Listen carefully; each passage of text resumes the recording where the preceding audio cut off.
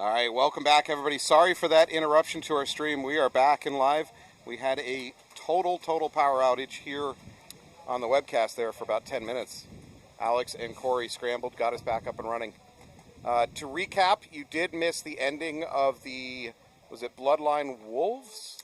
Yep, with 21 seconds left, it ended up in a no point. So the Bloodline and wasn't Wolves, Bloodline and Mafia tied 2-2. So Bloodline now has 2 ties. Mafia has a loss and a tie. And now Trainwreck is playing Bloodline, and Trainwreck has got 2 wins. So you say that with an element of surprise in your voice. I say it with emphasis, as they are the team to beat right now. Yeah. I mean, it's a little bit of an insult to say this, but I think we didn't expect that. Maybe Tommy Greenleaf has been a big game changer for them. Bloodline managed to get up the middle and out to the D1 off the break. Now making their secondaries into the Snake and the Tower. Good controlled secondary movements. Yeah, Bloodline's in good shape now with Eric up here in the Snake before they get out to that Dorito 1.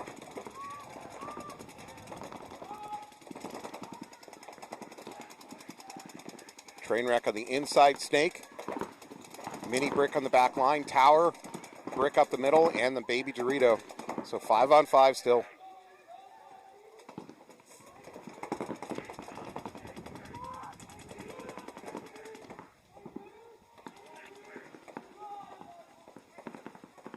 Timmy Irvin moving up to their D2.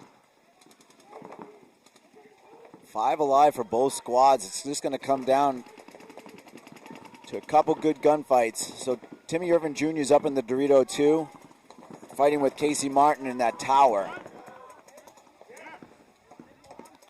Thomas is here for Trainwreck in Snake 1. Eric shoots out Greenleaf, which is a huge kill. Huge. If Eric looks inside, he's got a free one. Another kill coming for Trainwreck by Timmy Irvin Jr. But then Timmy Irvin Jr. looks right into a gun. Eric's got the D1 if he wants it.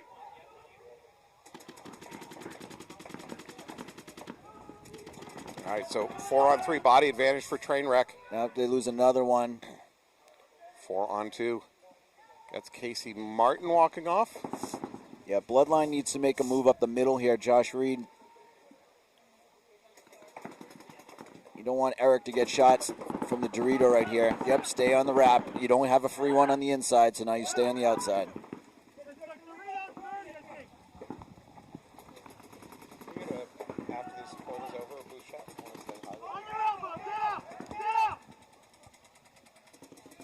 Eric Hart has a really good game. Shoots 4 people that game. Last player, I believe that's Fabio in... No, that's not Fabio. Trainwreck, last Trainwreck player in the D1. Might have been Jeremy Hersey. Yeah.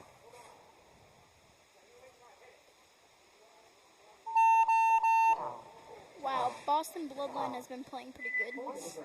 They are also looking good today. So once again, we're lucky enough to be joined by Emmy. Emmy, say hi to everybody in the world who's watching you right now, so don't be nervous. Too late. All right. Emmy brought me a wonderful gift. I really think this is cool. Can you show this off for me? So Emmy brought me this gift because she saw what the card said on the inside. Do you want to describe it? You read it. Okay. I'm not going to actually read it on air. You know I can't read. No, she found a... it is blowing. Yeah, Jazzware. So it says that this particular one loves volleyball and broadcasting on air. Oh, wow. What are the odds that they found this for me? What are the odds that it was made just for you? Like, obviously, other than the name is Henry. That's the only thing they got wrong is they named it Henry. You sure your middle name's not Henry? It could be. I'm not sure who my parenting is. But yeah, known for his fantastic voice, Henry is a famous sports announcer, and he regularly provides commentary, and his favorite sport is volleyball. Yep. Boom. Thank you, Emmy. That's fantastic. That was a very thoughtful gift. Liam Osterfield up into the plus sign there for the Knights. Ryan Allen coming up to this wedge again. Storm on your left. They've already won. Storm has already won two matches today, so they're in a 2-0. Knights are going to lose their cross player.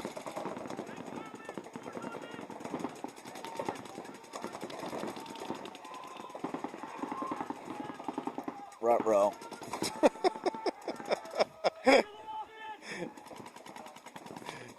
Ref coming in to check Derek Lambert, calls him clean.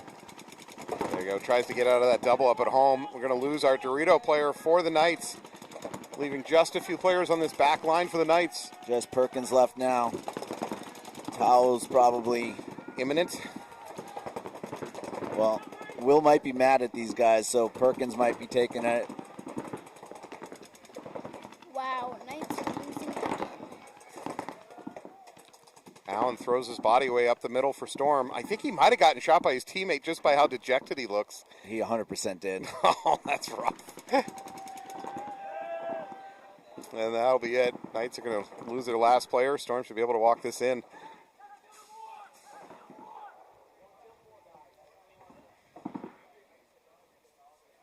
Jordan Lyons coming in.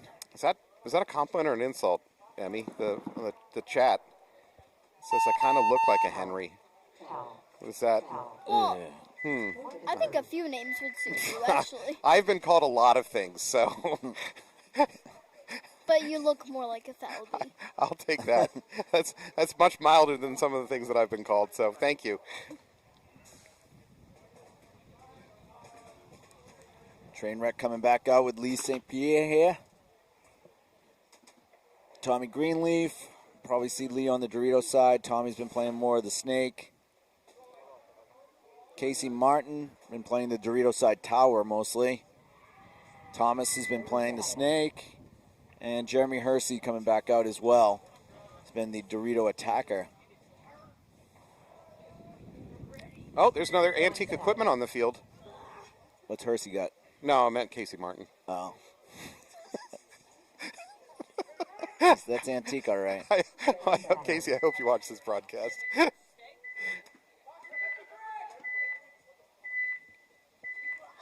All right, Casey, trip and fall for me. No, he's going to break a hip. That's not safe. A hit in the head. Nice off the break shooting, getting Thomas.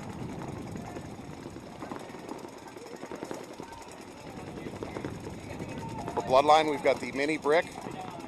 Now moving out to the Snake. It's got to be Eric Hart for Bloodline. Also home, tower, D1. I don't know if Eric got hit or he's hugging that ground.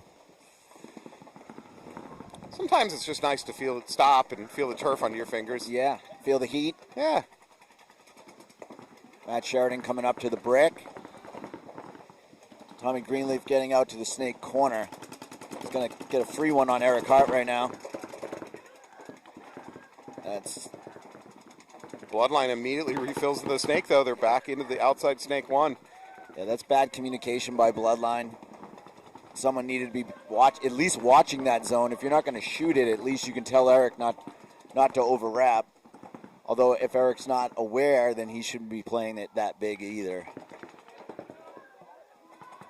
4-on-4 right now.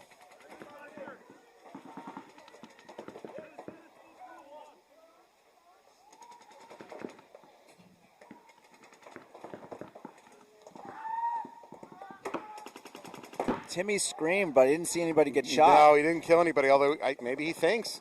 He's pointing at his forehead as if he believes that he might have shot somebody.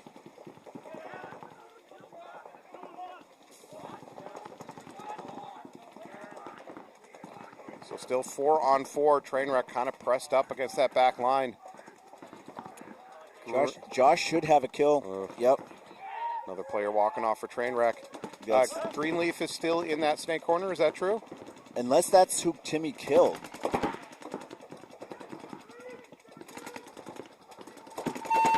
Yeah, that's a concession. That's so, right. yeah, Greenleaf must have got killed by Timmy.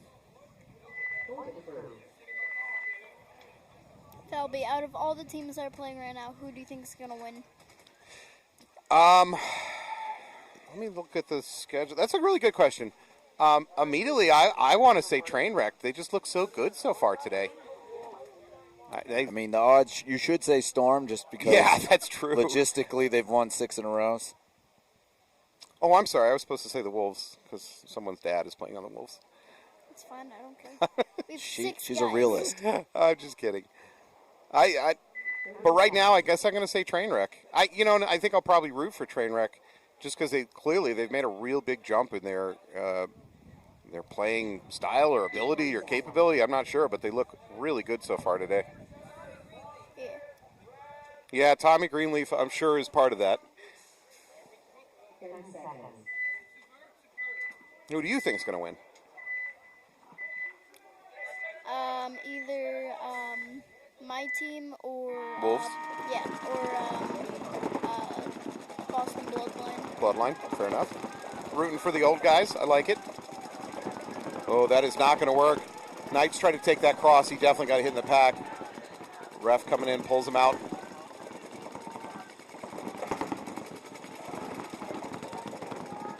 However, at the same time, player coming off from Storm. So 4-4.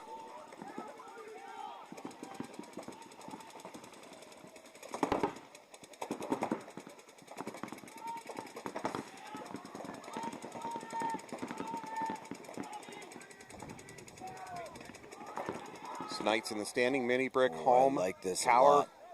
Come on, Nate. Oh, that is a free kill for Restuccia. He's also going to take that mini brick and the tower.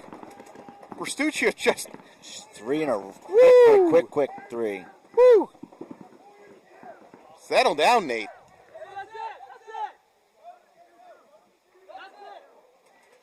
No, Nate's like, no, there's another kill to be had. That's 4 kills. Nate looking real good in that one.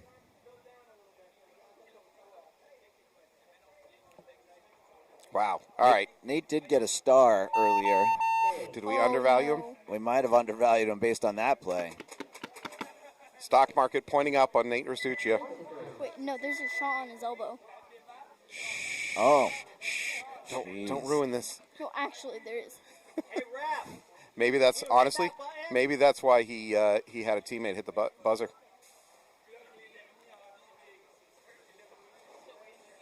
Yeah, press it.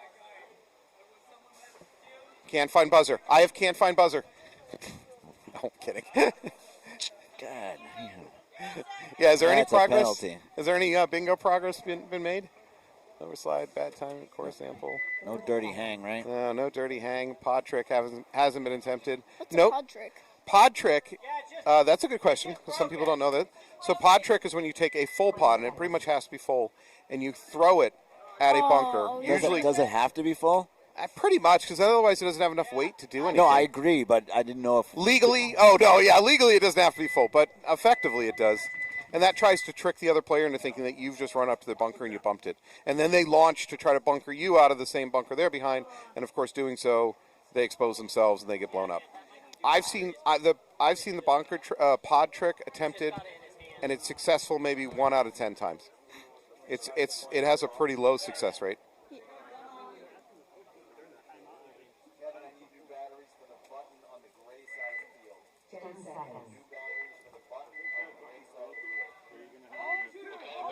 All right, Trainwreck down 2 points against Bloodline. Trainwreck on your left, Bloodline on your right.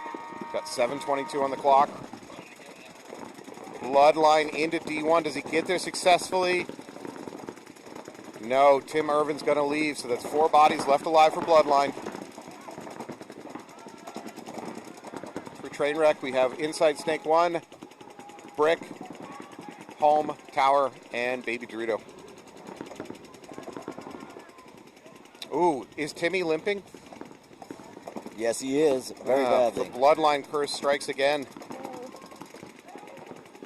Oh no, he's hurt. Tim Irving Jr. looks hurt. This has been a problem for Bloodline all year long. Their players are just getting injured at much, much too high of a rate.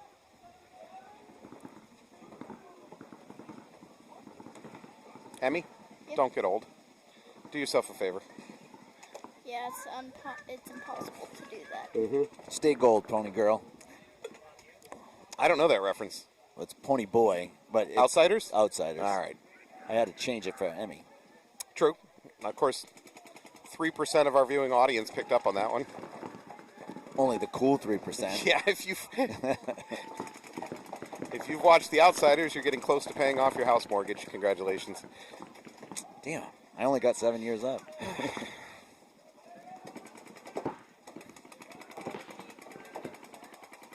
All right, 5-on-3 advantage for Trainwreck. Bloodline does have a 2-point advantage on the match, so if they can make this a long point, even with a lost point, still pretty good. Who's Jacob? Jake Brault. Jake Bro, you don't know Jake? I don't remember. Jake is a longtime member of the Knights. Shouting out to Emmy on the chat. Thank you, Jake. Good. Oh, Has now Jake I remember. Okay, seen my bad, Outsiders? My bad. Probably not. He's not that old. Ask him. Jake, have you seen The Outsiders? Yeah, Jake, if you're listening to this webcast right now, please respond. Quiet Felby. Neko attempting to spell quiet. Quite Felby. That's quite like Felby. Nor does he spell my last name correctly. Neko's on there? Yes. Oh. Neko, somebody's taught Neko how to use a computer.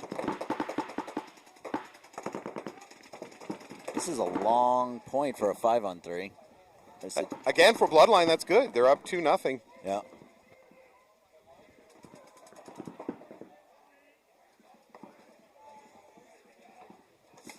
So a 34-year-old says he's seen The Outsiders. I like it.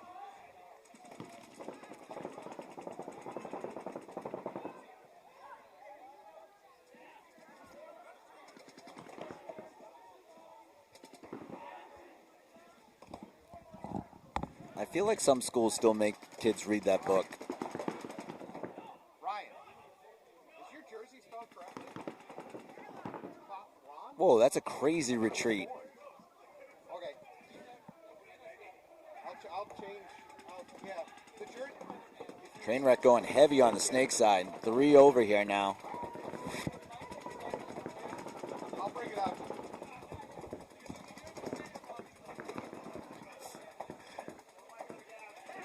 Jacob's mad at me now. You made her a bracelet. Yes, I forgot. Oh. Oh. No, for some reason I was so confused about who it was. I was like, Jacob. I don't know Jacob. Anthony, you'll be happy to know that the chat is blowing up with Outsider Nice. chat. Only because school made us watch it. Yeah, It says exactly. Caleb from Invasion. He went to a good school then.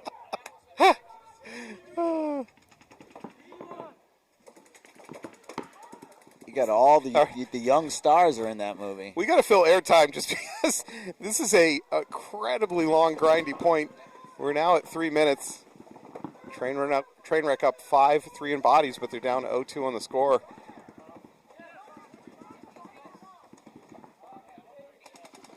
Meanwhile, the Knights are completely going cold in their pit. Fabio needs to stop playing over the top and just watch the Doritos because they got a good cross there with him and Matt. And then you've got Josh over here also. He doesn't need to do anything but look cross. Why don't you watch the chat? Whenever you see something interesting that somebody types, you can bring it up.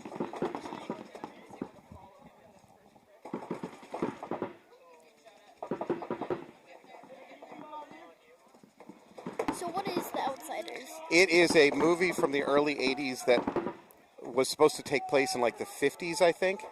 And it had a bunch of kind of future star actors like Ralph Macchio and Tom Cruise, Patrick Swayze, Tom Cruise. C. Thomas Howell, yeah.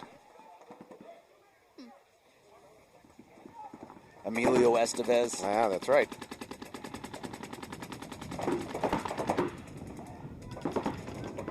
There he is. Tom is clinging to life here in this stake for Trainwreck. Let him out. Yeah, not apparently. He's going to take a walk.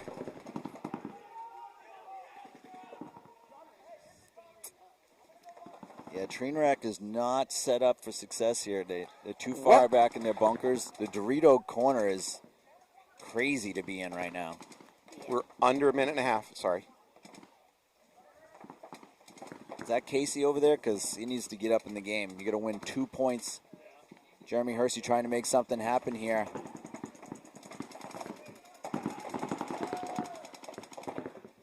Attempted run through, throwing in a bonus double knee slide at the end of that run through. 3-on-3 now. Oh boy. So this is a big lost opportunity point for Trainwreck. They're up 5-on-3, and for what, 4 or 5? I don't know how many minutes. I think it was 4:42. Good Lord.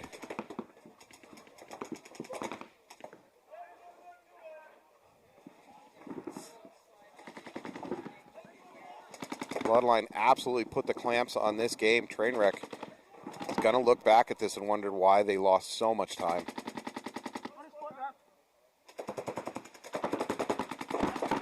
Boy, they're pushing. No, I think Tommy might have gotten caught there.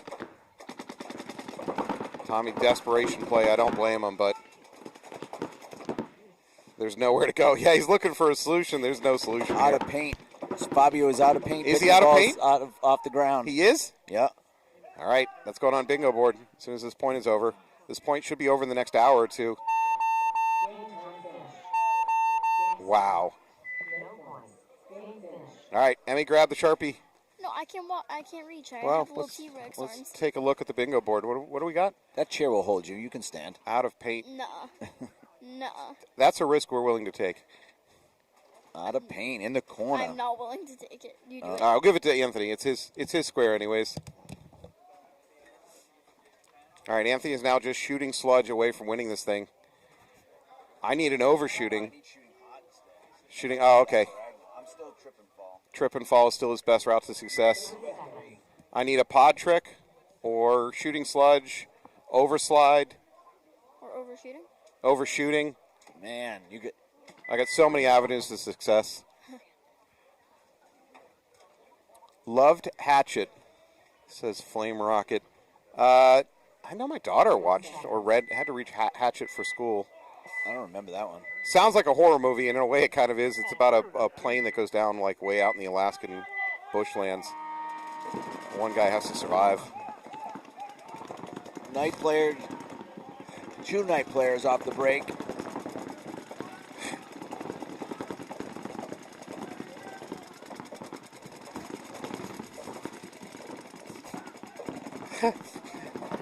Necco's now threatening me with don't make me drive down there. Oh boy. We have little kids on the broadcast. Yeah, I will use Emmy as a human shield to protect myself. Hey, you want me to get hurt? Better than me. Hey, whoa! I'm 12. I'm just 12. No. You'll heal so much faster than I will.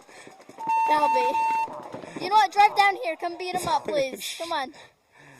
All right, we're going to see a towel out, I assume, by the Knights on that one, trying to preserve clock time. A lot of clock time to be preserved. 6 minutes, 46 seconds left on the clock. We are in X ball.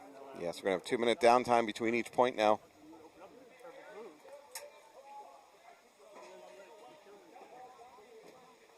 So Covey, that's Tyler Covey.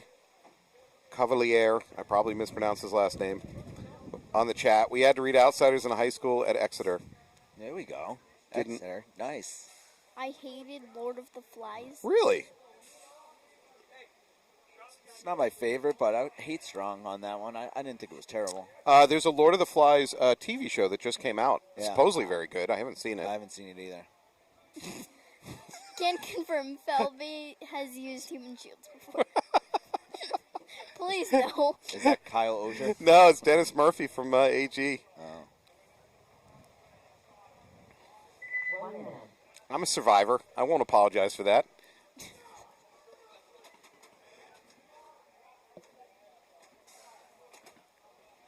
I mean, when Necco gets here, I'm going to hold you by your waist. I just need you to flail with every fist and leg and No. foot that you can. No. I'm just going to aim you in his direction.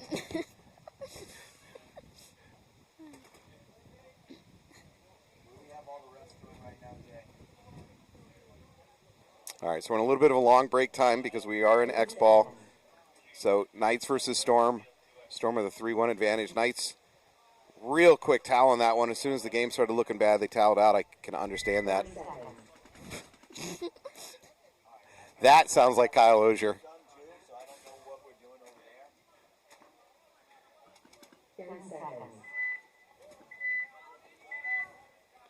All right, Knights on your left, Storm on your right. Storm with a 3-1 advantage.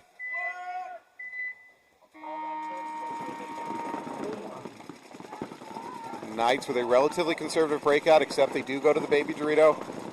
Storm also conservative breakout, 2 at home, 1 in the tower. Tower goes into the Baby Dorito on a delayed run. Took the brick up the middle. They are going to lose that Dorito diver. I'm not sure where the other New England Storm player is. I'm only seeing 3. Oh, no.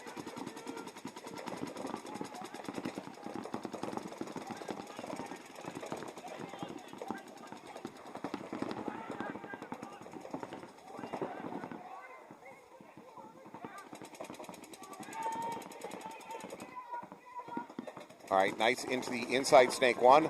Mini brick, home, mini. Oh, Snake 1 is going to take a walk. That's Nate Restuccia. And at the same time, Knights are going to lose their D corner. This is an ugly turn of events for their coach. They really can't afford to keep tallying. I know you want to save clock, but if you tally here, you're going to be in a 4-on-1. I don't care how much time is left. That's ugly. Oh. Poor Knights. Yeah, this is rough. Usually they're always winning.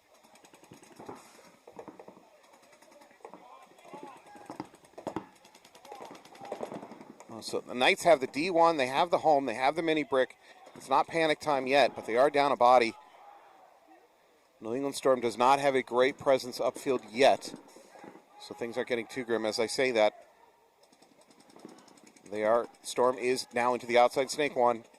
He's going to look cross, though. He doesn't seem interested in making that bump yet. Ryan Allen work in the middle for Storm. He's done a lot of damage for them today.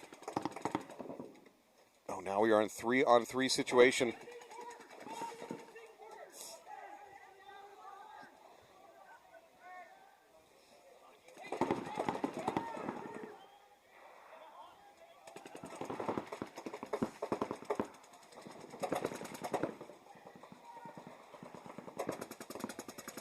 All right, so the Knights have stabilized the body loss situation, but what they can't stop is the clock.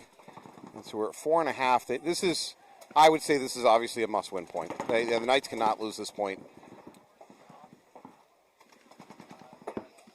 For Storm, if they can win this thing, they put it away. Storm now up into the Snake 2.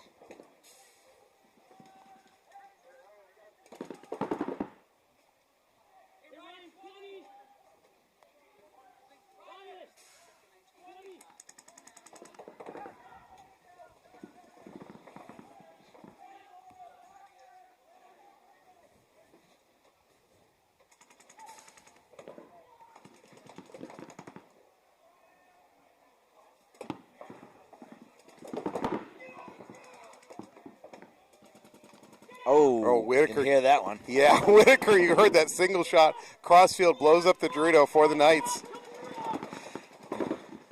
Looks like Skittles. Again, for the Knights, you really can't towel out in this situation. 2-on-3.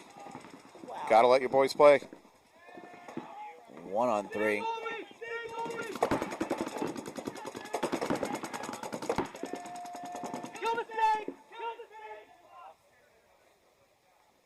All right, Knights are going to lose this point. They're not going to bother toweling. Yeah, Storm looking dominant all over again. Looking for number 7 in a row. Can you forfeit? A match? Yeah. I mean, you could always do something like just pack up and walk away. We can't stop you. I can say a team did that last year from your field. Yeah, that might have happened. We think it was bad planning on the tournament organizer with the weather conditions? No, not at all. It was unsafe playing conditions. Do you want to play on a team, Emmy, that would forfeit the whole event and go home? No. There you go. All right, with that, we're going to wrap up this match. We're going to take a break. Oh, wait, are we still rolling? Nope. No, yeah, that is it. Sorry. So we're going to take a break. When we come back, it's going to be Malicious versus Wolves and Mafia versus Sierra. Thanks for being with us.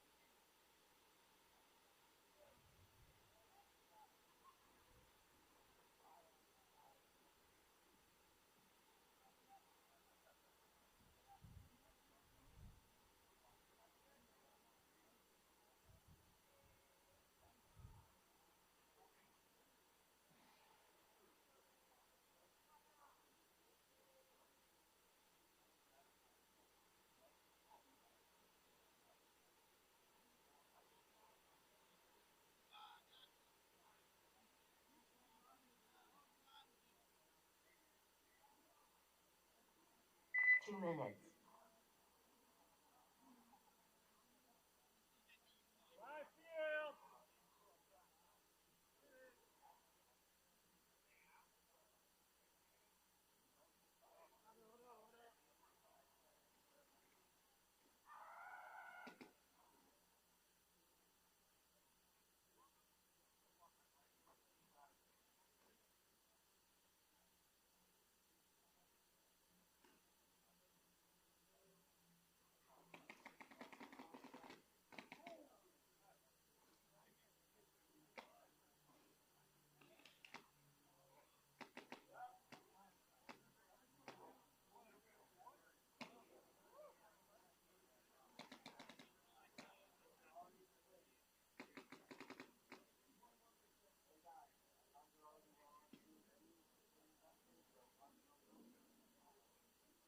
One minute.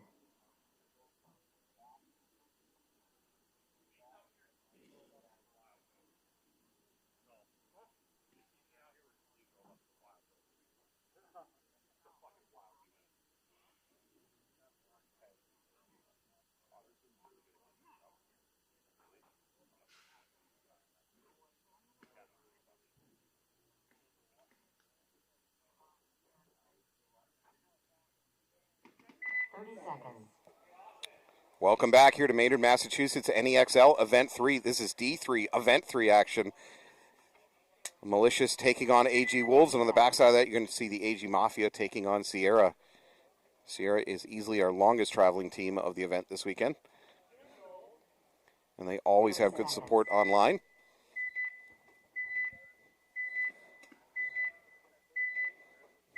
All right, Malicious on your left, Wolves on your right.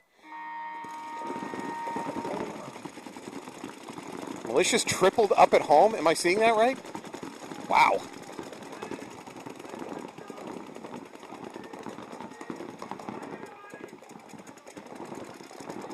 Doesn't work, though. Wolves get 5 alive out of the box.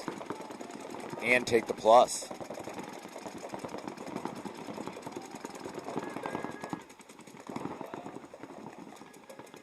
Malicious now takes the wedge up the middle. Oh, and I think that's a bounce. I think a Malicious player in the wedge took a bounce off his head.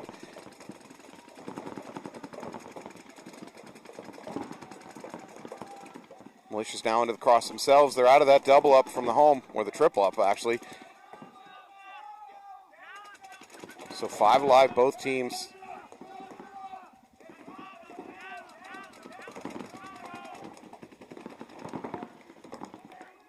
My little prediction hat says the Malicious player in that mini brick is going to be in the inside snake soon.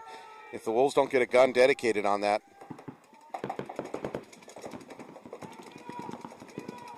All right, we do have the wedge for the Wolves. Looking at that jump into snake. He's definitely set a trap. He set a trap for the Malicious player in the mini brick. He's begging that mini brick to try to make that move.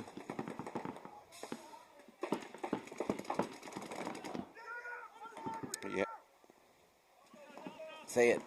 That's a penalty. That's a penalty. Say it. You know you want to.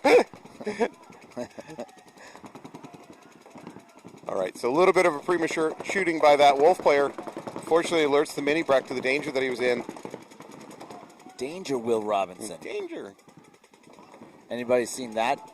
Lost in Space? Lost in Space. I saw the remake.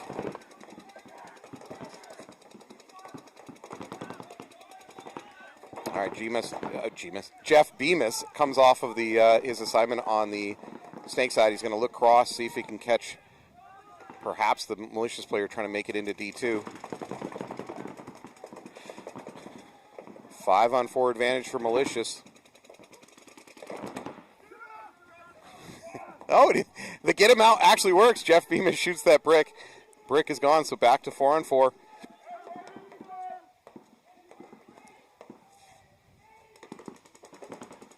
Bemis should now be looking at his mirror. That's Vasquez. Vasquez is probably unaware of Jeff Bemis is in his mirrored up bunker. I think he was calling Godzilla. I think that's their call.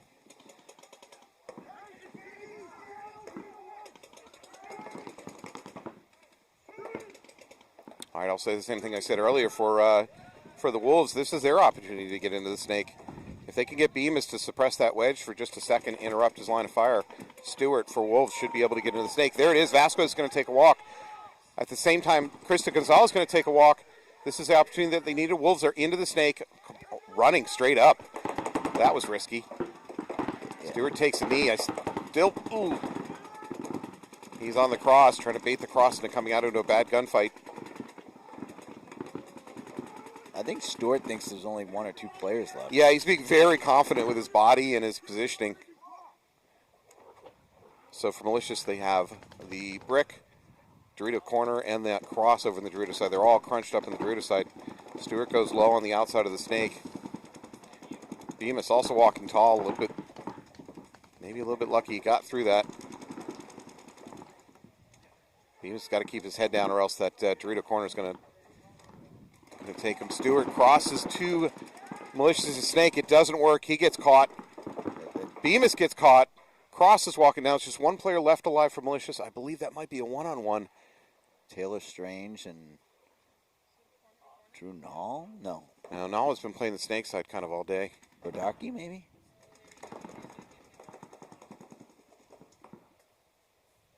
Could be Ryan Cotter. 84 is Cotter. 70 is Burdaki. Strange showing good movement as far as repositioning, but the only downside is he's not doing it sneaky enough, I guess is the phrasing. The best thing in one-on-one is if you can move and the other guy doesn't pick up on that move. It allows you to catch them off guard. Strange. If I'm Taylor, you know what? If he can get gun dominance for a second and then maybe go backwards to the brick, he might be able to catch that Malicious player, because the Malicious player has to assume that Strange is going to continue moving to Strange's left. So if he goes backwards, he might be able to catch him off guard. For a Malicious player, just needs to keep his eyes active. For those that want to really know how to play a one-on-one, Rusty Glaze put up an awesome 1v1 masterclass in BKI. Most players are going to go to their right because they're right-handed. Remember we talked about that in a Sierra one-on-one earlier today? Yeah.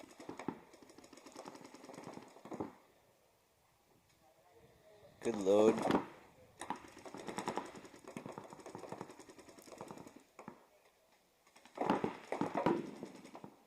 Nice. See, that was a kill because of movement.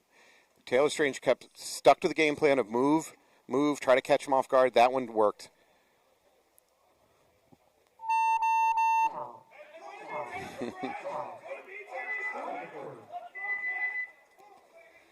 First point. That was a long one. That was a long, long point. So almost half of the game time gone for just that point.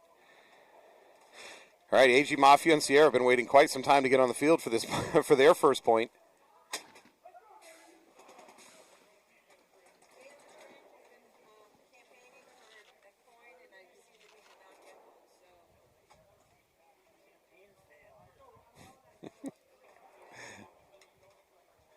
Now, if Taylor Strange had done that during a star match, he would definitely get a coin. Unfortunately, kind of a wasted glory moment.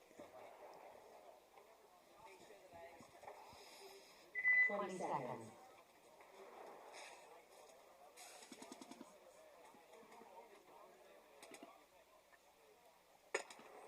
10 seconds.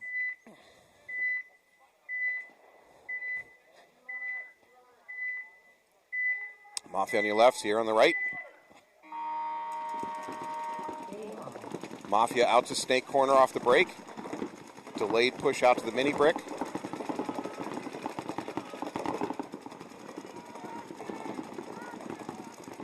Looks like 5 alive for both team. Sierra get to the baby Dorito and to the inside snake 1. Better positioning right now for Sierra. First body dropping for Mafia over on that Dorito side. That looks like a dejected, maybe a Parenti. Looks like Lane, but he's been playing the snake side. Yeah. He may be going back to playing the lane side, the snake side. Plumber moves up to the middle brick for Mafia.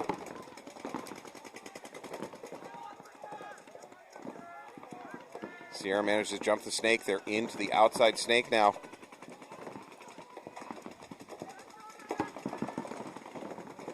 Sierra looking real good in this point. Lafrere has moved into the cross over on the Dorito side for Sierra. Sierra up by one body currently. Say they also have better field positioning.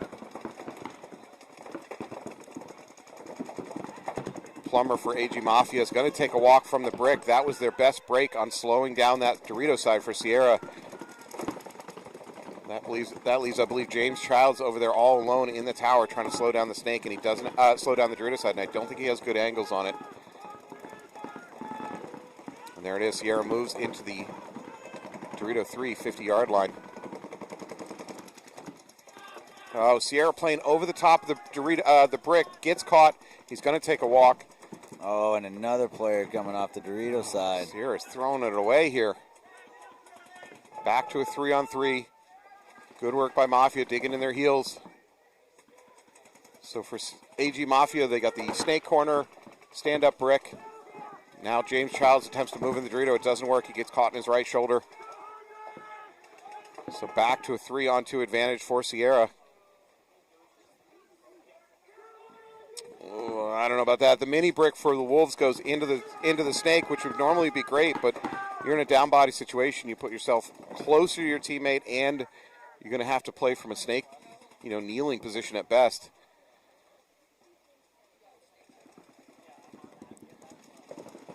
Well, we could see a highway run might actually work here.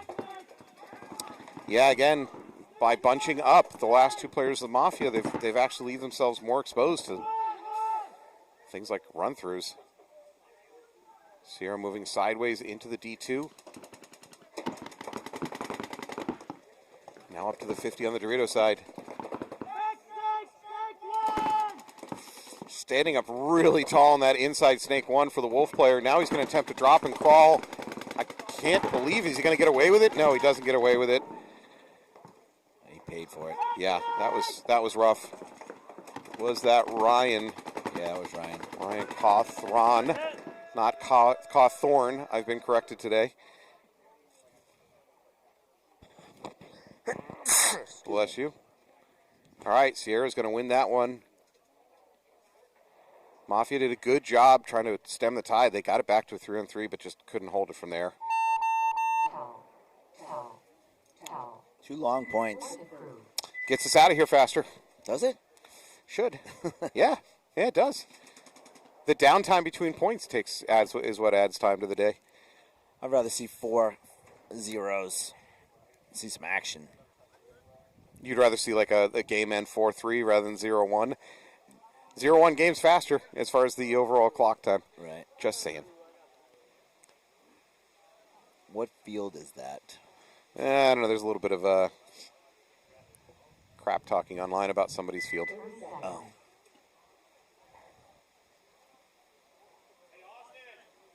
Malicious is back up, down 0-1 to Wolves. 6 minutes on the clock. All right, weird wind question. Have you ever had one of these net poles break under a wind load? I've been lucky enough to be... I probably have had one of the smaller poles, but I have never had like a telephone pole snap. All right, Wolves on your left, 1 point advantage. Wolves get into the baby Dorito on the breakout. No attempt to get into the snake. Krista Gonzalez with a late push up to the Dorito. First. Good movement by Malicious. They're up into the D2 already and the cross.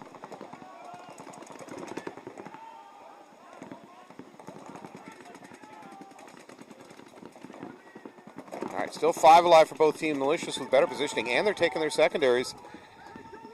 As I say that, I think they're going to lose Drew Nall trying to get into that mini brick. So now Malicious with no snake presence at all. 5-on-4 advantage for the Wolves. Krista Gonzalez going to take a walk from that brick, though, so back to a 4-on-4.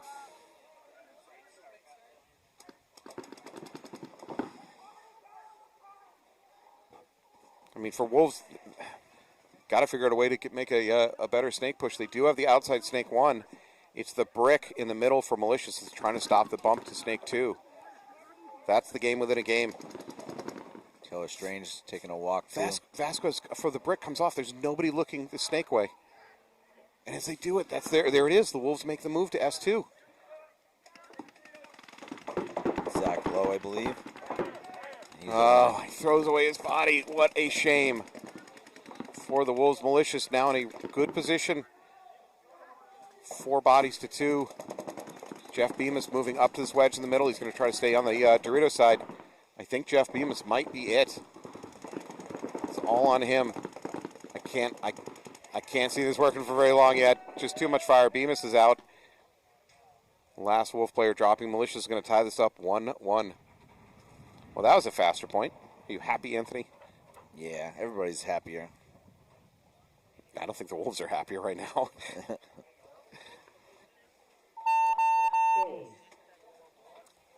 All right, good bounce back point by Malicious. I'm going to praise and tear down Zach Lowe. Good movement. Recognize the fact that he wasn't being watched. He took a move that might have been able to flip the field on its sideways, just unfortunately lost a gunfight immediately thereafter. Well, they were just too far. Malicious was too far up the field that, they were in the Dorito 50. So as soon as that Dorito 50 looked inside, he was cooked. As the kids say.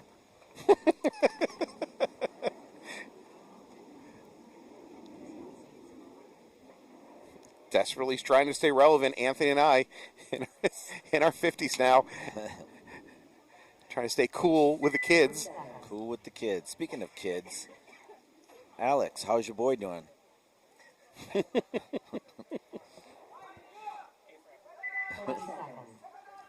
We're attempting to tease out the gender of Alex Koppelkamp's forthcoming progeny. He's good. Alex stays strong, doesn't reveal the gender. All right, Sierra up 1-0 against Mafia. Still a lot of time on the clock. Sierra into Baby Dorito, still doubled up at home.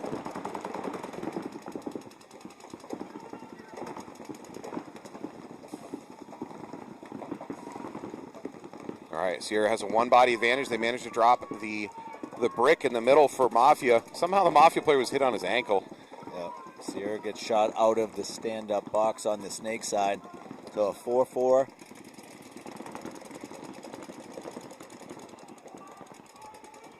Where's the 4th Sierra guy?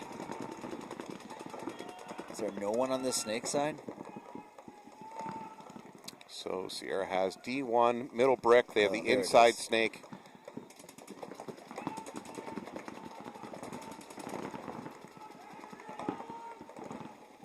And the tower. So 4-on-4.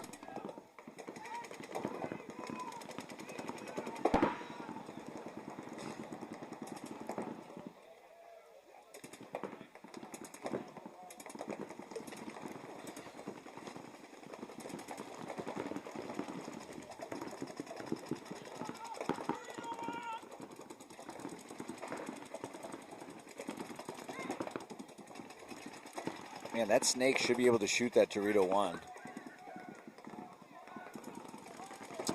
Is the cross blocking? Oh, we're going to lose another Sierra player over on the Dorito side. So 3-on-4, advantage AG Mafia. Kyle Menard recognizing the kill situation.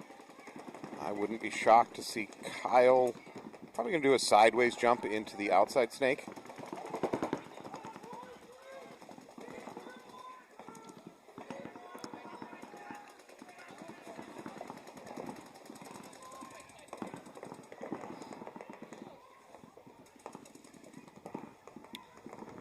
Ooh, I like this move. Nice and sneaky. Yes, Suave manages to get into the S2. Oh, and he shoots Lane in the head.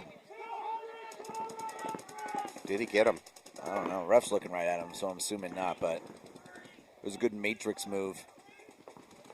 All right, Kyle Menard did jump over the snake beam into the outside snake. Suave has the tower, too. He's got the whole back of the tower if he looks inside.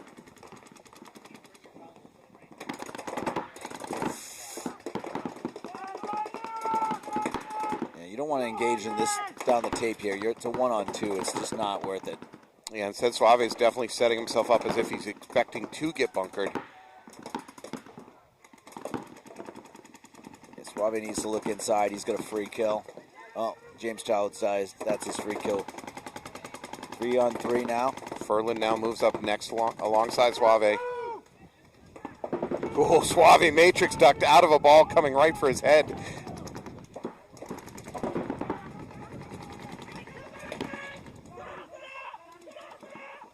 There's no salsa. There's another snake guy.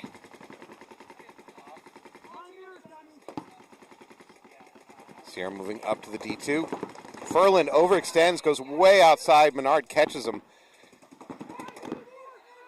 So 2 players, no, Kyle's got the call wrong. He believes the snake is the only player left. He is incorrect. 2 players left alive for Sierra. AG Mafia with 3. Lane Parenti in a straight up gun. Lane's going to get caught sideways from Suave over here in the snake. So back to a 2-on-2. Where's the second Mafia guy? It was the Dorito. That was Parenti.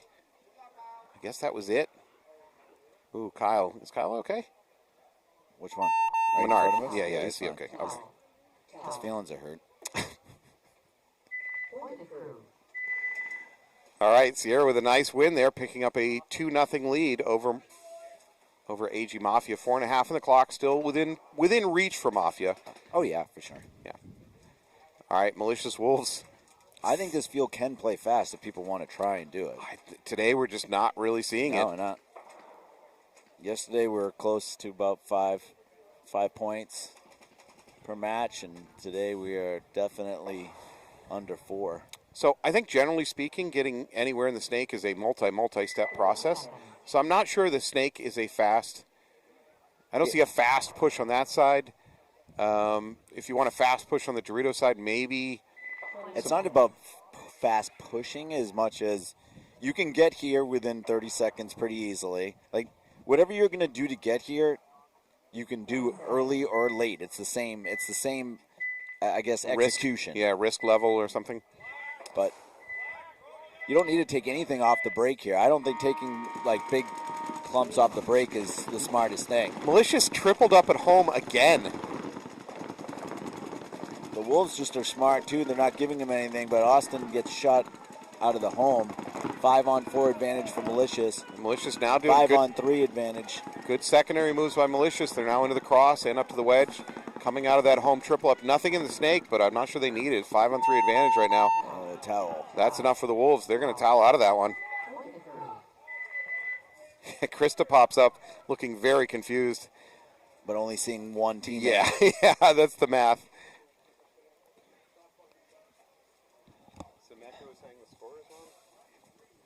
It isn't 2-0?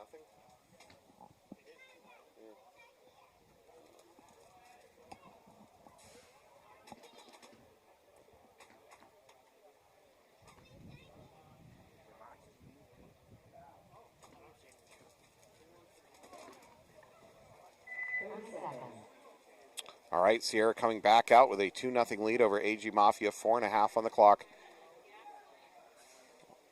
Mafia can't afford 2 things. They can't afford another loss, and they can't afford for this point to be anything more than about 2 minutes.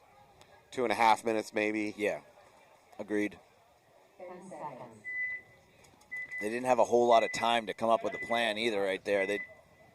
No timeout taken, so looks like going for the corner.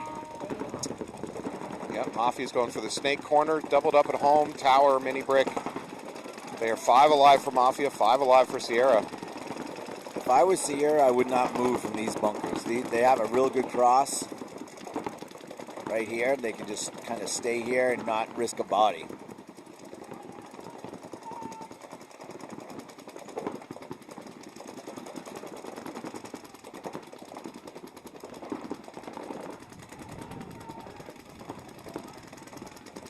All right, AG Mafia pretty much spread across the back line. They do have the brick up the middle.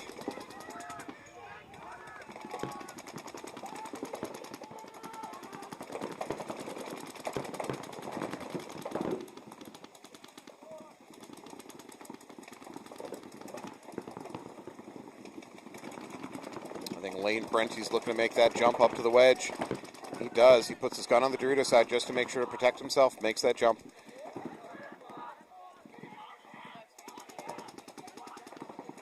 Refs flying in to check the Sierra player. Lane is correct. Sierra player is shot out of that cross.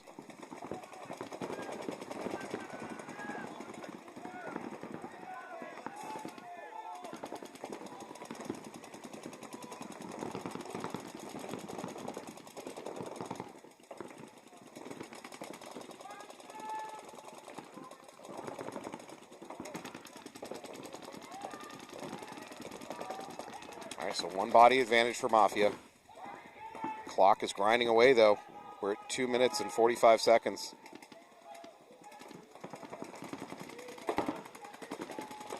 Lane is going to launch. He's going to get a clean kill on that one. No, Lane is hit. He should get out of there before he gets a penalty.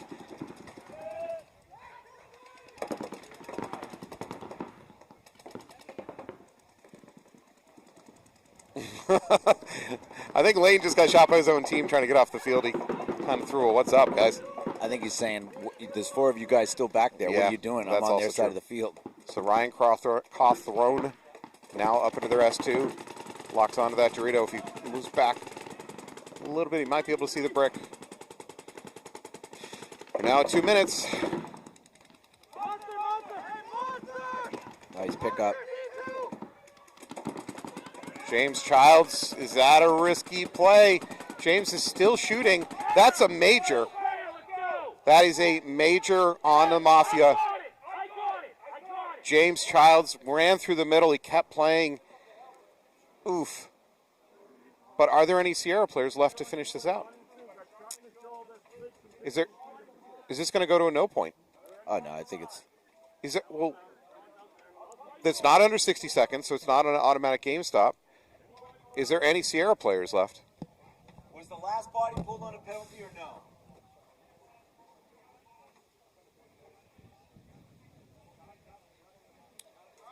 All right, we should, if we have to reset the clock, I think it's going to go back to about 1:40. Game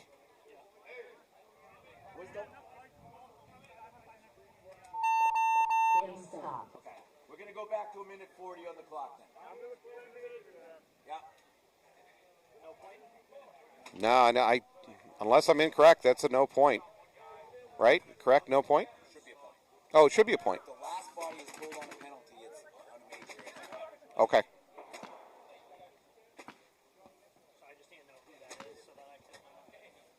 Sierra should be up 3-0 with about 1:40 on the clock.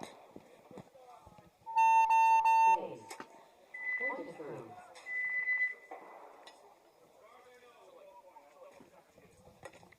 If the last body was pulled on a penalty, it's a swing. Okay, So if the last body was pulled for the they had penalty, enough bodies to accept the penalty. Had enough bodies. Yep. so it's a swing point, it's not a no point. 3 point, 5 on 5, next point. Yes.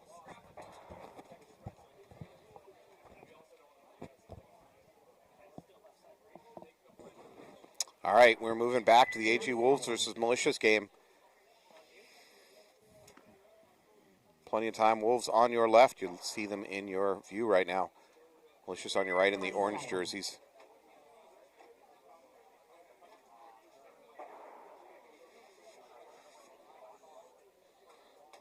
Seconds.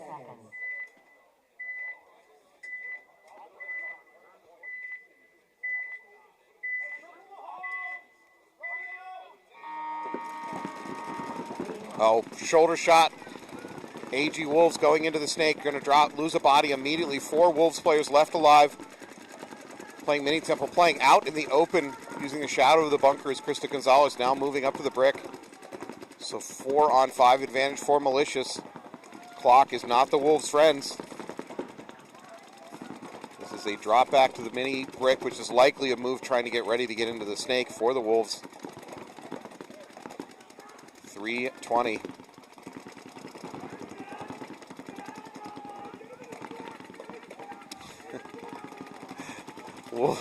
Wolves are calling a foot hit, and they may be right, but good Lord, it's hard to get a ref to pull a player on a foot hit. On who, Junal? I believe that's who they're accusing of a foot hit.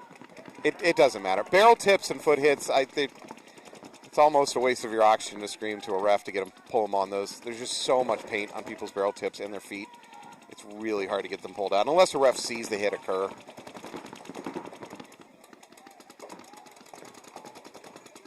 All right, so 5 alive for Malicious, 4 Wolves remain. Clock is ticking away. If the Wolves win this one, that's fine. They're losing clock time. If they lose this one, they're going to be in a 3-1 hole with no clock left. Wolves lose a body trying to get into that baby Dorito. Malicious loses one going across to the Dorito. Vasquez crosses the 50. He's at the Wolves wedge in the middle. No one's picked up on his presence. He's going to launch. take the brick. Oh, no, he takes the brick, tries to go at the wrong time. Vasquez gets a clean kill. He's moved to their mini temple. Now gunfighting with one of the last wolves.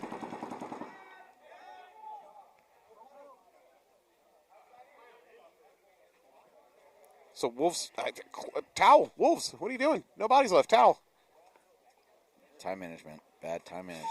Nah, it wasn't that bad. It wasn't that bad, but it was flirting with bad time management for bingo. You're flirting with it. Your ego's writing checks your body can't cash, sir. Top Gun. Top Gun. Not Maverick, the original. How do you rate Maverick versus the original? I think it's up there. Maverick?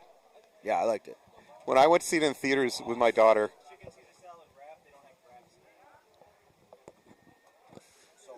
anyways, my daughter predicted that Top Gun Maverick would begin with an explosion within the first 5 minutes. She was correct.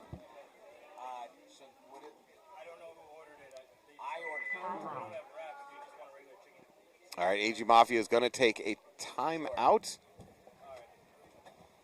It's here with a 3-0 lead. I guess we're not. We're playing another set, everybody. Incompetence. All right, we've just had tragic news here at the NEXL webcast. Lunch is going to be delayed another match. Yeah. Be prepared for our commentary to get even more acidic and caustic. It's going to get real bad. We're going to talk about the stacks. Have you guys ever watched Ready Player One? Because that's where the world is going. Because people are incompetent and deserve and live in stacks. In slums. All right. And have a virtual world where they actually can do something because in real life they can't. All right, internet rule number 12, coined by Matt Falby. All conversations end in the word idiocracy at some point when discussing modern society. Yes. Spielberg, he's got it right. Ready Player One. It's not a bad movie. Yeah, it's got some flaws, but I actually think it's entertaining. What's your favorite trash movie? That you know isn't good, but you liked it anyways. What's the movie? It's an Adam Sandler movie where... Billy Madison? No. Happy Gilmore? Hold on. Where the kid gets married, and he has a son with the teacher. Incest. Somebody's got to know. I don't know. I didn't expect incest to come into the conversation. But, all right, Sierra on the left. He has a kid when he's like in 8th grade. And it was the like teacher goes to Big jail. Big Daddy? No, not that one. God damn it. Sandler's done a lot of movies. I know. It's hard to track. All right, Sierra up the middle of the brick now.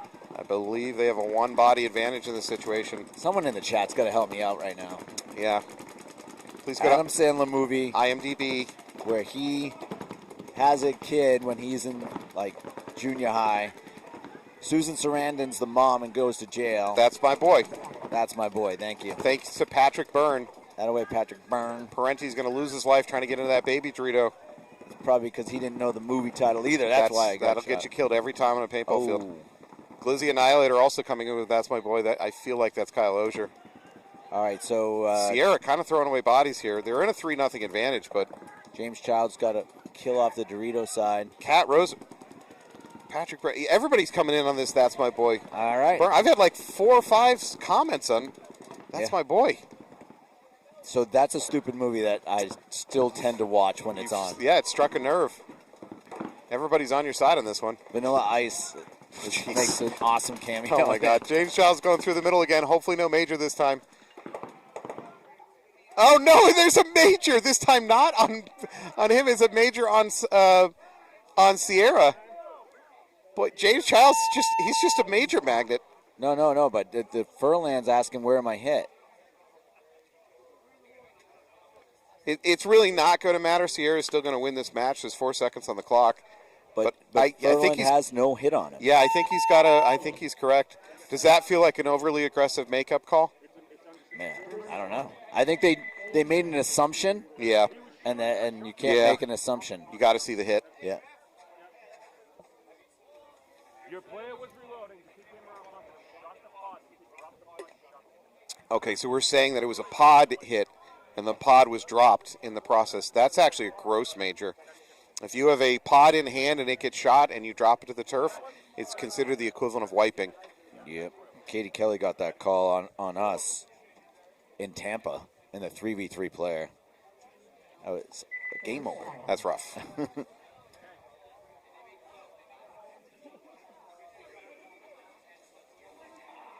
All right, Malicious up 3-1 over the Wolves. 2 minutes on the clock. Wolves need something. I kind of expect to see Malicious do a tripling up the home again because you know that Wolves are going to have to kind of throw it against you. So go gun heavy, maybe catch a couple of Wolves on the run out.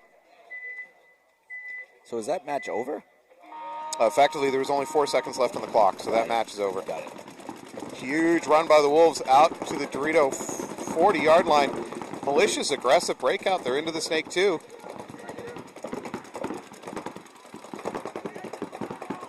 Brian Cotter. Yeah, he's alive. So Wolves had an aggressive breakout. They got away with it because Malicious also kind of an aggressive breakout. Malicious does lose their player over on the tower. The Wolves player going to shoot Angel probably in the back here. I'm not sure it's going to matter. We're now at a minute 25. They're down by 2 points. They could get one back here potentially. They need to finish this game real fast. The Wolves do. The Wolves are going to lose a Dorito player and a player up the middle. The dream is fizzling here. Almeida tries to go through the middle again. Gun waiting for him. I think that leaves just the Wolf out in the Dorito and the mini brick. And clock is just draining. There's the 60 seconds call. Pablo is eliminated, so it's a 2-on-2 right now. Zach Lowe goes into the snake corner. Not going to have enough time sitting back there. Nico is hit in the shoulder. Zach should go highway. Should, just to get me a point on the board. Yeah. Instead, he's going to run outside, and he runs wide. Gets the kill. Stays in bounds at least. Yeah. All right. 26 seconds on the clock. Not impossible for the Wolves to pull off a 26-second point. Very difficult. Yeah, Bloodline had a 21-second in their tie, and they went for it. And I think 5 more seconds would have made it, so they won. So there is an absolute opportunity with 26 seconds on this clock. All right, we are in X-Ball because the Mafia Sierra match went to 4 seconds. We will not play out a 4-second point. We will not play any point under 10 seconds. Matter of fact, we've already ended a match because it was 10 seconds earlier today. So, can I talk about reffing real quick? Sure. Not in a negative way. But in this situation, as a ref staff, you know that a team has 26 seconds. You should be shifting your reffing resources down to the defending side of the field, right? Because the only way that this possibly works is with just bold run-through aggression stuff. So shift some of your refs away from the attacking attackers, side. yeah. And even put a ref on his belly near the start station, looking upfield. Yeah. To see people running at him with hits on him. But also trying to get the defenders to get off.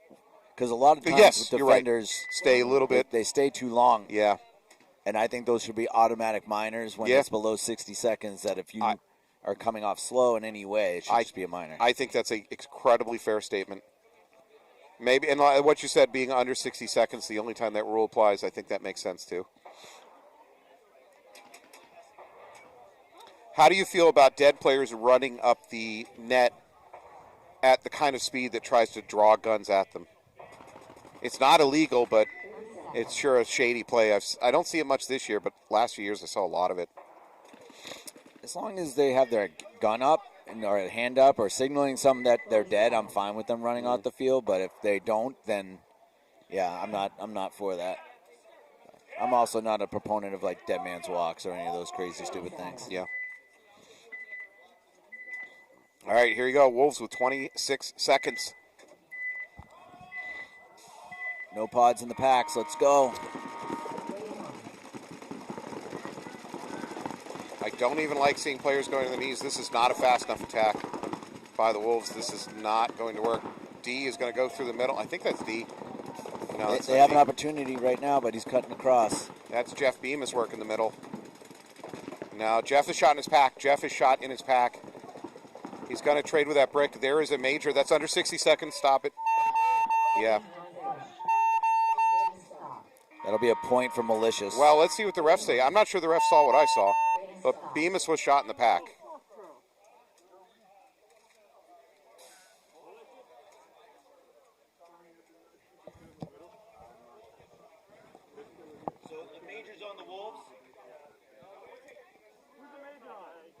You guys go over to the giant brick. We're trying to sort out that major.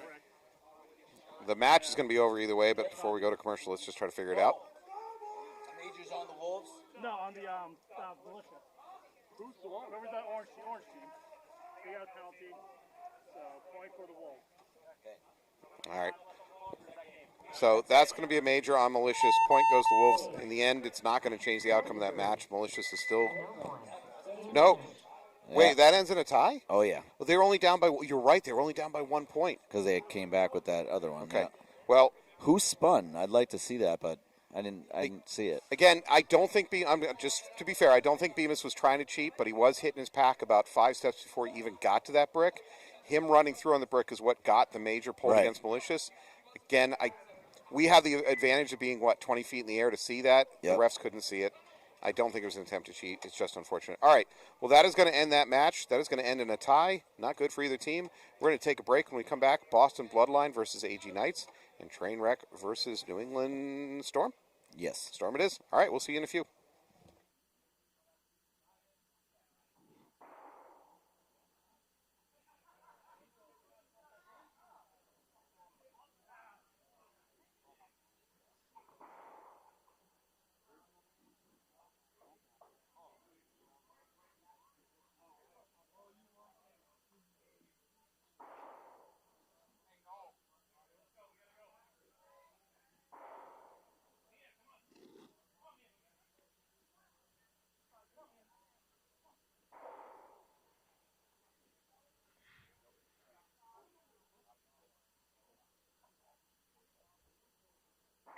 Minutes.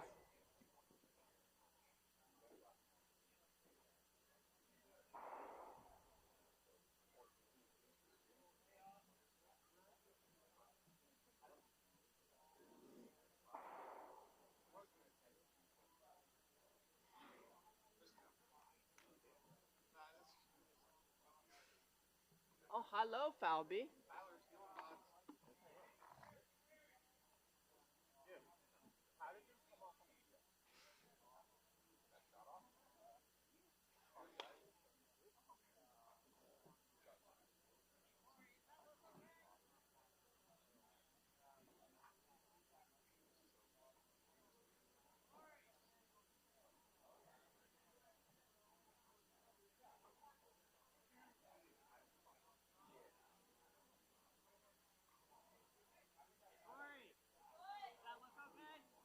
Three minutes.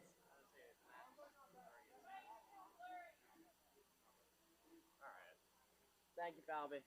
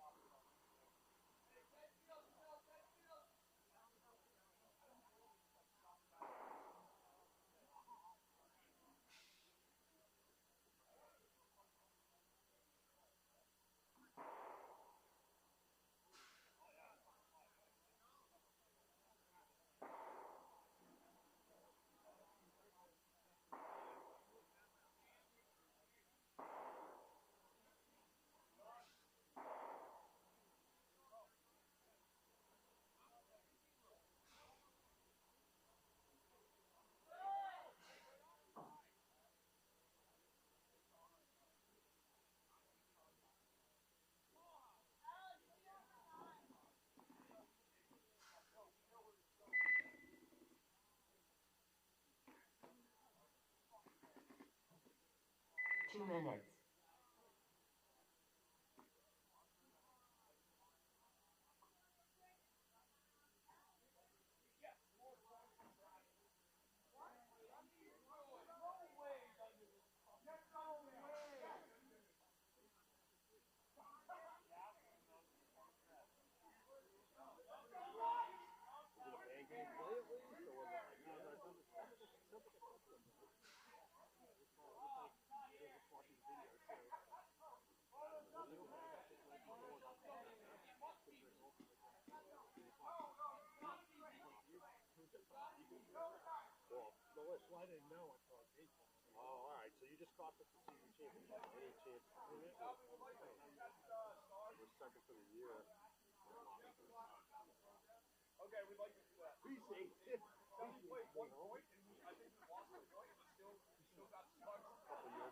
One minute.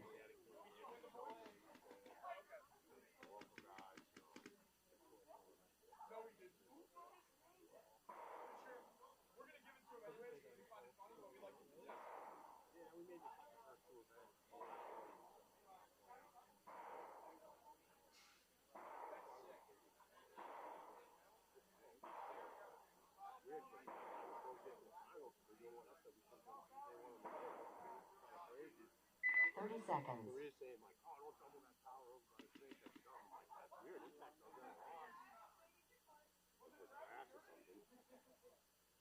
20 seconds. All right, we are back with the next match. Boston Bloodline versus AG Knights. Bloodline on your left, Knights on your right. On the backside of that match, you're going to watch Trainwreck taking on Storm. Pew, pew, pew, indeed, Gabe. Welcome to the broadcast. Bloodline aggressive breakout into the D1 on the break, and they got a kill. So advantage Bloodline immediately. Still did not contain someone going out wide. So now they could have had that, made it a lot tougher for number 12 from the Knights here.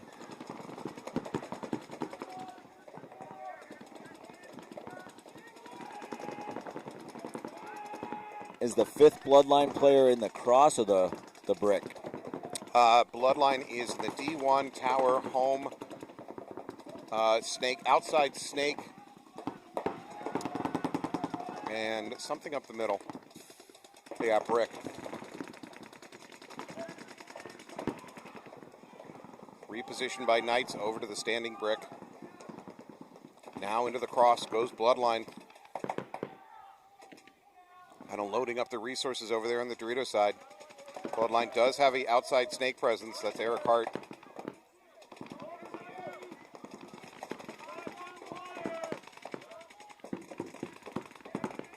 So it looks like Timmy Jr. is out and Gemma is now the Dorito attacker. What do you have to say about that, Anthony? No, I think it's we saw the best that they could do right now. Well, we saw Timmy Irvin limping off the field earlier. Yeah, I think he had like a pulled hamstring or something. It looked. Despite how much we enjoy ragging on Gemma, he's a pretty smart player that's been doing this a long time. Physically, yes, Timmy's faster. Yeah, they're close. Gemma's not slow. It's just No. Timmy's is a very aggressive Dorito player. So I'm just wondering how Gemma's gonna fare over there. Timmy's a good gunfighter, so looks like Nate Restuccio might be matched up with Gemma over there in the Doritos. Yes. Nate's in the Dorito 2, Gemma's in the Dorito 1. They're both in the plus signs over there. Both the plus signs are basically waiting for the players to try to make a bump. They're setting up traps, trying to catch them.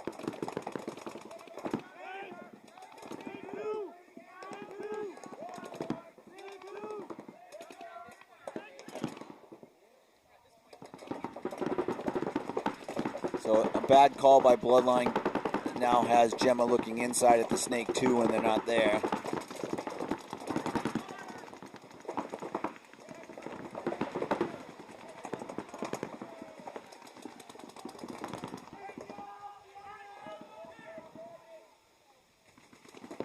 Wind is picking up again. The bunkers are flopping back and forth. Again, that robs a little bit of information from players that look to bunker movement to see whether an opponent has slid into something.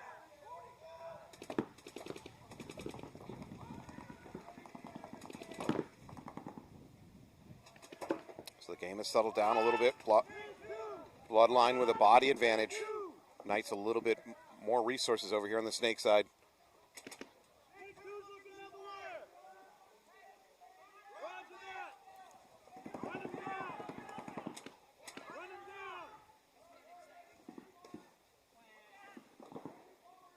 A backfill by Bloodline from the cross into the brick.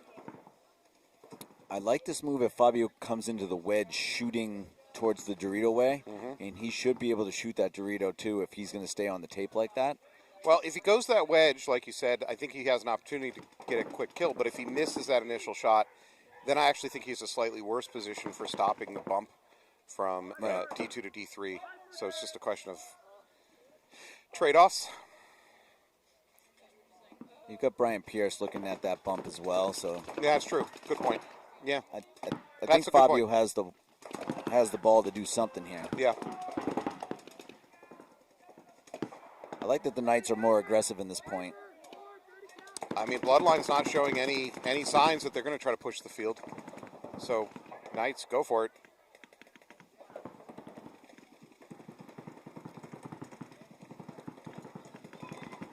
There's an attempt at a bounce shot trying to take Restuccia out of the Dorito.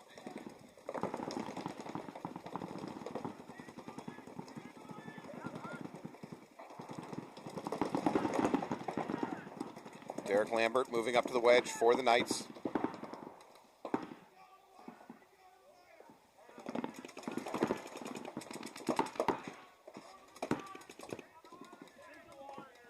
Eric Hart is doing a really good job controlling the outside wire. He doesn't have help over his shoulder like the Knights player does, but he's pretty gun strong.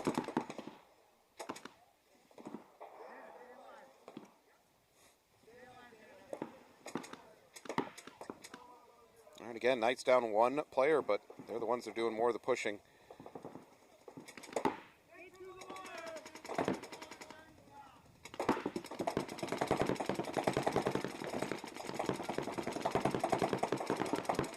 Brian Pierce relocating back to the home from the tower.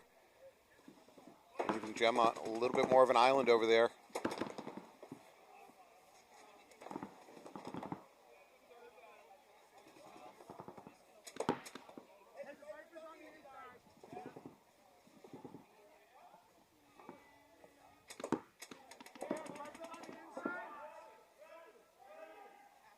Well, 6 minutes in, and you have to think that how many pods you have left might start coming into play here. The inside Snake player for Bloodline is down to one pod. Where are the Knights? I know Bloodline has tied their first two matches and won one. I'll mention Derek Lambert's also down to his last pod. Knights lost their first game versus Sierra. They lost their next game versus Malicious. So Knights are currently 0-2. Unless the Knights have back-to-back in the games. Knights will... No, they should have a third game, too. Maybe this is late. Okay, we need to update the score. So I don't have an AG Knight. Yeah, give me a second. There we go. Okay. Knights lost against New England Storm 1-4, so they're 0-3 on the day. So they're just trying to be a... Spoiler at this point. Fly in the ointment.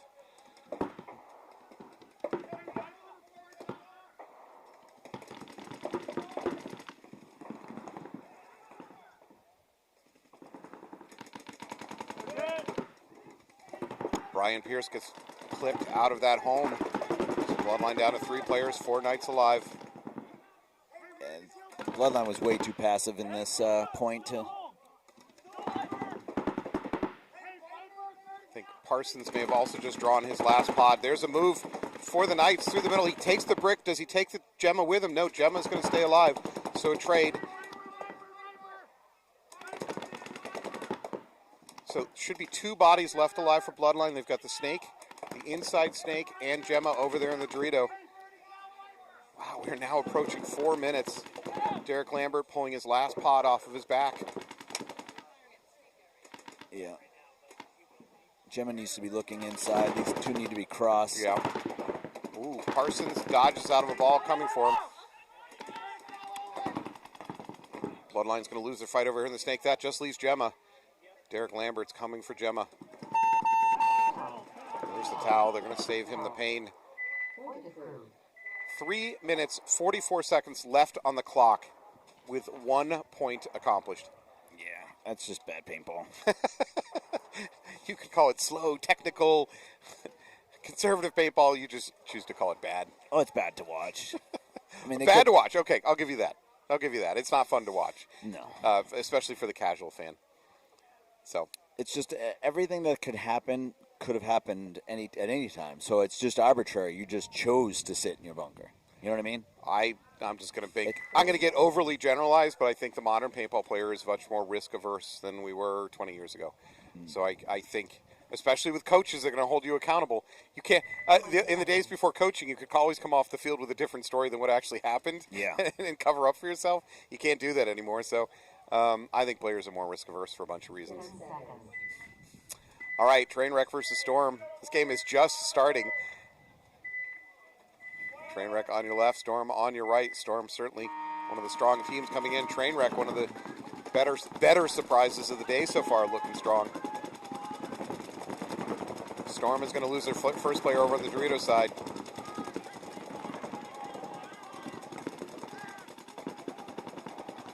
Trainwreck under the inside snake. They got the mini brick behind them. Brick in the middle, tower, and baby Dorito. This could be a match we re-see in the playoffs, Yeah. potentially.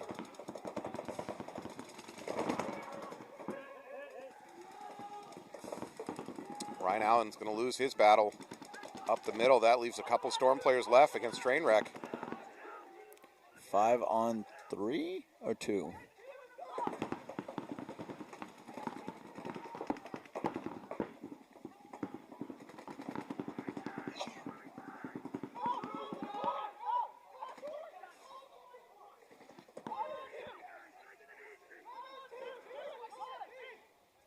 Yeah, last two Storm players. One's in the tower, other one is in the mini brick.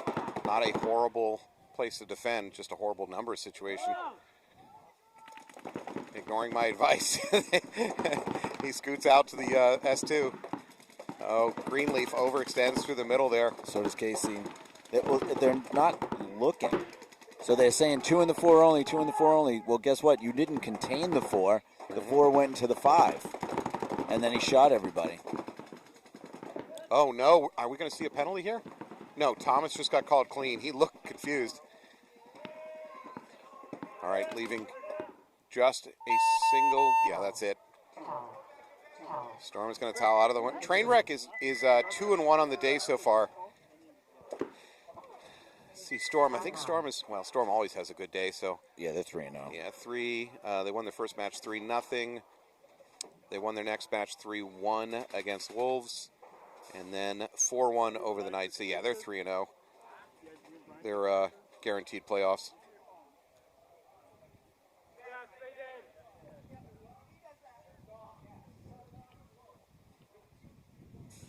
All right, Bloodline took a timeout.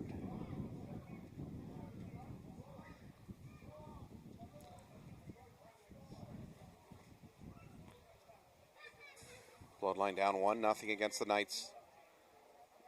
Would you call Maynard their home field for Bloodline? They must be, right? I guess so, yeah. Yeah. Do they practice? They practice once between events, probably. Okay.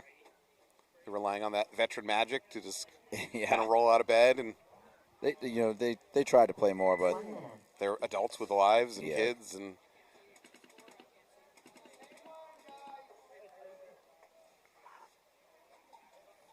all right. I'm seeing Pierce, Reed, Eric Hart on the field. I see a Vital jersey. You don't think that's Gemma.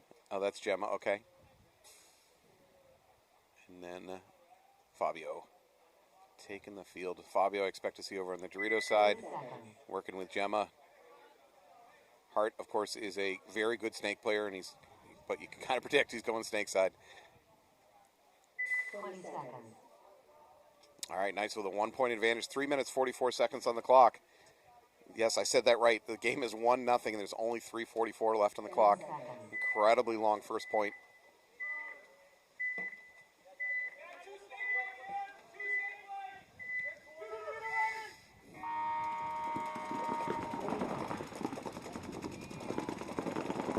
Knights are going to lose one of their home players immediately off the bat.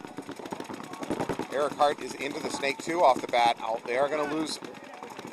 I guess Gemma is going to take the walk over there, arguing with the ref.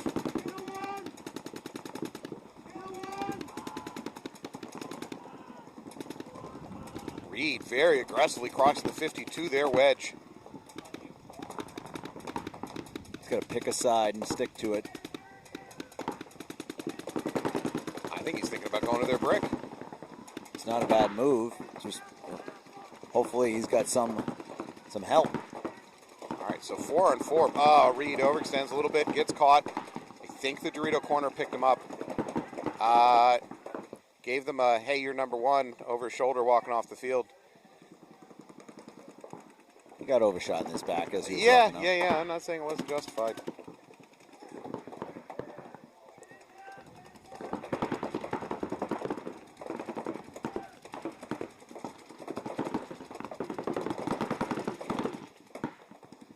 Eric Hart looking cross, trying to catch that Dorito corner. Same Dorito corner that took Josh Reed out. Good positioning over on the by Fabio over on the D2. So Bloodline is down a body, but they do have good field positioning. Let's see if they can tighten that vise a little bit, pick up some bodies. Brian Pierce, the other remaining Bloodline player, back line tower. Eric Hart takes the home. No, does he take the snake? Osterfield coming off.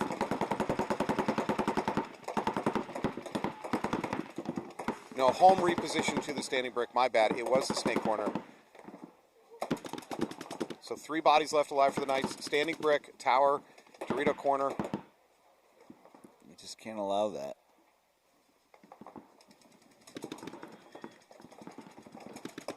Knights reposition out to the snake corner. Fabio up to the 50 Dorito.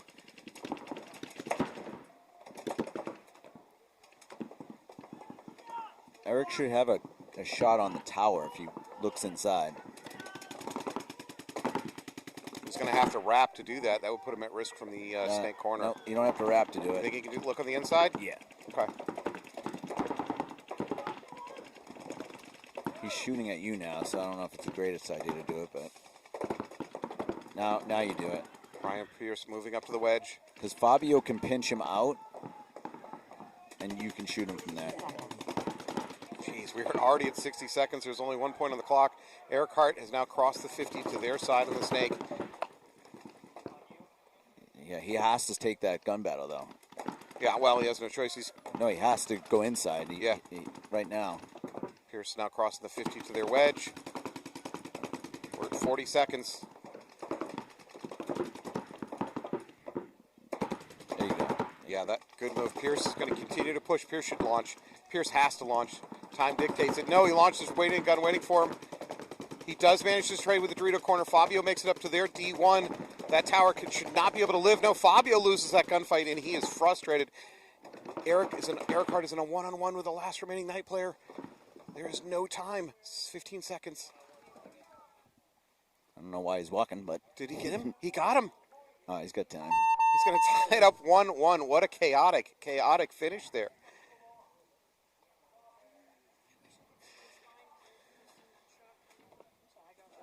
All right, chaotic finish, but Eric Hart finishes it out. Yeah. Managed to take the last Knights player. That might have been Derek Lambert working the corner there.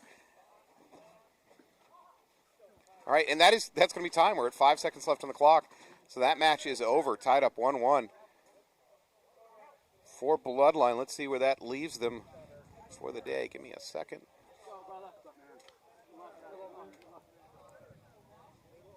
Bloodline, ooh, this is not good for Bloodline. They tied their first match, which is kind of as bad as a loss.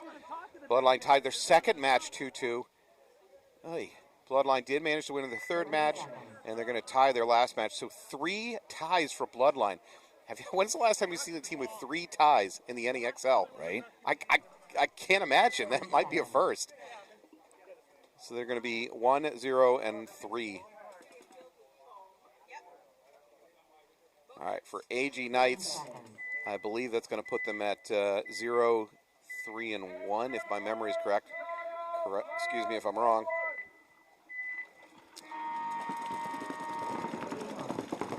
All right, Storm on your left. Look like 5 alive, double up at home. Similar breakout for Trainwreck, although they do go into the snake. He's asking for a check. This is a big decision for the ref here. Trainwreck player in the snake is alive. If he was dead, it'd be a huge loss. All right, so Trainwreck 5-on-5 versus Storm. Storm still doubled up at home. That always makes me nervous. Got to get out of that.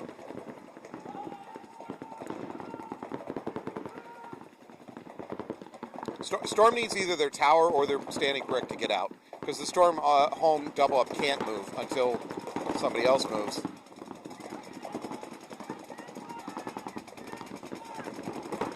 All right, Ryan Allen up the middle to the wedge for Storm. He's trying to set a trap for the Trainwreck player. He's hoping the Trainwreck snake player is going to try to make that move up to snake 2. And we see a squeegee in play. I don't know if we're looking at shooting sludge. That might be a bingo square.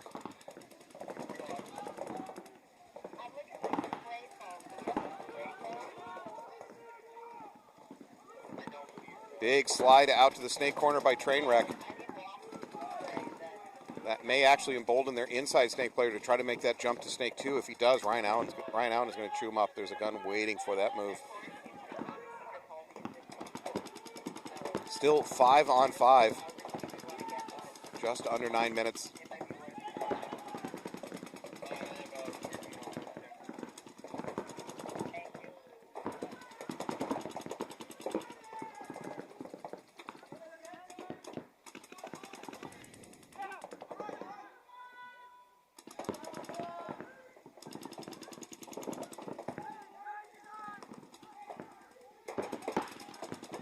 Things have settled down into a bit of a static game. Still 5 alive, both teams. I think it's fair to say Trainwreck has got to feel a little bit stuck at that baby Dorito.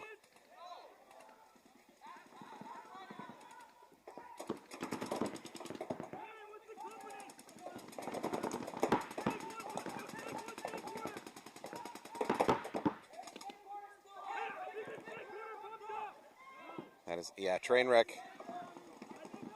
has not bumped up. Storm is making an incorrect call.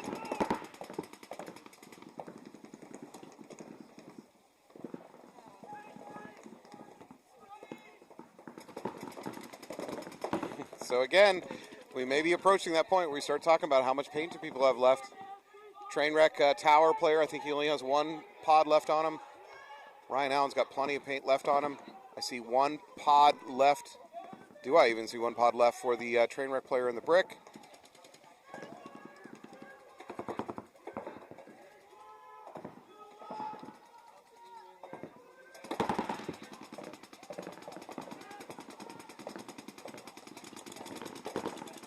We're now at 7 minutes.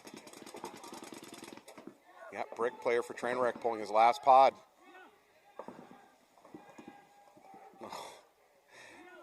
Trainwreck player in the inside snake dumps half his pod on the ground rather than his hopper. Teams need an inventory management system.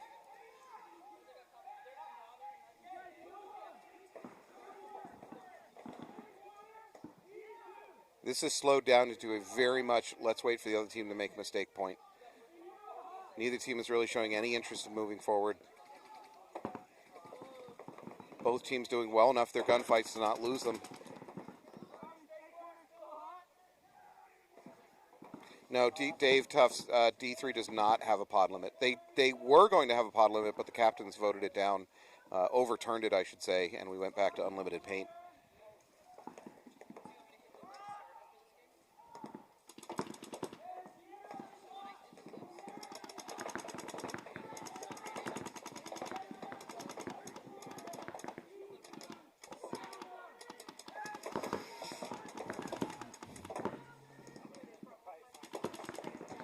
It's a good time to go ahead and run to the bathroom, grab a drink. I give credit. These guys are good enough to not lose gunfights. You know, gunfighting for, God, 5 minutes straight now. Nobody's died. think the tower is looking to launch forward. He does for Storm. He's going to get into that cross. Nice movement. A little bit of an S run. Remember, if you're getting shot at, run serpentine. Very hard to hit you.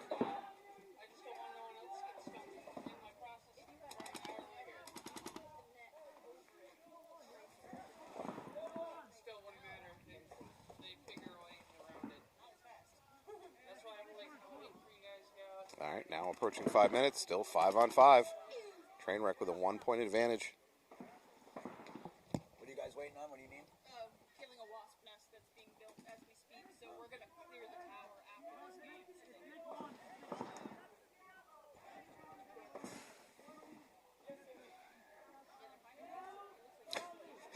Anthony, you want to find something else to talk about? No. The weather, how the Red Sox doing? Think the Patriots should sign another tight end?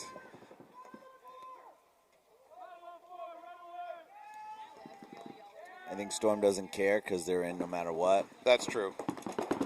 Trainwreck's in a pretty good position, too. Let me double check their... If they lost, they're not. All right. They won their first one over Malicious. Trainwreck wins their next one over Sierra. Trainwreck loses to Bloodline. So 2-1. If they lose and they're 2-2, they're not happy. They need a tiebreaker if they lose this one. You're right. Storm is in no matter what. 3-0 on the day. If we refresh this, I don't know how ties work. So if Bloodline has 3 ties, and a win, it's essentially 2.5 wins. You know what I mean? Yeah. But I think that the way that they do it, I think 2-2 actually beats 1 win and 3 ties, which you would think that that's not the case in most sports. Yeah. But Chris Rail, I believe, favors wins over everything. So it's two wins, I think, will beat out 1 win and 3 ties. So if you're listening to this and you're shocked by the fact that we don't know all the tiebreakers and how we're running a tournament without it, it's software now. The software just automatically spits out who moves on to the playoffs. The tiebreakers Plus are he's handled. slightly communist.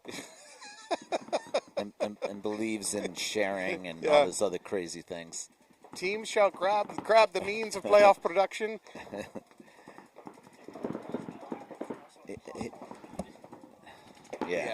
The rule book on tiebreakers is really lengthy. It's like a full page of if this happens on an odd day in the 3rd month of the year. I'll admit, I get about 2 tiebreaker rules in, and I start to fade out myself reading the rule book. Still, 5 on 5. We're at 2.5 minutes. Again, paint has got to become an issue.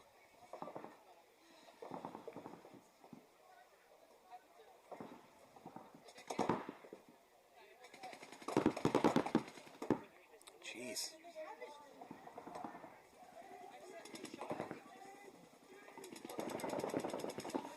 Yeah. We're getting snoring gifs, snoring emojis on the chat.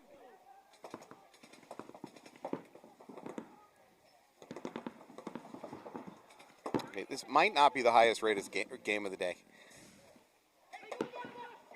Oh, there's a thing happened.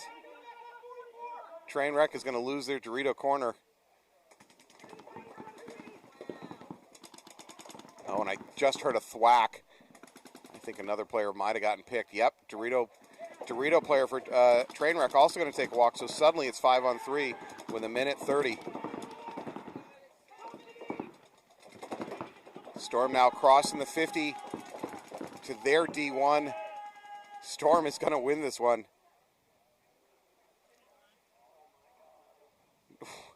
We're seeing an actual resolution to this when all hope was lost. Tied with a minute left. Minute 17 is going to be on the clock. AG Knight's Bloodline game is already over, so we're in X-Ball. 2 minutes downtime between these points.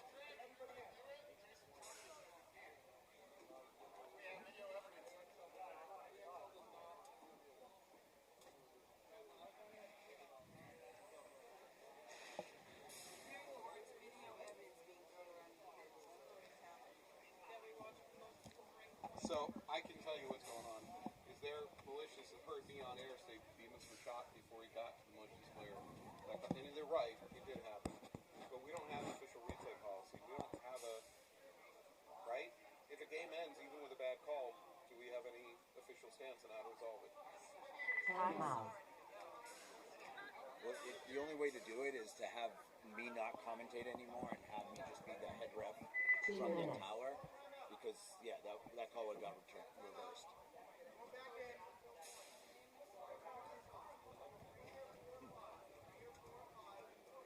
It might knock Malicious out, so.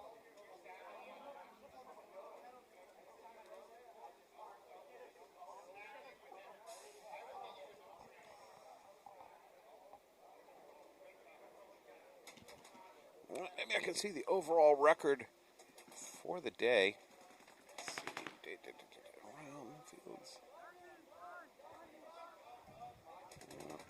There we go. All right. Currently, you have New England Storm leading the day. 3 wins and an undecided last game.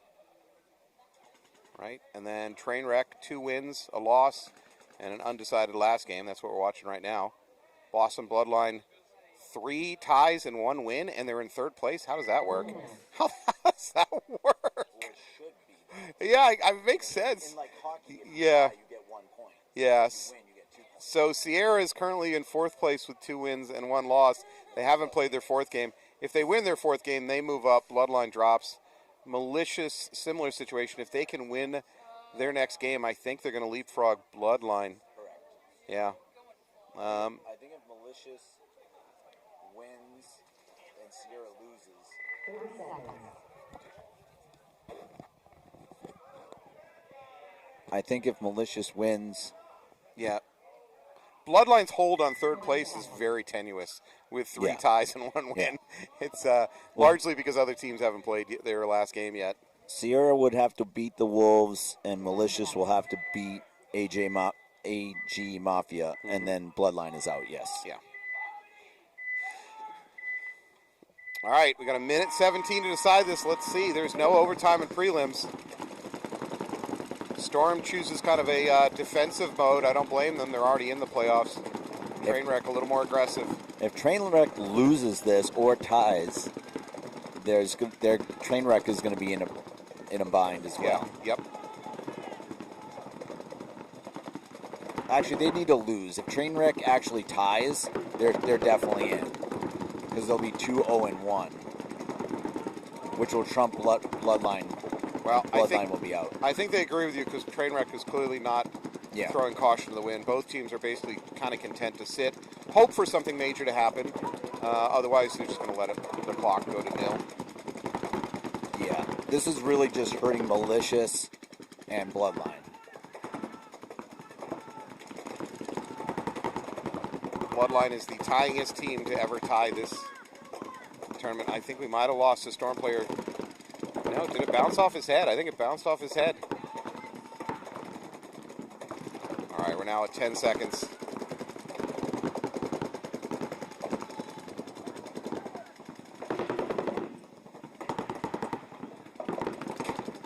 And there it is. So Trainwreck and Storm are going to tie it up. They're going to walk away 1-1. Actually, both games on this match tied up 1-1. That's another statistical abnormality. Anyways, it's weird. All right, we are going to take a break, and when we come back, you're going to watch one of the last few games of the prelims. Last game. Yeah, last game of the prelims. Thanks for being with us. See you in a minute.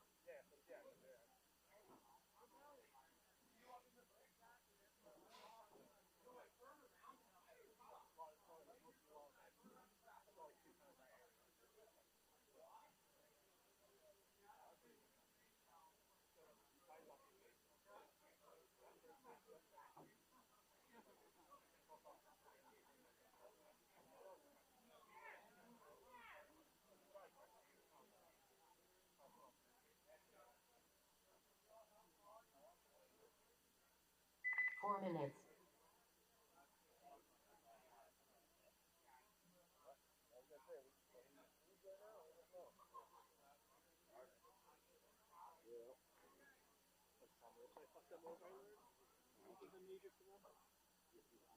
Oh, bullshit. Well, you fucked with it. I did punch. I learned I punched you because I saw the video. Yeah. You must have that this way. Yeah. Right before you punted that guy that spun on him, he got shot right in the back. Yep. Yeah, I saw. I saw that too from the other side. Wait, you saw him get hit? What? On the other side? Yeah, from the liquid. Yeah. The same as you should got the foul, too. Yeah.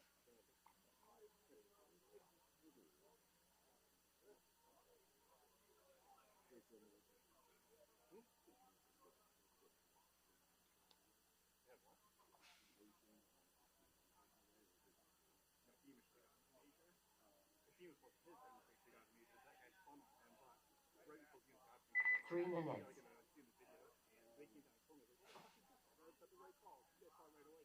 The last fucking, like, second of the game. Out here. Hmm? Yeah.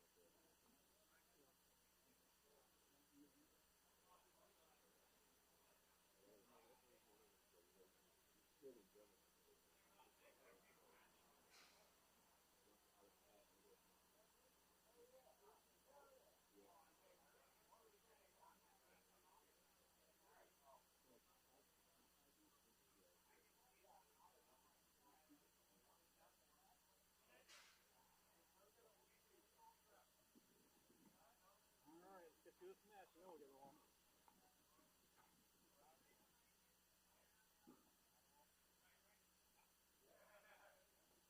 2 minutes.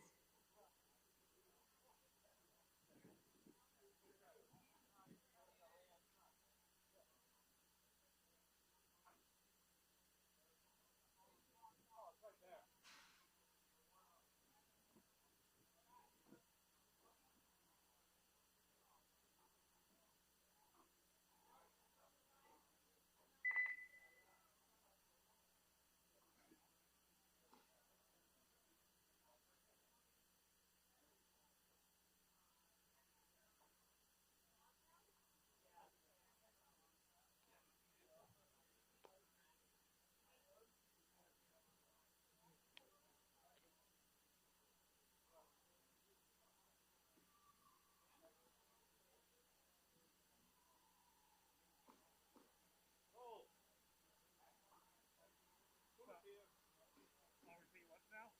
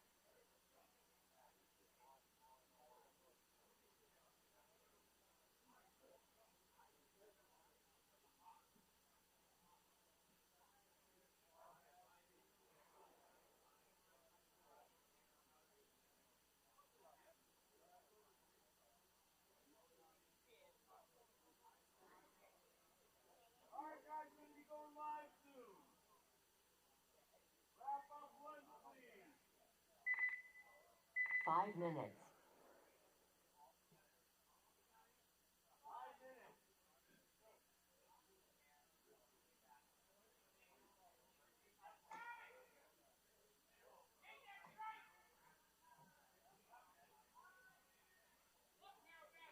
Stop, Carol Baskin!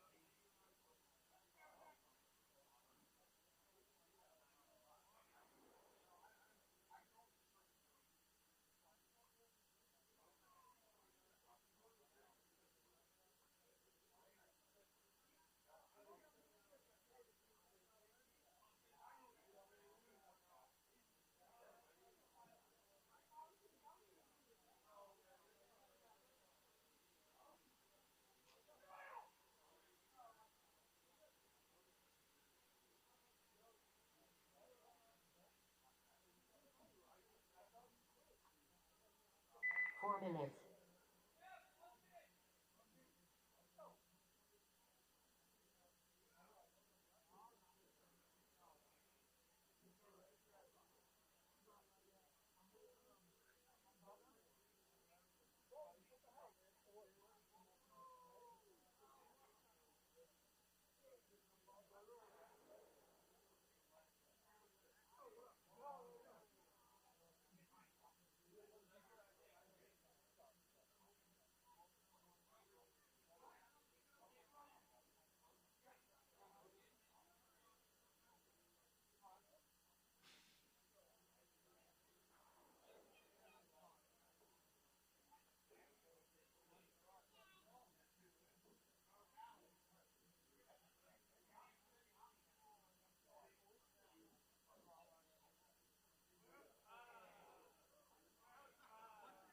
Three minutes.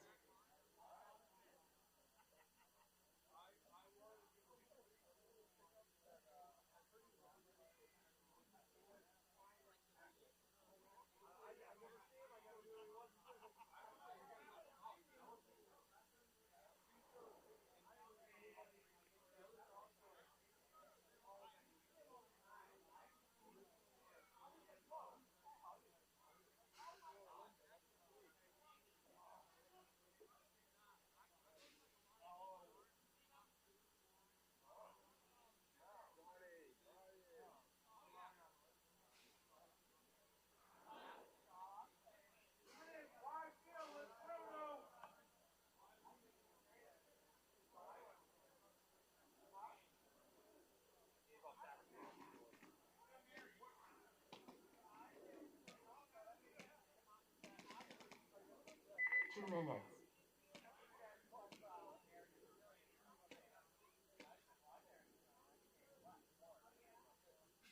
Ryan Weeks! Del Lorenzo!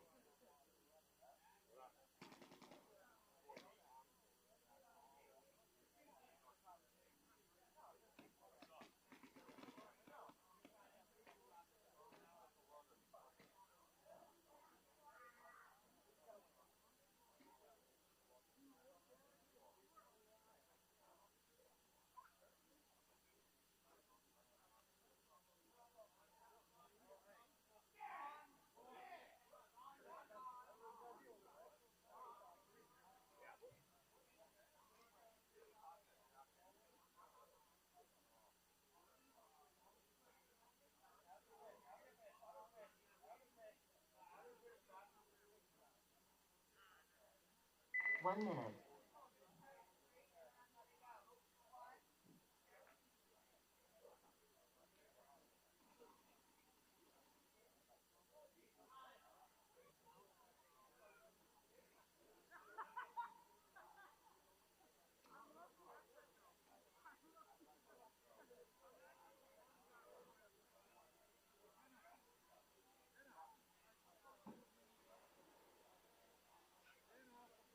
30 seconds.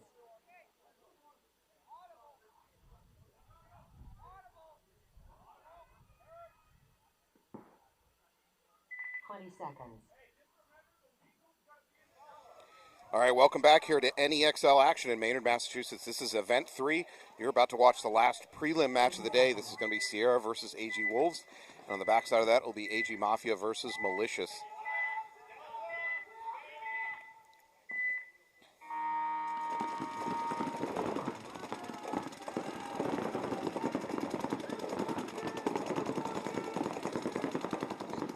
Both teams up the middle to the brick.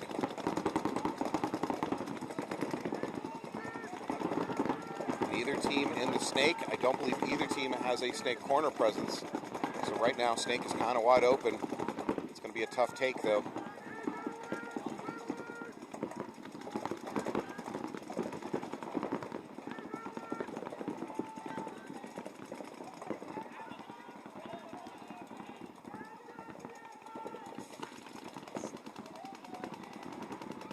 I take that back. Sierra is in the inside snake. All right, Wolves now taking the cross over on the Dorito side. That's Krista Gonzalez in the cross. Stewart here on the standing mini brick for the Wolves. He's probably the most likely candidate to try going to that inside snake. But right now he's trying to prevent the Sierra snake player from making a bump. First player walking off for the Wolves. So 5-on-4 advantage Sierra.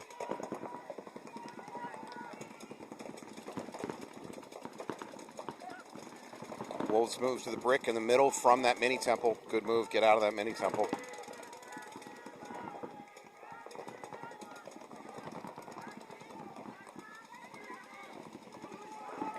All right, Wolves looking to move from that brick to the wedge. Krista getting a check, it's called rub.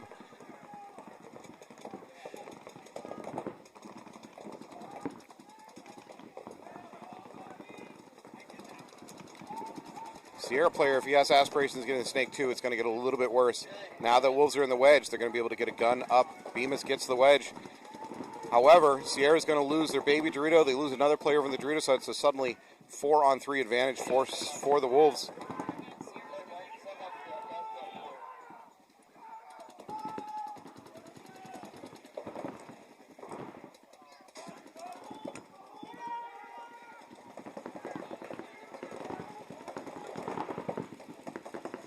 Krista shoots and scoots, manages to pop out one of the last Sierra players and moves out to the D2 and then to the D3. She's wrapping the outside of that, takes the home player.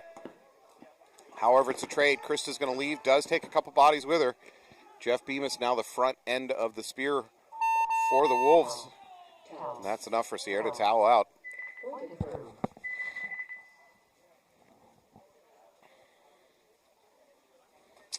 Welcome back to the sport, 1906 TB. To your question, does anybody still run cockers? Yes, not in tournaments. Even mech tournaments that are dedicated to mechanical only, really not running tournament cockers anymore. They're just the modern mech guns are so fast and rate of fire, and actually as or more accurate than the old mechanicals. It is tough to play.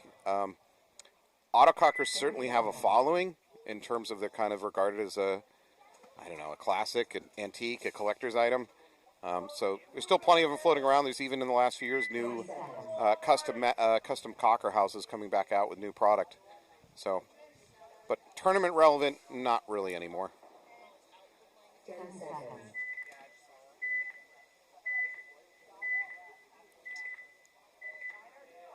All right, Mafia on your left, Militia's on your right. Ooh, false start for Mafia. Retag, though.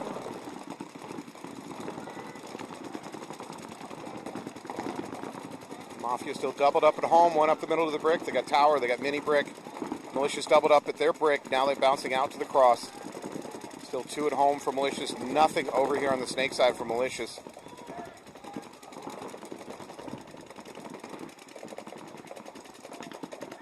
First body walking off from home for Malicious, so body advantage Mafia.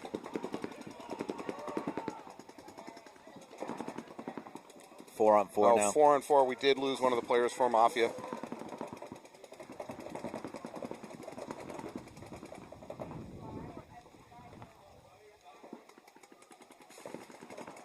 Lane Parenti going to cross up to the wedge. Going to get his gun on the outside.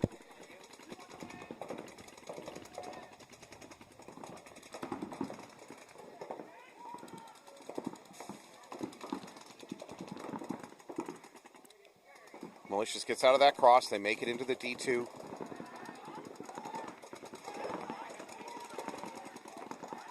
If Lane looks left, he might get a free shot at that Malicious player in the Dorito. He doesn't know that, of course.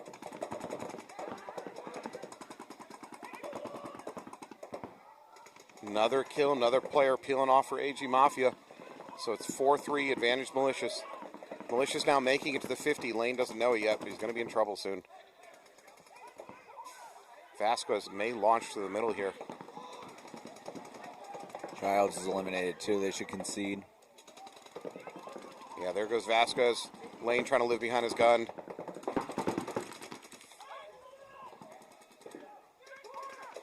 So I agree with that concession. It's probably overdue. Instead, they're going to play it out, a 3-on-1. 4-on-1? Oh, he does take a body. I think it might be a 2-on-1. I don't see the third Malicious player. Oh, another Malicious walking off too. It might be a 1-on-1. No, there is a 2. It's a 2-on-1. Where is he, in the Dorito 1? Yeah, Dorito 2, I want to say. Maybe the cross. So cross. Okay. Cross for Malicious moves to the other team's cross. Last AG Mafia player has done a lot of damage. Can they do a little bit more? Probably Kyle Menard. Playing the snake side. That's a good chance. Yeah, I think you are correct. Kyle Menard in the snake corner against 2 Malicious players. Man, I almost wanted to see them play that out. Yeah, I don't hate the towel because he was outnumbered, but he'd already been outnumbered. He'd pulled at least 2 bodies with him. Yeah, I believe that was a 1-on-4, and he brought it to a 1-on-2. Yeah, good shooting by Kyle. Sticking with the chat, used to run a 2K4 Metcocker. Still own one of those myself. I bring it out of the closet occasionally. Generation E Matrix. That is definitely a museum piece at this point. Not because it doesn't shoot well. The Gen E Matrix, as far as accuracy and distance, it's going to be a deadly shooter, but it's going to be a very heavy gun. If you manage to get out to a field and even just for a minute borrow one of the modern electronics, you'll find they're so much lighter, so much more ergonomically pleasing, and surprisingly a lot more reliable. So every advantage for the newer stuff. Gen E Matrix, I own one of those also, and it's cool, but man, it's going to be heavy. All right, we've got Sierra on the right here. AG Wolves up by 1 point.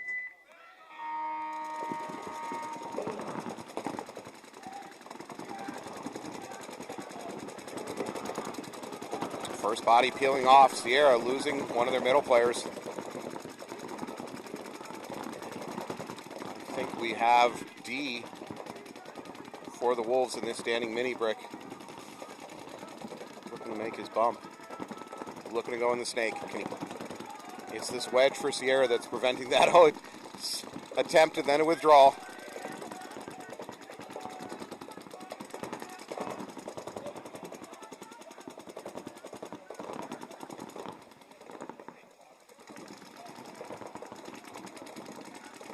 All right, I believe you're going to see this mini temple moving up to the brick for the Wolves. There it goes.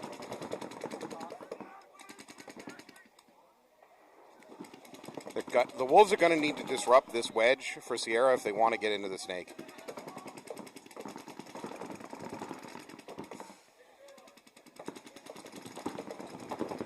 Ref casually trotting in for a Sierra player. Sierra player is in on his hopper. It's going to cause a minor.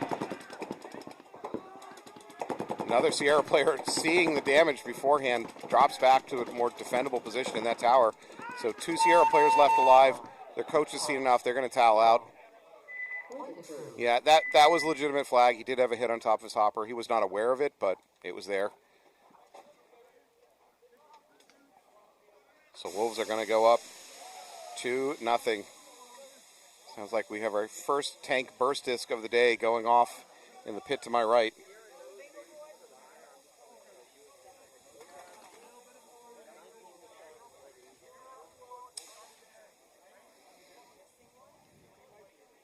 Now the Wolves have a chance. Do they have 1 win? Wolves are currently 2 ties and 1 loss. All right, So they got 2 points. Even another 2 points would put them at 4. Sierra, but that would make them heads up with Sierra. They would both be at 4 points. They'd have the tiebreaker. That might. No, I think that would put Bloodline in and Malicious if they win this match. No, Bloodline has 5 points for the day. Right. So Sierra's at 4 points. Wolves are at 2. Yeah. I. The Wolves are mathematically erased. I don't. You sure? Well, is 5 greater than 4? Yeah, but Malicious, we don't know what the outcome of that is yet. So Malicious has how many points? 3. If they lose this, they're going to be still at 3 points. Wolves would be if Malicious lose, Wolves win. Right. Wolves leapfrog over Malicious. But did they leapfrog over Sierra? Yeah, because they'd have they would both have 4 points, and wouldn't the tiebreaker be head to head? It might be wins. That's what I'm afraid of. Oh, I see what you're saying. Okay. I don't know that for sure, though. Yeah, I don't know. We let the software decide those things for us. I agree it should be head-to-head. All right, Ryan has now crossed the 50 there for AG Mafia, or shall I say Joe Exotic Light. Ryan almost shoots his own dude. Kyle Menard throws up his hand saying, please, please, brother.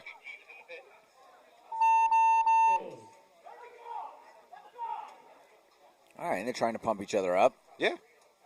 Yelling from the pit, behind the net. All right, I'm going to still stick with the chat because I'm enjoying this conversation. Even the stuff 10 years ago feels different. I have an LV1, and the difference is insane between the LV2. I agree with that. Anyways, I'm more interested in the comment, the Ion. For Indiana Warrior Paintball 3139. I think the Ion is one of the most important guns in paintball history. And here, I'm not saying the best, but I think it's one of the most important because it came out at a time where every other electronic gun on the market was about $1,400, and it was a when did the Ions come out? They were $300, $325, $300 electronic marker. The democratization of firepower that the Ion represented was enormous for this sport, and I don't think people recognize how much it changed the marketplace. And it also bankrupted Smart Parts. No, that was the TARP Act. The TARP. So, according to Gardner, he was on a podcast. They had taken out about a $20 million loan to buy some new machines because they were doing so well. And then to make more Ions. Well, to make lots of things. But then the TARP Act allowed business banks to call in loans that were considered subprime, and they were loan qualified. So they were given 30 days to repay a $20 million loan, and that's what bankrupted them, according to Gardner. Yeah, I don't know how much that's true. Okay. All right. 4 bodies for both sides, if I'm not mistaken.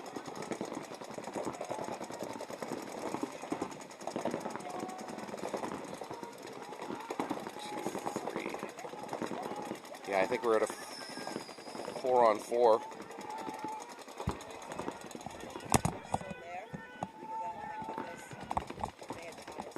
So I'm looking at this. I don't know what I'm doing, but Sierra has 4 points, and Wolves have 4 points. You don't see the live screen. Oh, this is okay. But my point is, if Wolves win, they'll both have 4. If the tiebreaker is head-to-head, the Wolves jump over Sierra.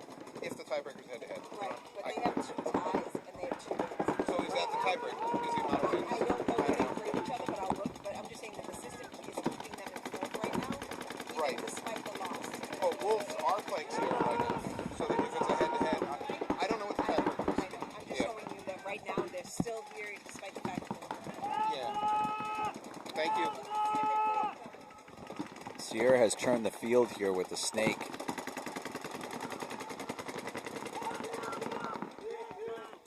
Suave has now crossed the 50 onto their snake.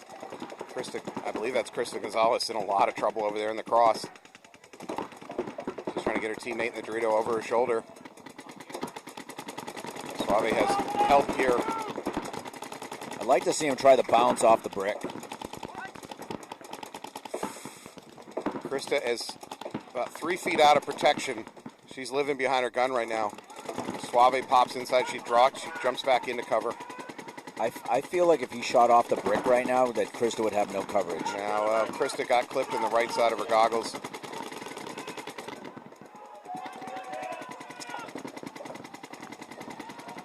Oh, that was an overreach. They didn't realize that Dorito's still hot. One of the Sierra players throws his life away trying to get to the buzzer. Still, it's a 3-on-1. This is not a good situation for the Wolves.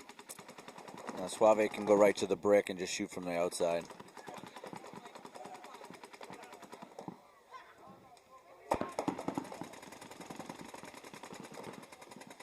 Instead, there's going to be a bunkering that decides that one. Clean bunkering, too.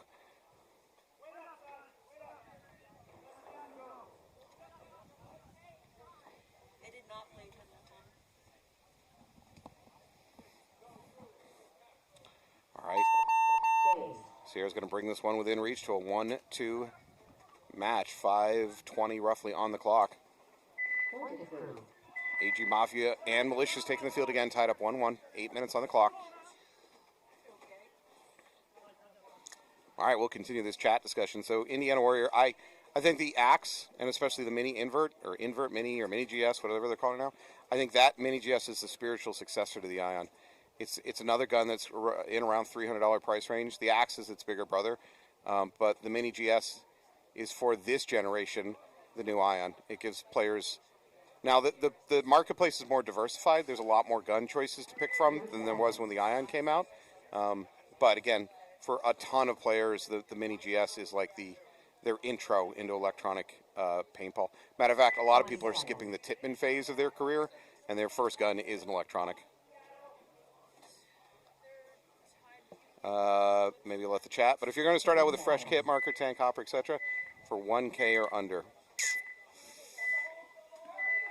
might be an Axe. Might be an Axe with a 68 cubic inch tank, Spire IR.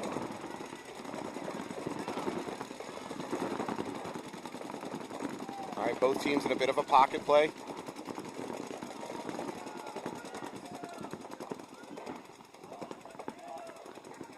So for Mafia, they're in the standing brick, home, tower, mini temple, kind of up the middle to the right side, and Lane Parenti at the brick.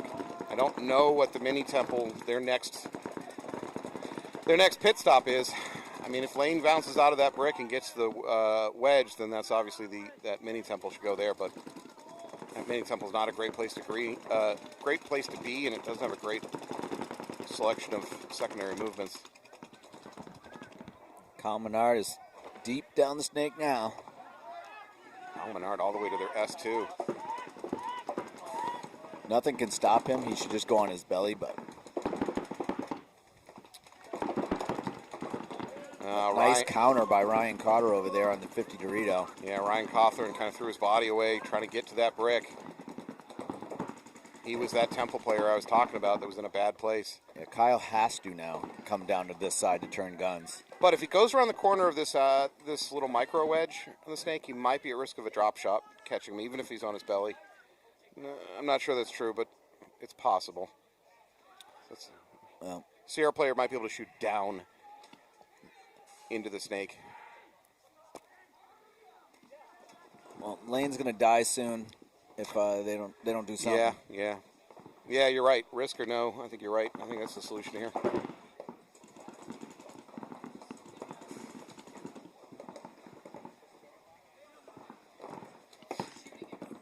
The malicious tower needs to get on the Doritos and back up Ryan Cotter to shoot down the tape, and then Ryan can wrap and shoot Lane uncontested. Well, now here's the opportunity. The brick has come off of Kyle. Kyle Menard can absolutely crawl up the snake now, 100%. Since Frankly, backs up.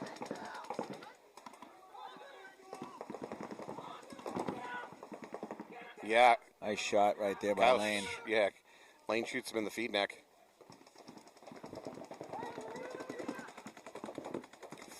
Lane's getting really dicey playing out in the open. Oh, does he get hit underneath the left armpit? He does. So his left shoulder. That was kind of silly.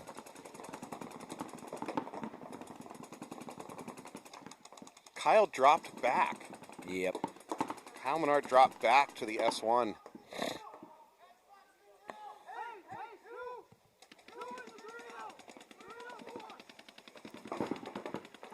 All right, 5 minutes, and we are at 3 bodies to 3 body with a score tied 1-1.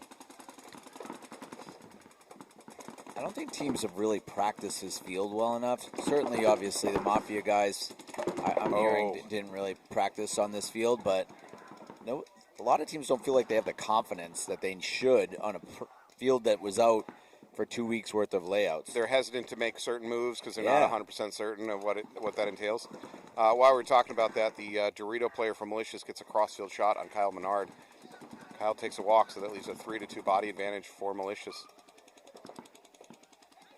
Malicious tower player, probably the one that should start trying to slide sideways, maybe spread the field if he can. He's asking for a check on his head.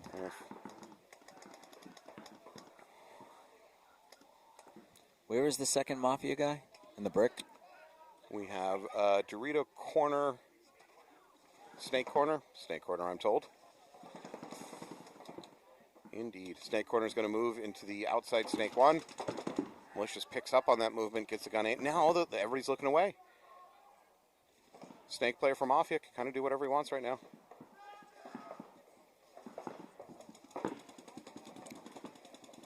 We are at just under 4 minutes.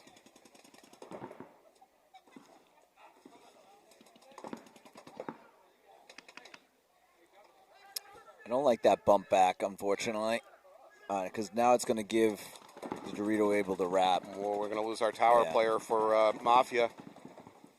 Yeah, that bump back actually was put them in a worse position. Well, that could come back to what we're talking about. Do they know this field well enough? Or they're making decisions with incomplete information?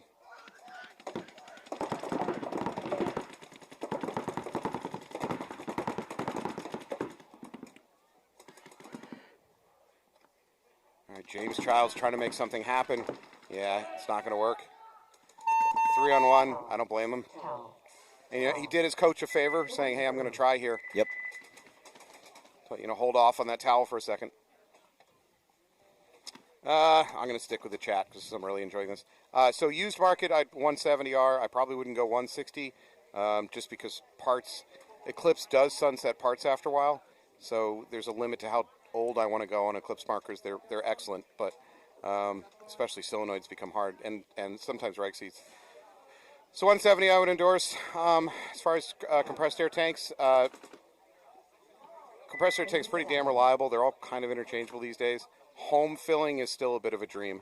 There are some really, and I mean really sketchy home fill systems you can find on Amazon that can supposedly fill to 4,500. I really like my fingers, and I don't think I'm going to choose a El Cheapo $300 Chinese compressor on Amazon. I'm just not doing it. So just go to your field and get them filled there, or do the old school thing and own a scuba tank, which maxes out at 3,000, but still you can fill it home from them. All right, we're going to lose our first player for Sierra trying to get out to the snake. Krista Gonzalez going up the middle to the brick on behalf of the Wolves. Wolves have also lost a player, so 4-on-4. Wolves, good positioning, though. They're up to the D2.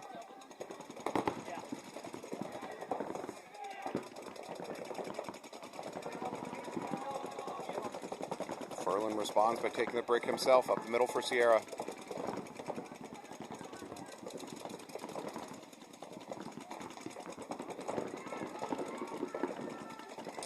Good crawl by the Wolves. Yeah, Sierra into the snake themselves. You can see it on the left side of your screen.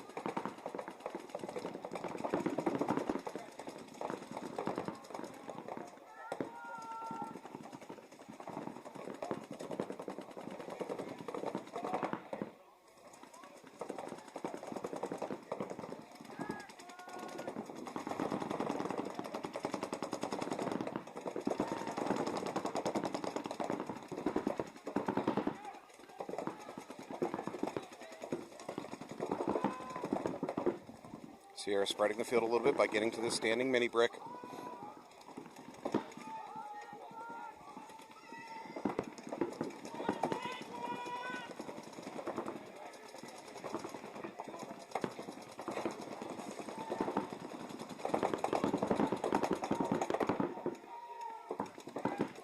So it's 3:40. I'd say we're about 40 seconds away from this being a must-win point for Sierra. As I say that, Sierra has lost another player on the Dorito side. It's 4-on-3 in advantage of Wolves. It'd be too early to throw that towel in for Sierra, but if they lose this point and they're going to be down by 2, I really think you need at least 3 minutes or more to pull off 2 points, and even that's a little bit of a stretch on this layout.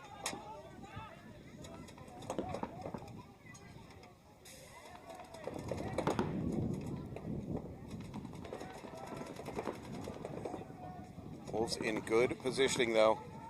They're in the inside snake, home, brick, and D2. Sierra makes an inside run jump into the S2 as Hopper pops open, dumps that.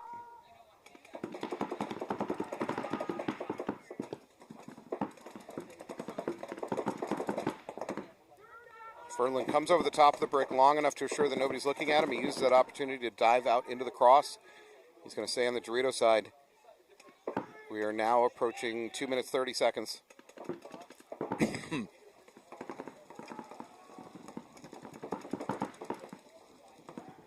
So the Wolf home player is critical now at stopping this S2 of Sierra from wrapping and moving forward.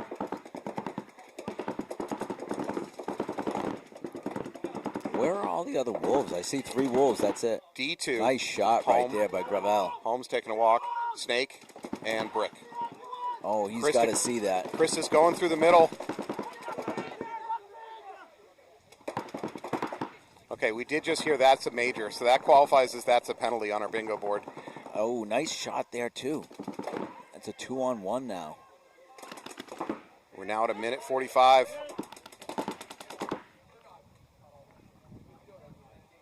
Sierra got what they needed, which was a win. A loss would have been done with them for the match, but here we go. They're going to tie it up 2-2.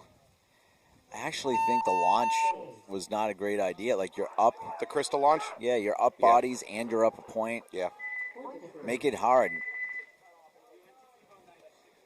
All right, quick look at the bingo board. I heard that's a penalty. Yep, that's for you, Anthony. You got that one. I got you. You got the marker? There you go. What else do we get? Anything here? Not seeing it. I'm surprised we haven't seen any more overshooting. We saw a bunch yesterday. Yeah, yesterday was a little bit uglier. All right, that's it. All right, you're still a trip and fall away. Yeah. Now you get a double bingo if you get a trip and fall out of it. What does that get me? Not much. I'll give you 2 handshakes. All right. 20 seconds. So I'm going to stick with the chat, just because I love the equipment conversation. The Axe has had maybe 3 different versions. Version 1, nothing wrong with it, but man, you can find those for pennies out there. They've got a lot of miles on them. I'd be a little scared. Axe 2.0 is just a better, cleaner design, a little bit easier to work on. And then the 6, Oof. 6 is really just kind of gussied up. Not any real advantage over the Axe. All right, Malicious up to the wedge now, out to the Dorito corner. I got a ref running in on the Mafia. Calls him clean. Malicious, huge run sideways into the Dorito. Do they get away with it? From the brick to the Dorito, using the cross as cover for that run. It works.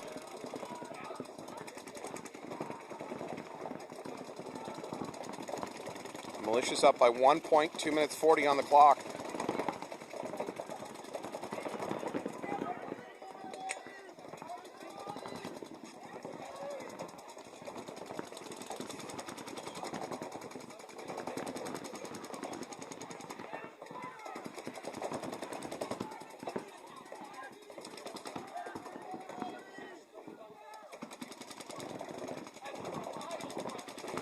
Give credit to our ref, Andrew Supple, I believe, running in to get a better angle on the action.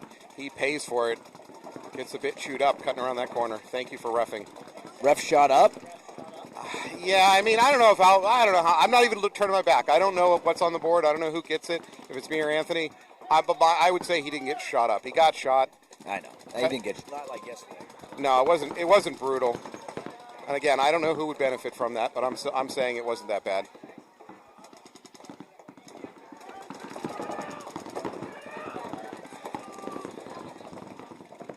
All right, Mafia successfully gets into the outside snake. Malicious had a chance from that wedge to stop it, but missed the shot. James Childs working that middle brick. He's trying to slow down the Malicious attack on the up the Dorito side. But frankly, Mafia's the one that needs to do attacking. We're at 1 minute and 13 seconds, and they're down by a point.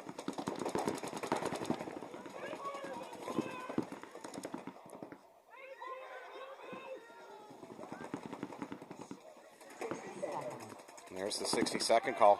Mafia has to start getting desperate.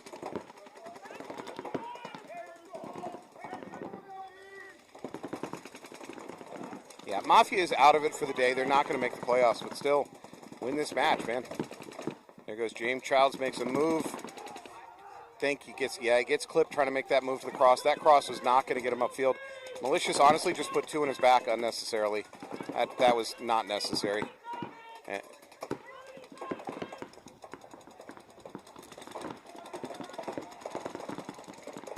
Malicious and Sierra can continue to hold on here. 20 seconds. They will make the playoffs.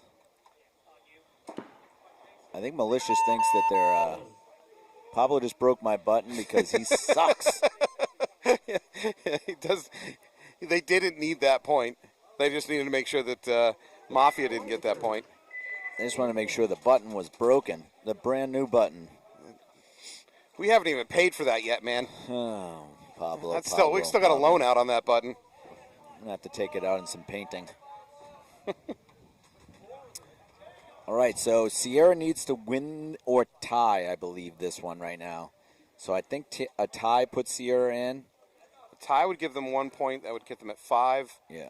Yeah. More importantly for them, they have 2 wins. Yeah, well, and they would prevent the Wolves from... And Bloodline. I think they jump Bloodline and the Wolves as long as they tie or win this. Yeah.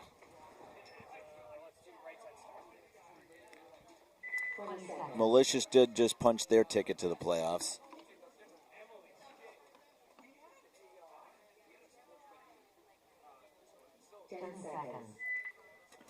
And yes, Axe plus cash for life, Indiana Warriors Paintball. Axe plus cash. That phrase will never die. Another dogleg run into the cross by Sierra.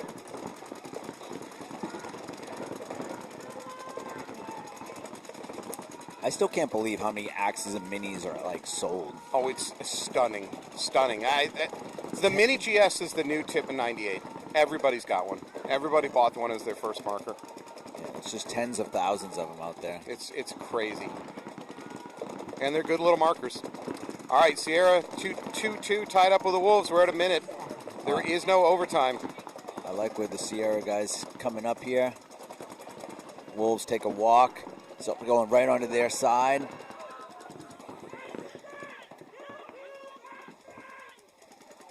.46 seconds. Austin gets shot. Nice He's shooting. got to launch now. The guys in the back there for Sierra need to launch. There's 5 of them alive. If they launch right now, they have a chance to win. 30 seconds. Only one of them's coming, I go. Gravel wants to win. Through the middle, that's the play. This should be clean. He should get to the buzzer as long as he doesn't run out of bounds. There's a towel. He doesn't even need the button. Huh? It's not a bad towel, actually. No, you might as well save the time. Although, again, I've said it for a while. If your opponent is actively going to hit the buzzer, let him. Because there's a chance he's got to hit on him. And there's a chance. But there's also a chance he doesn't hit the button, even though it looks like he was going for it. Yeah, in that case, then quickly throw the towel. I don't think he was worried about being unclean because Gravel was the one that was doing all the damage. All those other guys were in the back. Yeah, Gravel was carrying the load on that one. Good job, Sierra. 23 seconds. I think even with a tie, they were in. So with a win, they're definitely in. Can I continue chatting? Because I love the equipment chat. I'm a tech at heart. So to the player that's talking about getting back in the sport, my only advice, the Mini is great in terms of how it shoots. It shoots about 95% as well as any of the high-end markers, and I'm one of the idiots that has a high-end marker or two. 95%. That's But the invert, to clean the eyes, you have to completely disassemble the gun. They're not hidden under eye covers. So we see a lot of Mini GSs where the eye stalks have basically rusted away because the players never clean them because it's such a hassle. Now, that's kind of like an Ion, because the Ions, as great as they were for the money and how they shot, they also were a real pain to take apart and put together. Back in the day, working for Boston Paintball, working for this guy to my right, we did a lot of iron repairs because players would kind of butcher them, especially trying to put them back together. They'd strip out the banjo. Anyways, either way. So the Mini GS shoots great. It's a little bit more, it's a bit of a pain working on it. Unfortunately, a lot of owners never really clean them properly because of it. So if you can afford a few extra bucks and you have to buy new, I'd probably go Axe. And if you're going to buy used, there's a lot to choose from. And most Planet Eclipse guns are a great choice. They're not the only one. Other interesting thing that's gone on the market is guns that can be converted to modern mechanical tournament-ready guns actually retain their value better.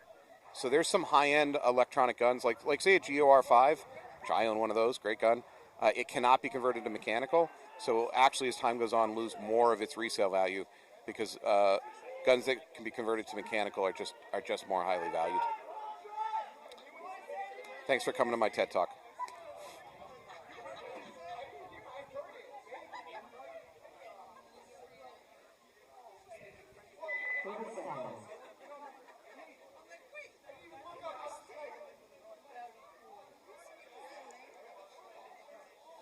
So to Indiana Warriors Paintball, you say you've worked in a shop.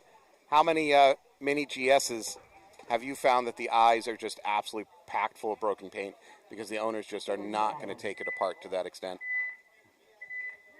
Yeah, Ethas are great guns too. Etha 3, another great choice.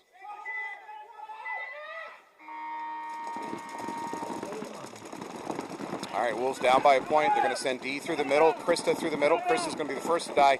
D makes it to the wedge alive. 15 seconds. D needs some backup. Some of his other players need to go with him. He takes the home. Does he take the wedge? D is on a lightning strike here. Like an A10 on a desert road, but not enough time. Didn't get enough help from his teammates. Sierra's going to hang on for the win. That should secure them a playoff spot, excuse me. Sierra over the Wolves 3-2. Great last point by D. Almeida. All right, well, that is going to wrap up the prelims. Thank you for being here. We are going to take a little bit of break. We're going to sort out all the tiebreakers, and there are going to be tiebreakers. When we come back, you're going to watch the playoffs. Thank you.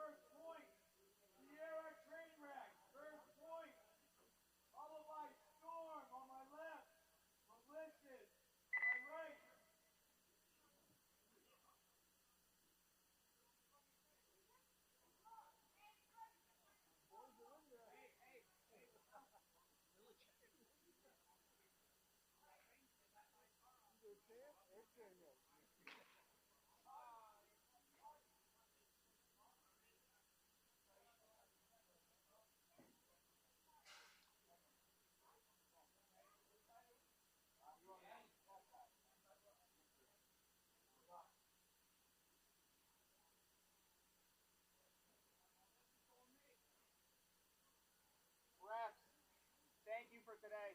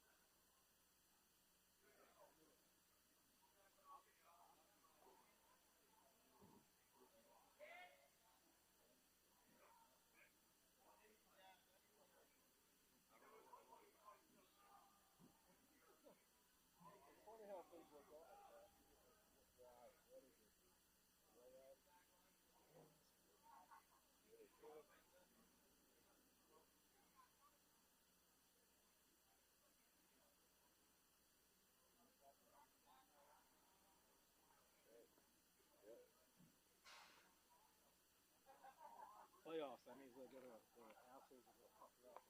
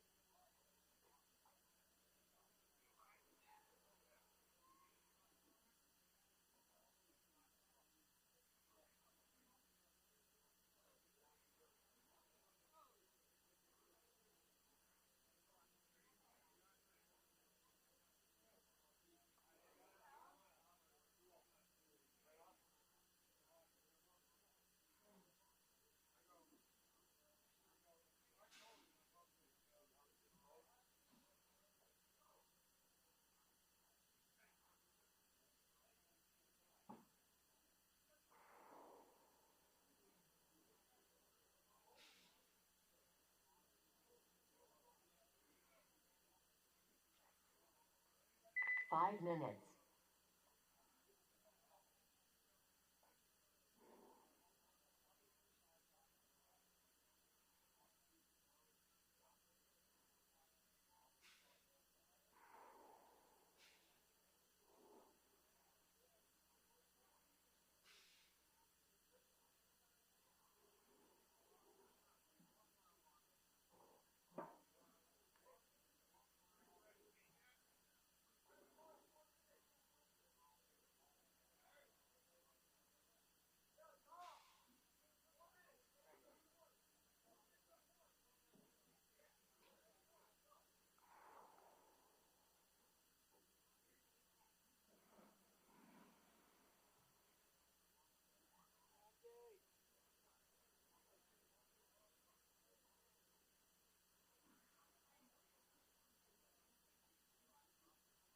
Four minutes.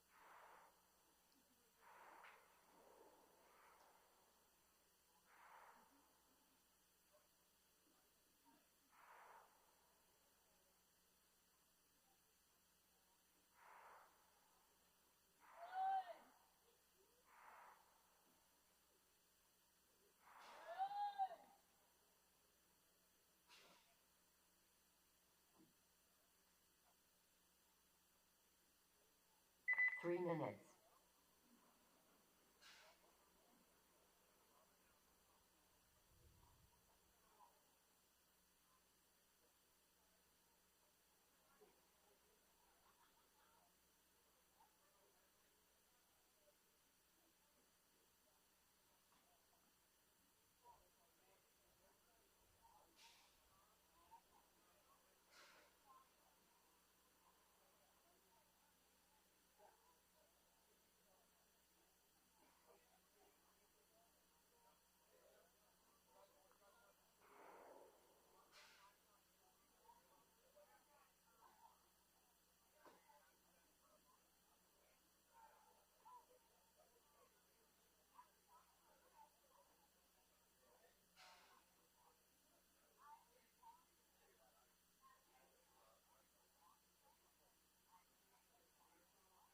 Two minutes.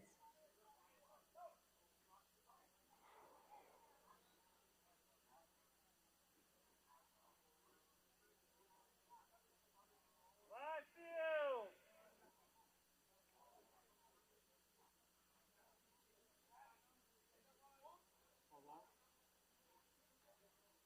What up, Joe?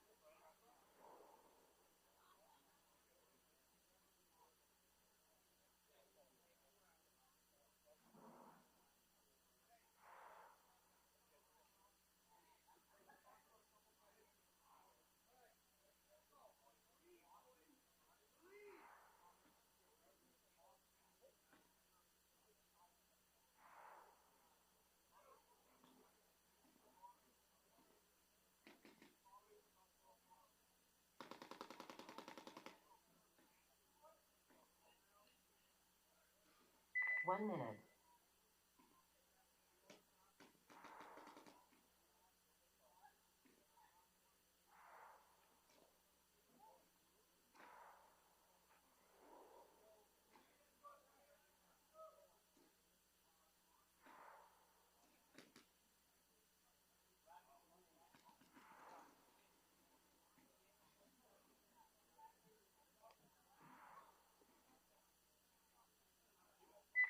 Seconds.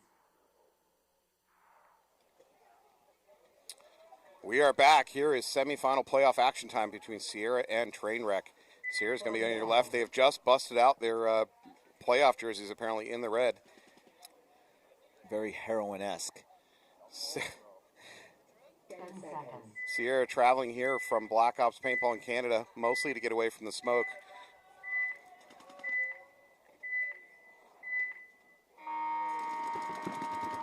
Sierra sends one body into the snake. He gets the inside snake one clean. Both teams into the inside snake. Very similar breakout. Trainwreck taking the Aztec on the Dorito side. That hasn't been used that much today. No. Greenleaf over here to the stand-up box on the snake side with Thomas. Sierra, a little bit more of the resources dedicated to the Dorito side. They do have a snake player, but he doesn't, other than the home, he doesn't really have anybody over his shoulder right now. So a little bit of a train wreck advantage on the snake side. Bless you. Still 5 alive. First point here in the semifinals. Trainwreck, first time in D3 making the playoffs for them this year. I don't know if Sierra made the playoffs yet this year either.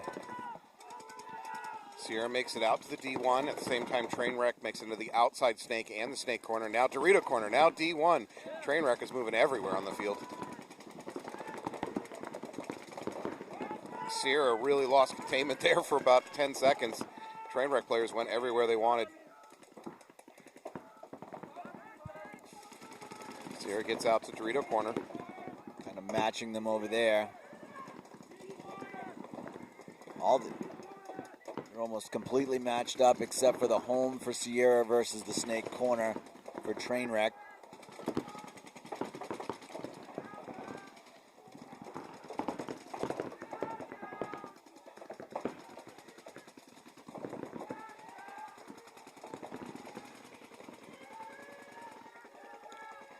We're at 2 minutes into the match, and the middle brick player for Trainwreck is already down to 1 pod left. That's crazy. Yeah, in your first round of a playoff game, I think you should be going out with a little more paint than that. From what he's dropped, too, I can only see 3 pods. Yeah. He might have some behind the bunker with him that we can't see, but... He might have 2 pods on his back.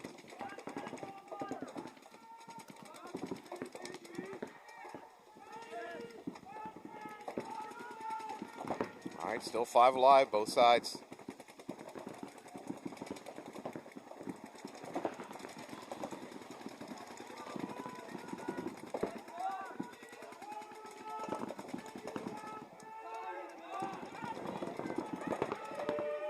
Two kills quickly coming off right now.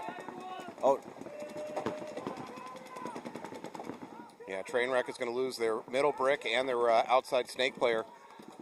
They do manage to get up to their own D2.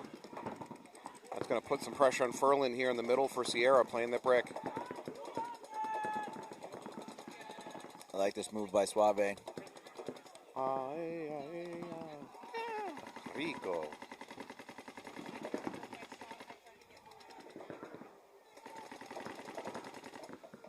Suave looking across, trying to see if he can pick up that D2.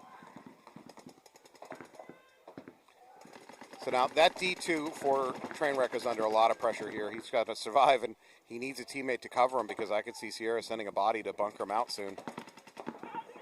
But nobody's looking that Dorito side for Trainwreck yet. Nobody's covering his back, so currently the Trainwreck Dorito player is being served up on a plate.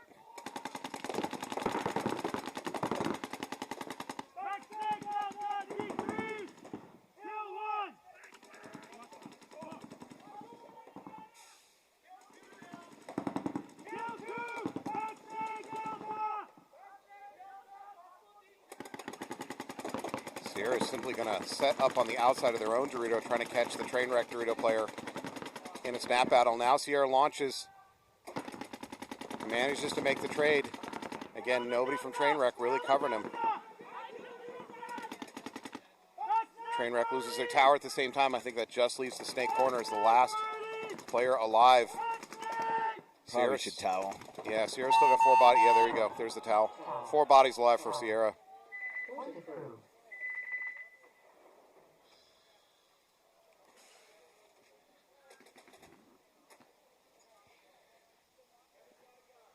So the home, just to answer the chat, the home does have a lane on S2.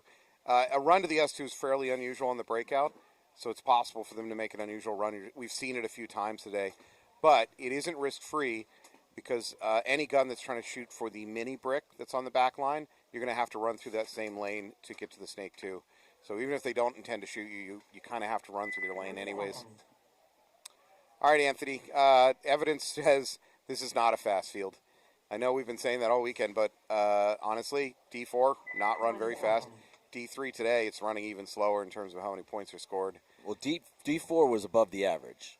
You know what I mean? There was five. Was there? Yeah. Okay. But this is definitely below. Yeah, this is. I think I'd look. There's a lot of ties today. A lot of matches ending 2-1. Yep. No, for sure. Yeah. Ooh. Malicious doubling up the brick up the middle. For a second there, I wasn't sure if that was intentional. Malicious going to lose Drew Nall over here on that standing brick. Storm also loses a player. Storm does get into the snake, though. Malicious starting to spread out from the middle. Oh, they're going to lose their middle player for Storm from that brick. Ryan Allen comes down. It's a big kill. Ryan Allen's done some damage today. Another body peeling off for Storm, leaving just the tower and the S1. Malicious with 4 bodies alive. Oh, Vasquez overextends just a little bit, takes one to the face. Jordan lines. So it's a 3-on-2 for Malicious. All the Malicious guys are on the Dorito side, though, so Jordan has a free. Yeah. He might be able to catch this tower, but he's going to have to kill him on the first burst. Does he catch him? He doesn't catch him. The tower makes it to this home. He does catch him. Catches him after the move. He does it the hard way. 2-on-2 now.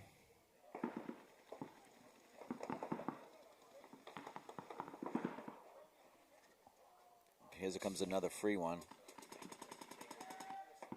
There it is. You're right. Jordan's the hero of this point right now. Yeah, Jordan overextended a little bit. He gets blown up, so we're down to a 1-on-1. Ryan Cotter and Ryan Jakubiak.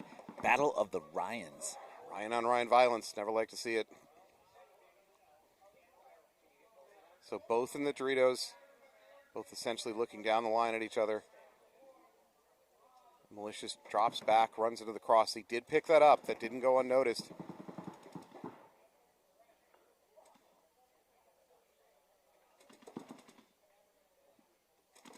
Ooh, caught him. Yeah, he caught him. He caught him. Malicious catches him on the right shoulder. He's certainly not fully comfortable. Cotter isn't fully comfortable that he's the last player left. He is now. That was a good point back and forth. That was really, give Jordan Lyons a lot of credit. He really made a good run at it.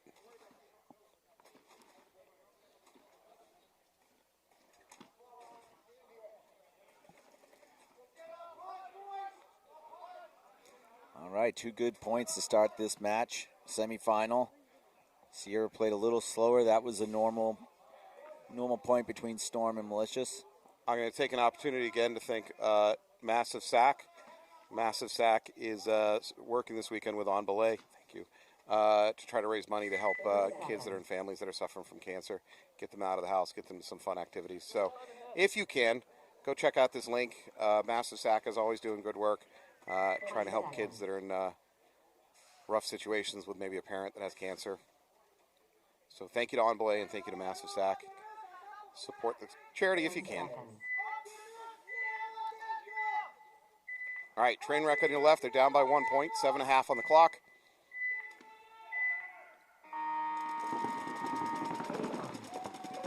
Train wreck into the snake off the break. They're going to lose their Dorito corner. Both teams losing a player. Sierra try to make a run out to the snake side. Doesn't work. Train wreck into the snake. 4-on-4.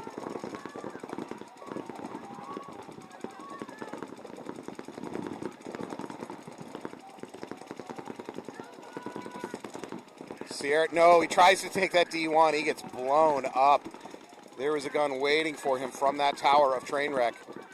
No chance. Sierra with 3 bodies on 4. All in the pocket as well.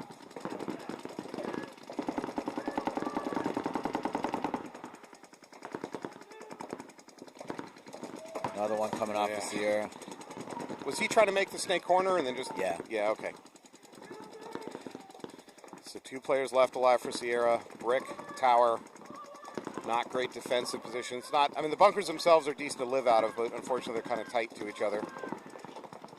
Yeah, now we have Thomas from Trainwreck in the S2, and I don't think anybody from Sierra is aware of it. No, it's 3-on-2 too. He gets one of these kills. He's going to get a free kill. Blows up the tower first. All right, now we're in a heads-up gunfight. Sierra player dropping back. I don't mind that drop back. He gets the mini brick. Does Thomas know about it? I think he knows about it now. Oh, Thomas takes one to the face. Good move and shoot by the Sierra player. I think that's Furland. If Furland, that is a 1-on-2 situation. Trainwreck thinks he's at home. Misses that shot. Casey Martin trying to close it out over there on the Dorito side for Trainwreck. There you go. Goes corner.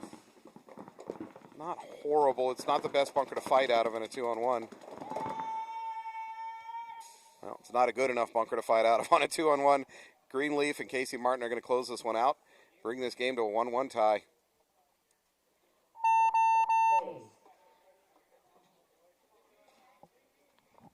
Point approved. As easy as it is to shoot people off the break on this field, I think that's what could and should make it fast. So, like, that point was relatively fast, but we had a lot of people, you had each team lose a person off the break. Right. So I think that's what it is that as soon as people see 5-on-5, this field definitely slows down. So the reaction to that, of course, as a coach, if you're losing players trying to get out the snakes or Dorito corners, snake corners, is you're going to switch to pocket play. We've seen a lot of pocket play today. Yeah. And that's going to create two teams in a pocket play, and that's going to create a slow point. Yep. 20 seconds. All right, Malicious after a 1-on-1. Malicious was up 5-on-3. Storm fought back with a great move by Jordan Lines, and then it ended up in a 1-on-1 where Ryan Cotter got the best of Ryan Jakubiak.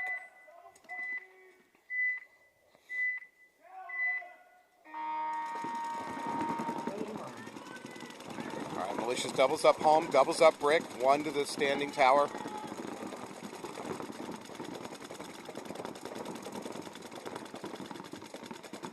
Malicious going to try to get out to that cross. That brick player is primed to make a run to the cross, or maybe even a run past the cross into Dorito 2. They've done it before, and I get the feeling that's the game plan here.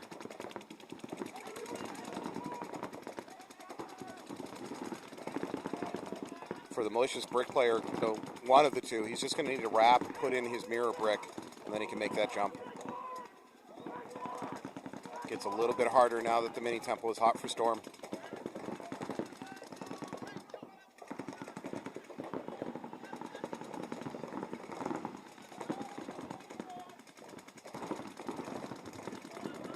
Storm now into Baby Dorito.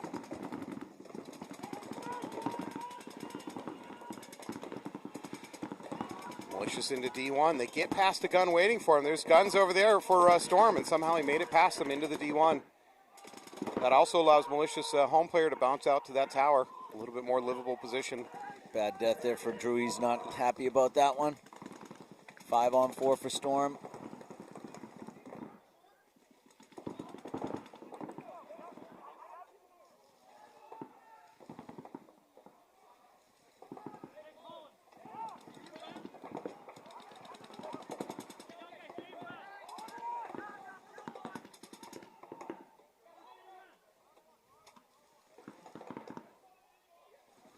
So for Malicious, I feel like they're a little bit stuck in that middle brick. I don't think the game plan was to have two of them at the middle brick this deep into the game. Jordan Lynn's near hero of the last point, gets into the S2. Now he knows the field well enough. Do you see what he's doing? He's crawling backwards. He's using a can in between him and himself and the brick. You only know to do that if you really know this field well.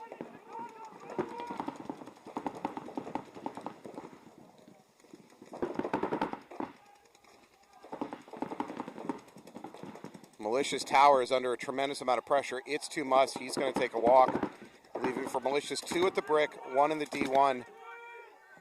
Jordan Lynn's over here has a lot of opportunity. If he can get past this S2 to their S, even if he just stays there and wraps and shoots, Yeah, I'd like him to play the outside of this because he should.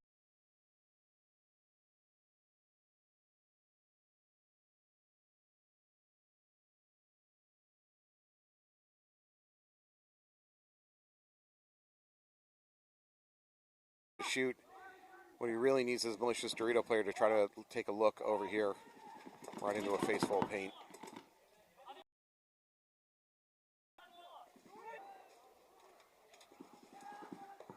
They think there's only two because they don't know the two are in the Godzilla. Yeah, that the brick is doubled up.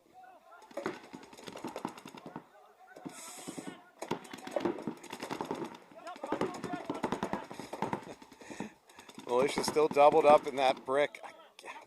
I can't be happy about it. He's going to attempt to run through. I don't mind the solution. He's going to get the first one clean. That's Completely overshooting. Now that said, he was still running after being shot. The malicious player. He was behaving in a still playing manner. That's a tough one. You know how much I hate overshooting, but we're going to lose one of our malicious players, I believe, from the brick. No, from the snake side. So malicious still has a Dorito hot.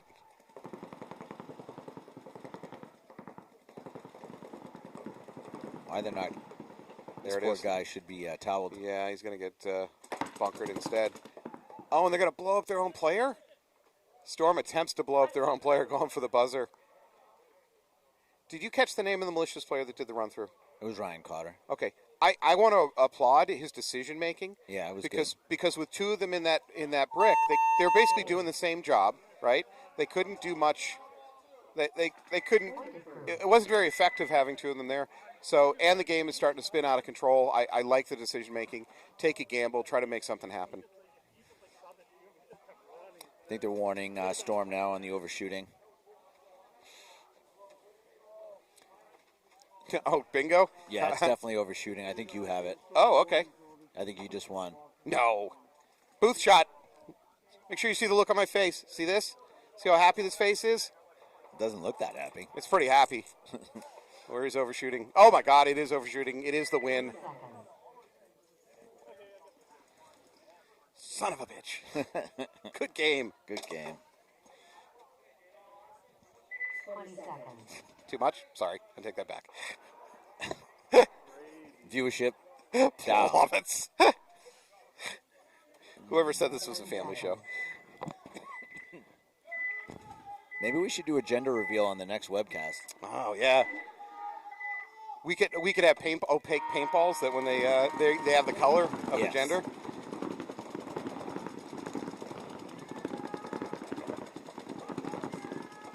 Or we could attach some kind of firework to the start button. Yeah. All right, Sierra Trainwreck. Trainwreck loses a body trying to go up the middle.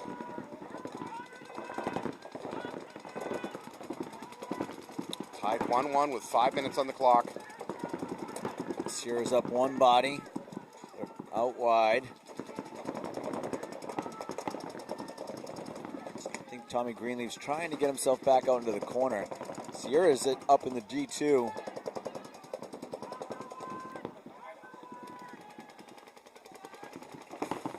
That Dorito tower is really in trouble if that Dorito wants to try and wrap.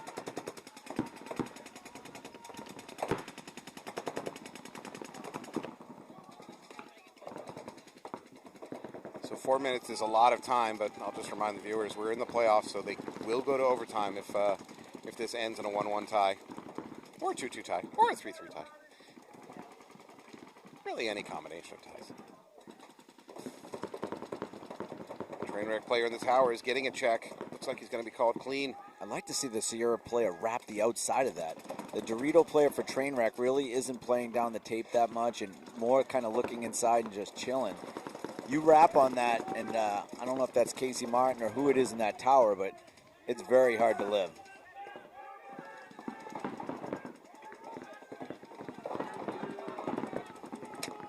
Suave in the outside snake for Sierra. He's looking cross. He's trying to pick up on that Dorito 1 for Trainwreck, but he would really need that Dorito 1 for Trainwreck to for some reason to look on the inside to even have a shot. Right now he's just keeping his head down, which is fine.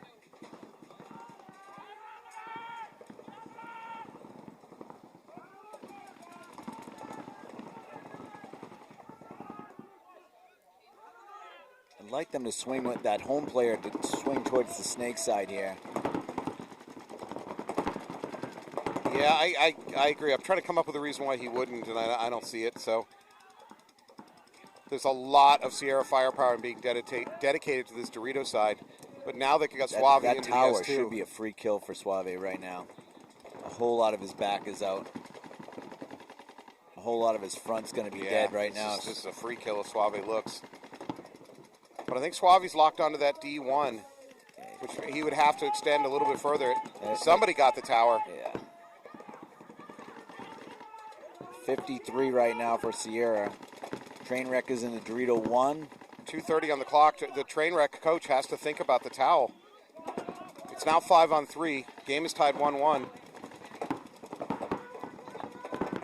Yeah, I would give it about 20 more seconds. They just lost their snake. They got a towel. They got a towel. Got a towel out now.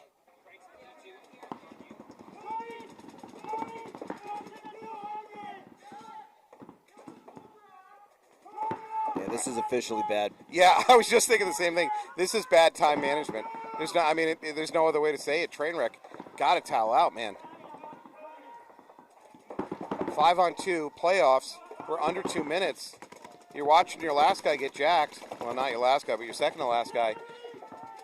What do you? I don't know if they were like, well, we still got Tommy Greenleaf, so yeah, there's always can happen. So you're saying there's a chance. All right, that's at least about 45 seconds of just of lost time. Hopefully it doesn't come back to haunt him. If there's a life. Oh my God! Am I having a stroke? Maybe. Is one side of my face sagging? Considerably. Anyways, yeah, they can't get that time back. And thank you to 1906 TV. Appreciate what we're doing. What does the chat think about? There's going to be some overshooting in this point. The chat is mostly focused on equipment for the last half hour or so. Talking a lot of old school stuff. I see Z-frame automags in conversation. Oh boy. Yeah. On that, I'm going to leave and come out here. Do you own an automag currently? No, not anymore. All right. I used to shoot an automag though. I was an automag person before a cocker person, so. Ask me how many automags I own. Too many.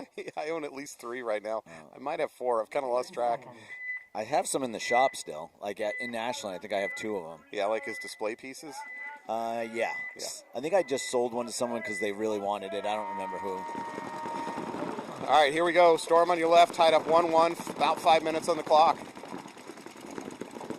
Both teams with a pretty similar breakout.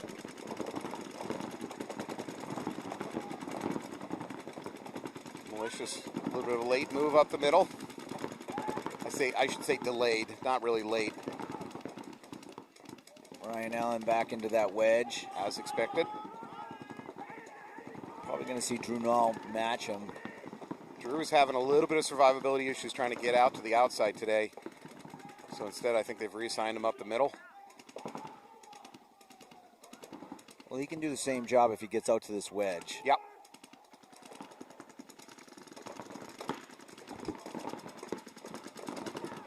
Looks like Sofranos just took one. Nico's going to take a walk.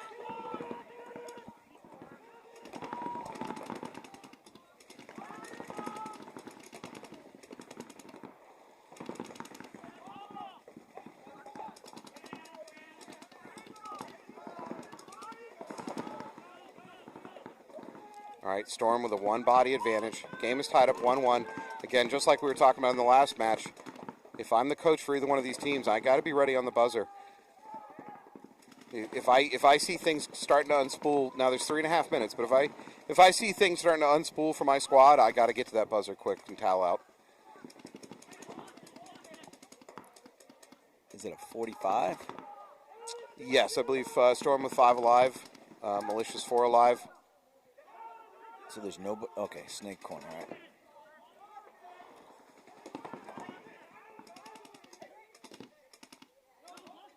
So Storm in the inside snake. They got the standing brick behind it, the wedge up the middle. Mini temple is still being held onto. That's a bad death right there. Ryan Carter getting shot out of this tower. So is that Drew? Yeah, Drew makes the move to the wedge. He doesn't see that they've gotten to snake 2 though. He's gonna get blown. He's about to get blown up. It's gonna be an automatic towel too.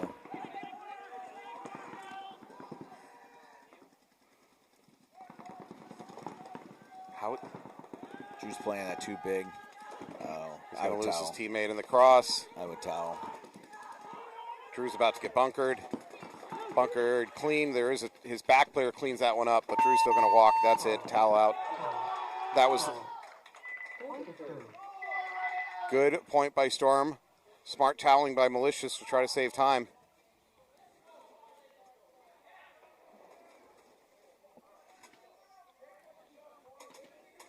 All right, Trainwreck Sierra, minute 36 on the clock.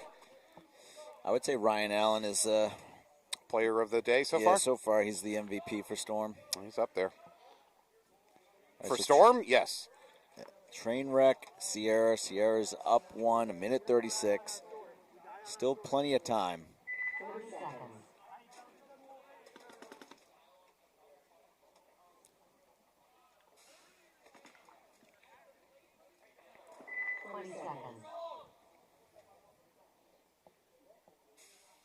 All right, Sierra's just got to identify the likely run-through avenues, get guns on those.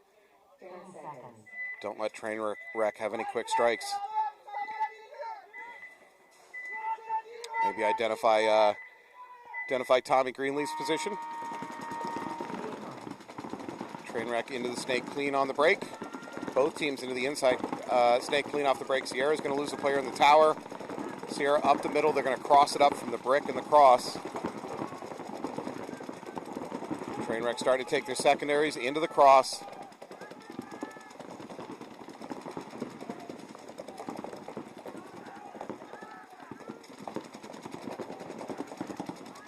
So Trainwreck in a good defensive position here with that snake one overlooking the Dorito side. They got the cross, trying to keep an eye on the snake side. Furland also looking on the right side. We hit the 60-second point. Sierra's final line of defense is the home. We're now at 50 seconds. This is not good for Trainwreck. Tommy trying to make something happen maybe on the Dorito side. Thinking that might happen a little faster, but there's 4 bodies over there for Trainwreck. So Thomas just has to hold the fort here for a second just to see if they can push through. 35 seconds. Casey Martin's eliminated. Trying to make something happen. Can't fault them for that. Nope. Greenleaf needs to move down those Doritos. They got Suave on the cross here, but Trainwreck drops back and into the outside snake one. That'd be great if it wasn't for the fact there's 15 seconds on the clock. Now an attempted run through here. I think he's actually going to take a couple bodies with him, but it's too late. Yeah, much too late. 2 seconds, 1 second. Sierra is going to move on.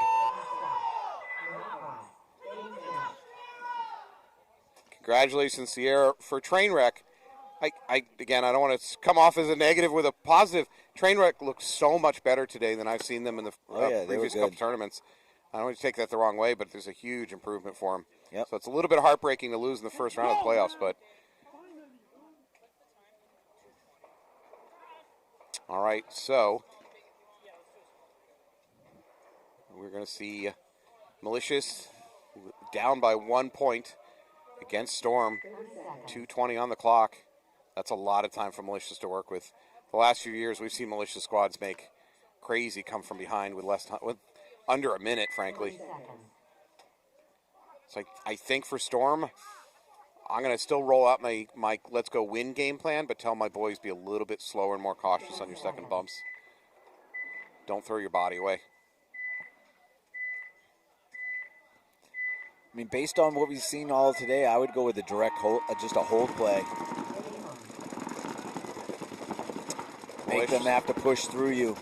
Malicious with a nice kind of a dogleg run straight at the brick and then takes a hard left, runs past the cross into the outside D2. Now they're going to bounce into the cross too. Good breakout for Malicious. I think we're still at 5 alive. Yeah, both teams 5 alive. Malicious has better presence on the Dorito side. Yeah, they got to get a gun on the Dorito 2 wrap because Ryan Carter is going to eat up this tower and this Aztec.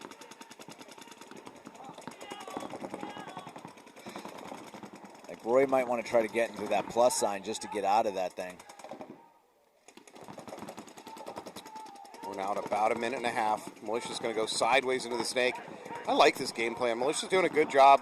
Goes up the center and taking redirects out to the outside tape lines. And they're getting there. So we're under a minute and a half. Yeah, I think what the pocket they're in right now, Angel could really do some damage here. And same Ryan Carter. Minute, they got to stop pushing though. Yeah, Vasquez had a chance there. He came up looking. Unfortunately, there were guns waiting for him. He had to withdraw back into cover. And now he's kind of hunkered down. So for Malicious, it's got to be, I think, this cross or this mini now brick player's got to make the moves. 50 seconds. Vasquez is going to lose his life in the snake.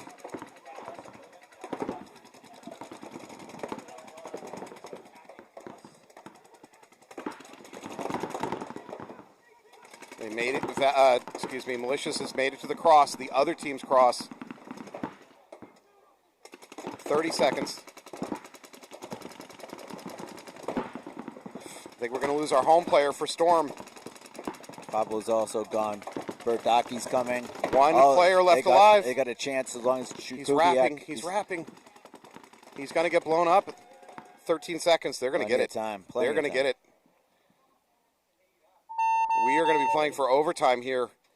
Militia's going to tie, assuming he's clean.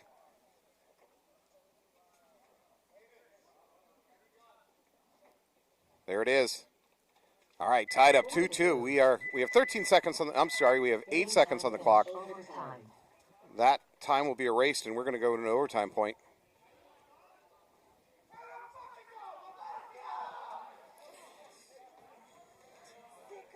Well, I'd like to point out that I'm a genius, and I said Malicious can do it. All right, thanks again for joining us here. This is Event 3, Maynard, Massachusetts. Beautiful weather for today, better day than yesterday. D3 action. Thank you to our ref staff. Thanks to you. Thanks for joining us once again. My son's asking for tools. That's not good. Not going to get him back on my... No. Is this car functioning? Yeah, he's mounting a TV mount. Wants like a stud finder, a level, my drill. I'm like, oh man, I got to find like an old drill, an old level.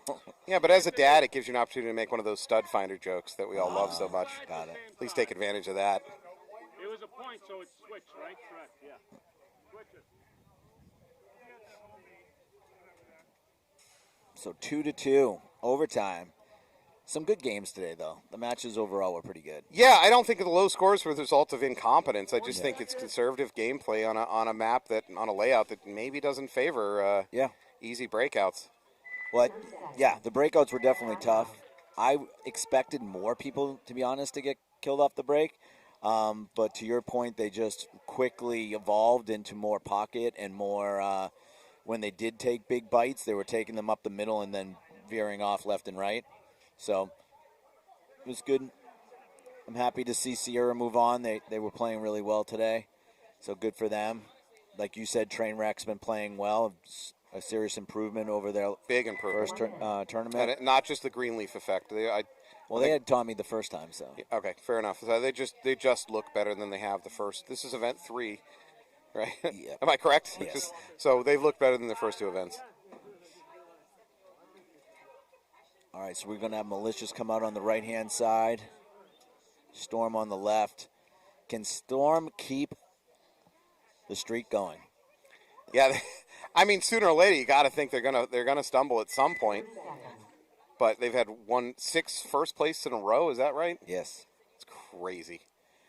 I spoke to Sean earlier this morning, and he was saying that this is a Malicious style layout, and he feared them the most. So here's that coming at you.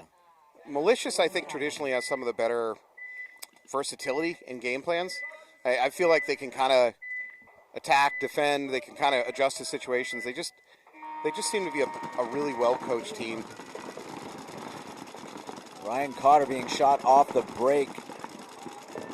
Man, he got a good jump and everything. That was just good shooting off the break for Storm. Malicious now going up the middle. They're going to dogleg into that cross.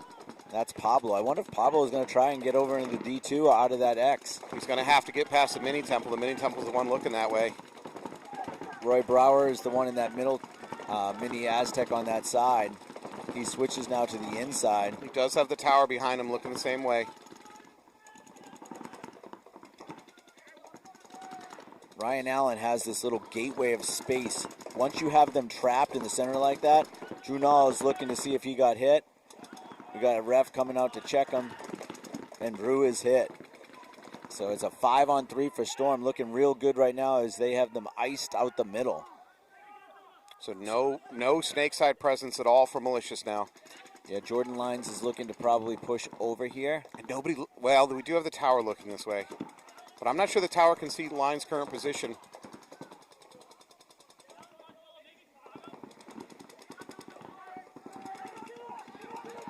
Yeah, Jordan makes it past the tower gun. Jordan's into the S2. Yeah, Pablo has to watch out. Jordan missed the shot on that cross. His initial flurry is going to miss. Yeah, I think that he should drop and crawl. Yeah.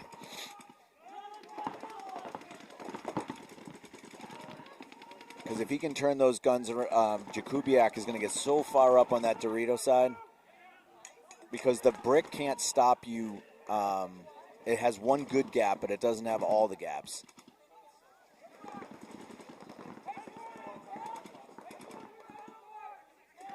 .905, meaning the snake is wide open. What are you doing?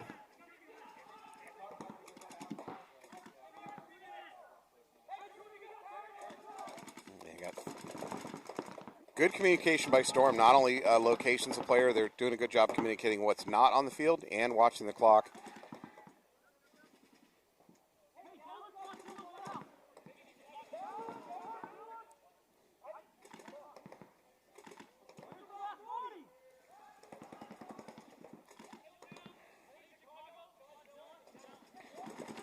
They're confident in their kill count, that is Storm. A little less confident on where the 3 remaining bodies are. Pablo's relocating the cross by bodily force. He's doing a little bit of interior decorating over there for us.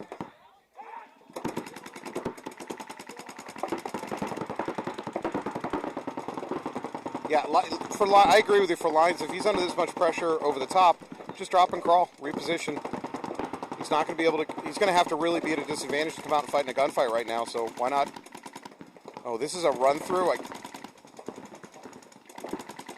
It does result in trading for a body. That's a good trade. That was a little risky of a decision. So 2 players left alive for Malicious. 4-on-2 advantage.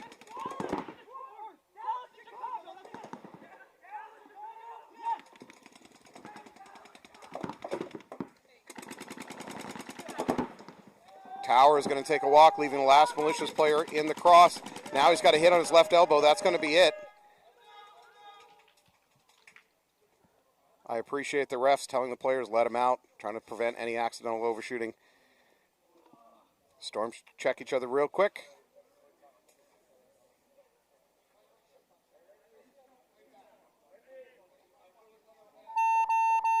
There it is. And there it is. Storm is going to move on, continue their possibility of a 7-time repeat. They're going to have to get through another round of finals, though, to do it. But congratulations, Malicious is going home. Good day for them. Doesn't end the way they want it to, but rarely does it for any of us. All right, we are going to see Sierra taking on Storm in the playoffs. In the finals. Yeah, in the finals. We are going to take a short break. They're going to kind of sort out the pits. When we come back, you're going to watch all the marbles. Thank you.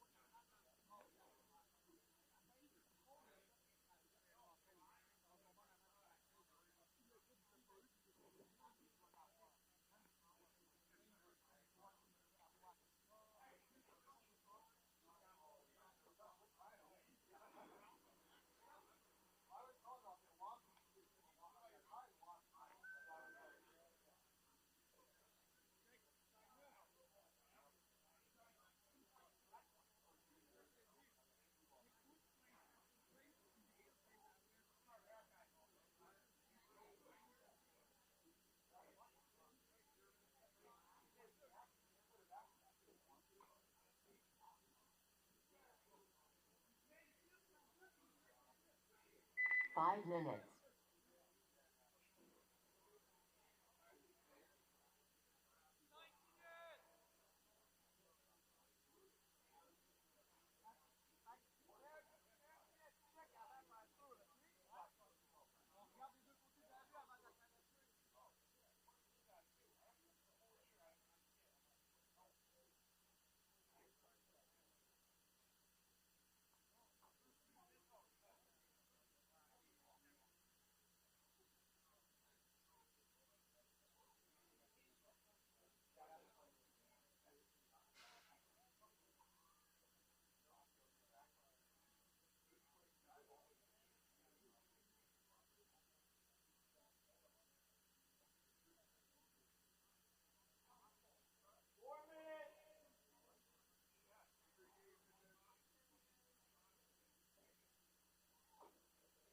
Four minutes.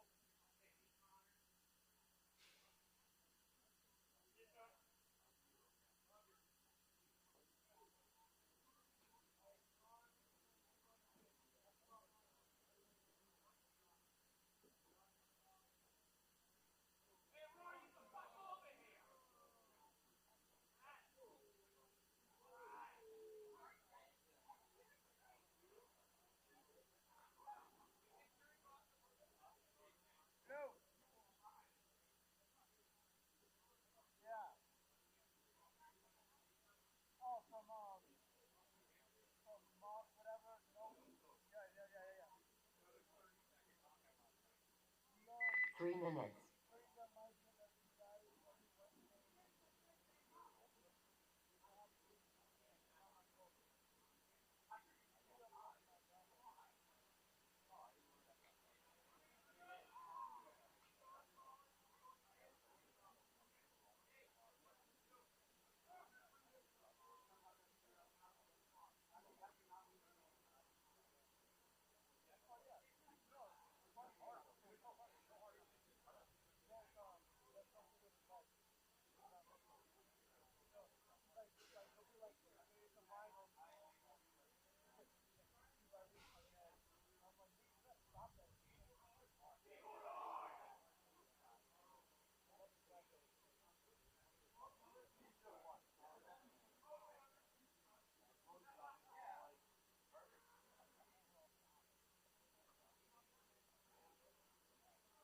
Two minutes.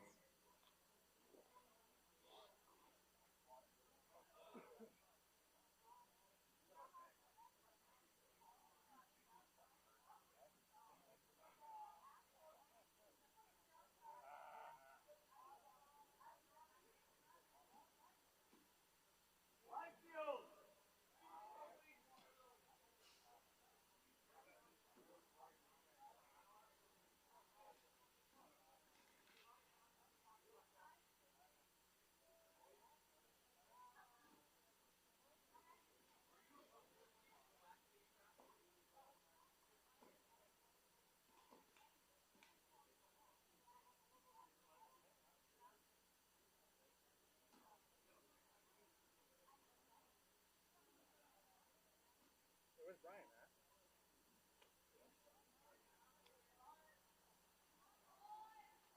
1 minute.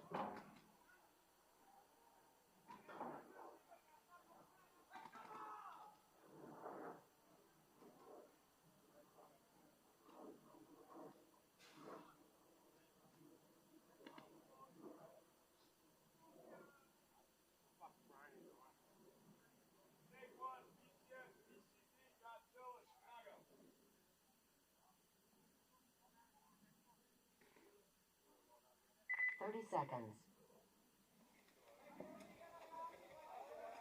Welcome back here. This is finals action in Maynard, Massachusetts. New England Storm versus Sierra. Sierra coming here from Black Ops Paintball in Canada. Making the journey, not just from Canada, but making the journey through the prelims, into the playoffs, and into the finals. Red jerseys on your right is Sierra. Storm on your left in the dark jerseys.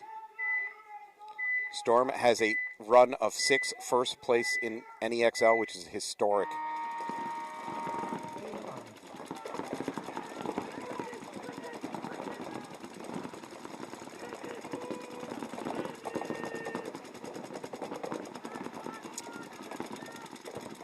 So far, 5 alive, both teams, 4 alive for Sierra. No snake presence right now for Sierra.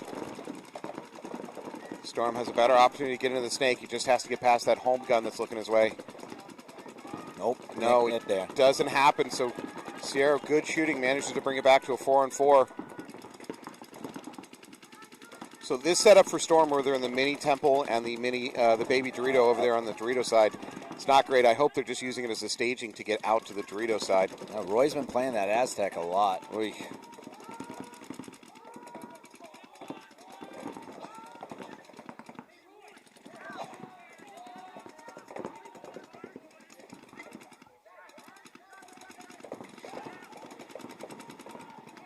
So neither team with a snake presence. Storm being in the mini stand-up brick has a little bit better access to it. That said, they already tried to make that run and it didn't end well.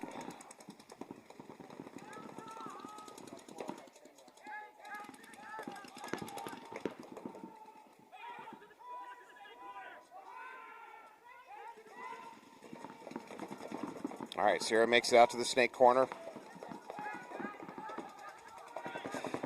Honestly, I think that gives them even less control over access to the snake.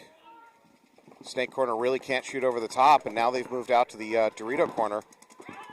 I think for Storm, this is an opportunity to get into that snake, go do some damage.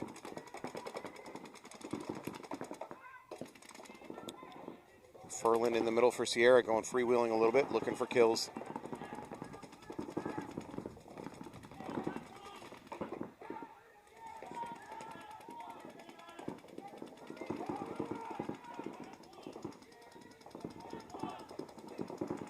Sierra making it out to the D1 from the baby Dorito.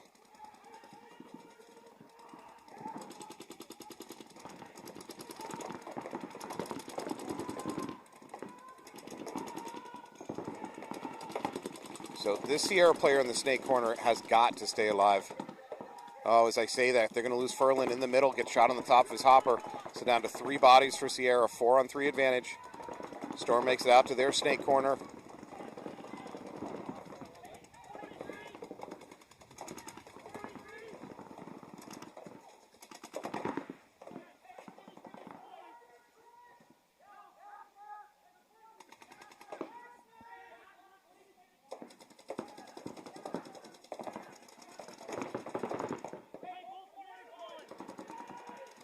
Ryan Allen correctly identifying both corners hot. Good idea about what Sierra's up to. So Sierra doubled up on the Dorito side. They're using their D1 to look cross to try to slow down any movement through the middle. I think that distance makes it difficult for that to really slow down any snake movement, though. Oh, Sierra's going to lose their Dorito corner down to just 2 players left alive. So early in the match, I'm not too worried about tallying yet for time.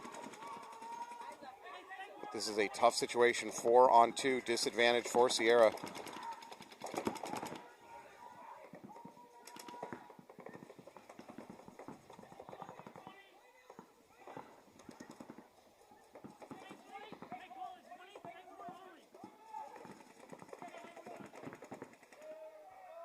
And that is the last Sierra player over on the snake side, so just 1 Sierra player left in Dorito.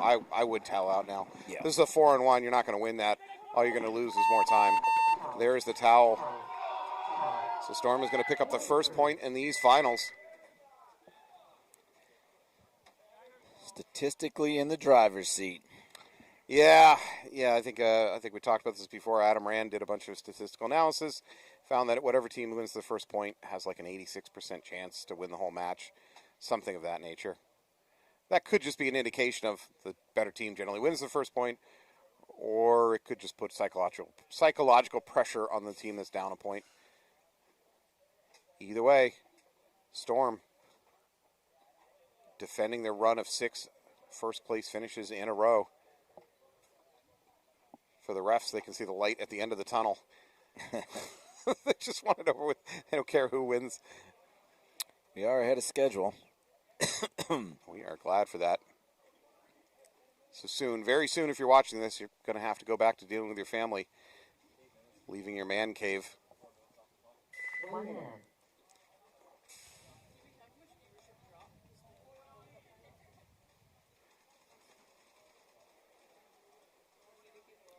Storm will be out on the right side. Sierra will be on the left. Just about 8 minutes left.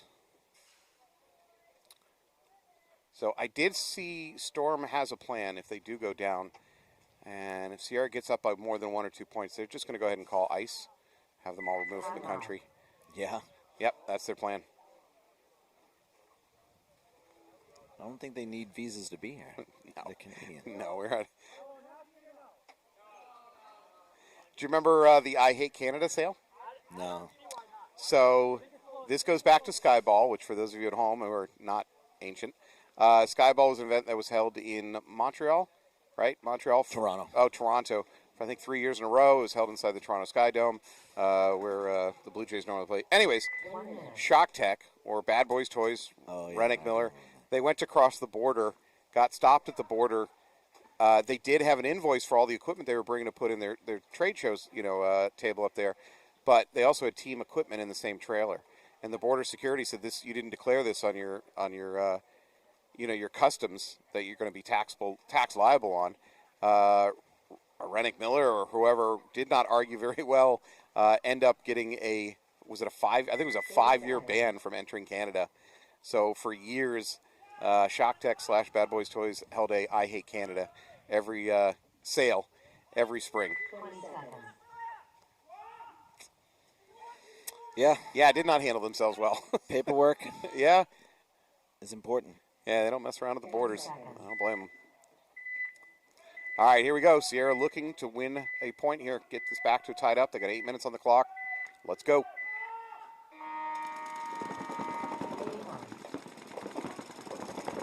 Sierra, first time I've seen that run up to the wedge, kind of a slight side out to the run to the side and then straight into the wedge. They get away with it.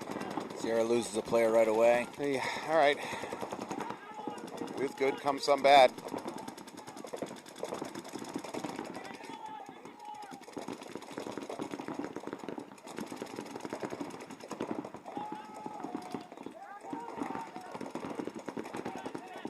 Sierra from this wedge should have good control over any attempt by Storm to get into that inside snake. Should not allow him to make that bump.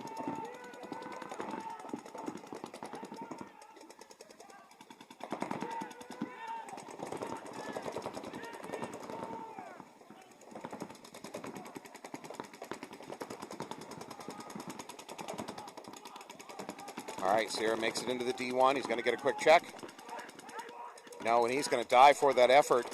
Sierra is down to 3 players now.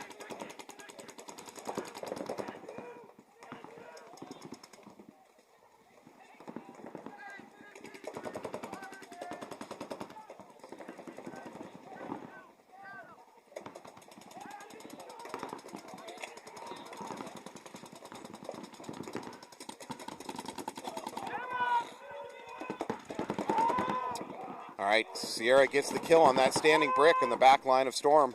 There's a bad death from Furland over the top there. Now 4-on-2 for Storm.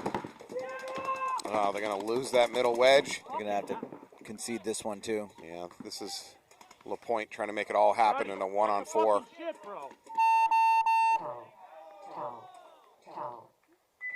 Sierra, a little bit of infighting, even as they're walking off the field, arguing with each other.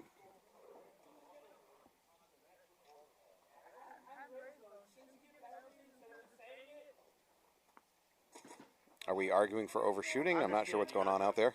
I don't know. I think they're just searching for some stuff right now. Yeah, a little frazzled. Yeah. All right, well, they got to refocus. They've only got 1 minute, 30 seconds now to get a squad back on the field. One of the downsides of X-Ball is you've only got 2 minutes between points. You really can't dilly-dally and live in the past. You just got to move on quick. Yeah, you need to have a decisive coach in a plan, and if you you got to be confident in whatever you're going to do, even if you're almost like winging it. You got to fake it till you make it, because if players go out there thinking that They're tentative. or they're not confident in a plan because there's almost too much indecision. Yeah.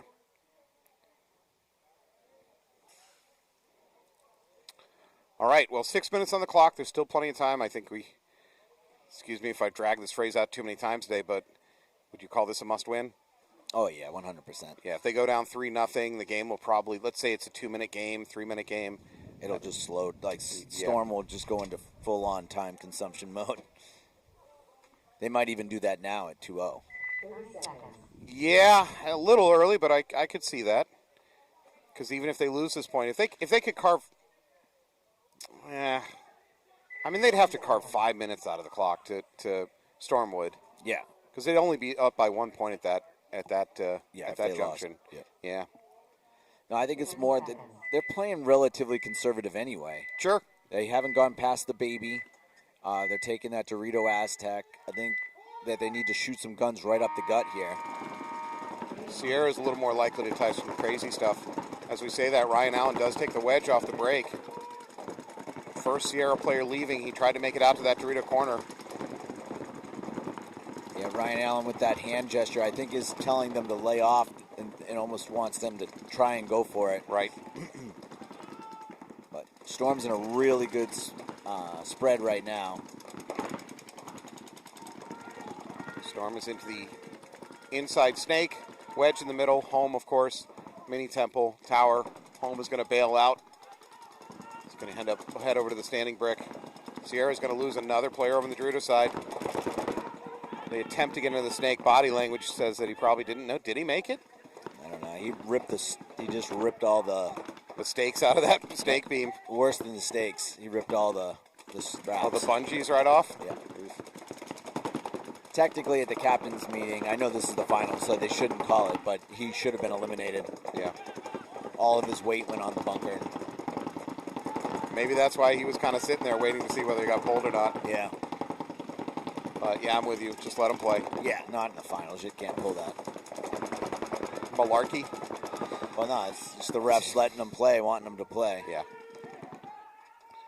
All right, so Sierra down to 3 bodies on 5 for Storm. It is just now a sit-and-shoot situation.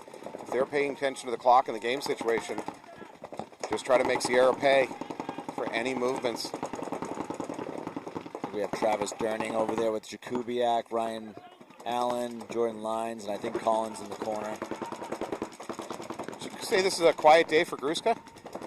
Well, he's playing the 2. Like, he's starting out in the home. And then going out to the corner. So, yeah, he's not playing the attacker. I mean, normally, most events, we see Gruska just do a ton of damage. Yeah. All right, we're now at 4 minutes. As bad as the clock situation is, the body situation is the real problem for Sierra. No Dorito presence.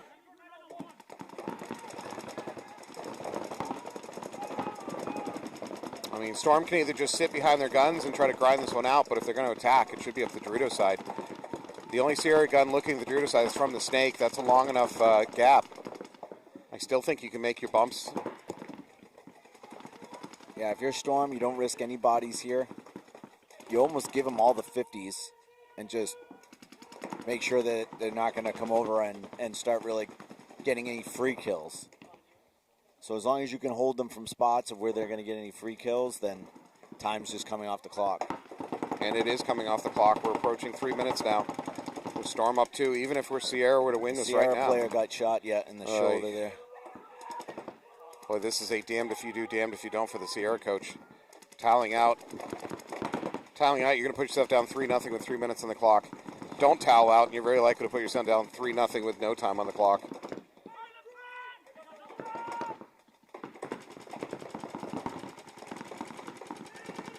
And I think the Sierra coach, as I was about to say it, he was going to let it ride. He changed his mind, pulls the towel, so Sierra's situation goes from bad to worse.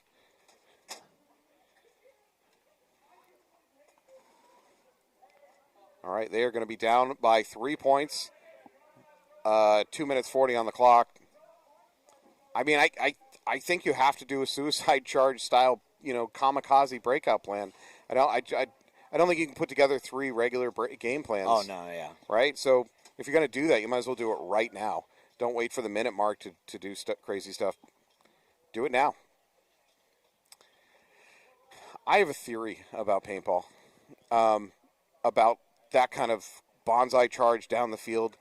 Its success rate is too high. It is real high. Right? It's much higher than it should be. Any other sport, if you say to the opposing coach, I'm going to send all my players to do this thing, it's predictable, it's not strategic, it's not well coordinated, it's just kind of a bum rush. Football, soccer, whatever. You're telling the other coach you're going to do that, your success rate should hover around like 5%. In paintball, these kind of crazy, uncoordinated, well, coordinated or not, charges, success rate hovers maybe at 30%, which doesn't sound like a lot, but it's way too high. Yeah, obviously the ones that work well usually are coordinated, but sure, I shouldn't have used the word uncoordinated, but if you're kind of saying like an onside kick, like the percentage of an onside kick that you know is coming is very, very low. Right. And same thing, to your point, is they're definitely 25% at least. At least. So one of the reasons I think that the percentage is so high in paintball, and it's kind of ugly to say this, but I think you overload the reffing circuits. I think if you're throwing enough bodies flying around downfield, it's just too much for the refs to try to track all of it. Some of it, and you can get away with a little bit of stuff. I think that's part of it. But I think the big red flags that come off into it's a risk. Kind of mitigate that. All right, Sierra, big run up the middle and into the cross. It's not a crazy game plan, but we'll call it moderately aggressive. Now they're getting aggressive up the middle. Dejanay's. I don't think anybody's picked up on Dejanay's. At the same time, Suave is into Snake 2.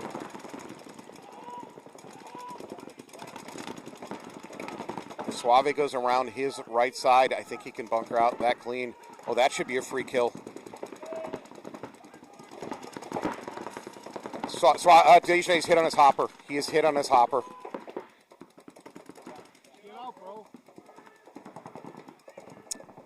Yeah, Dejanay's begging for a flag. Honestly, he got away with what should have been a major. He didn't know he was hit on his hopper. I'm not saying he was trying to cheat, but he was hit on his hopper before he went around. Bunkered his mirror there in the box.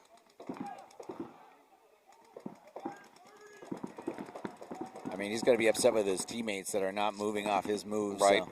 Right.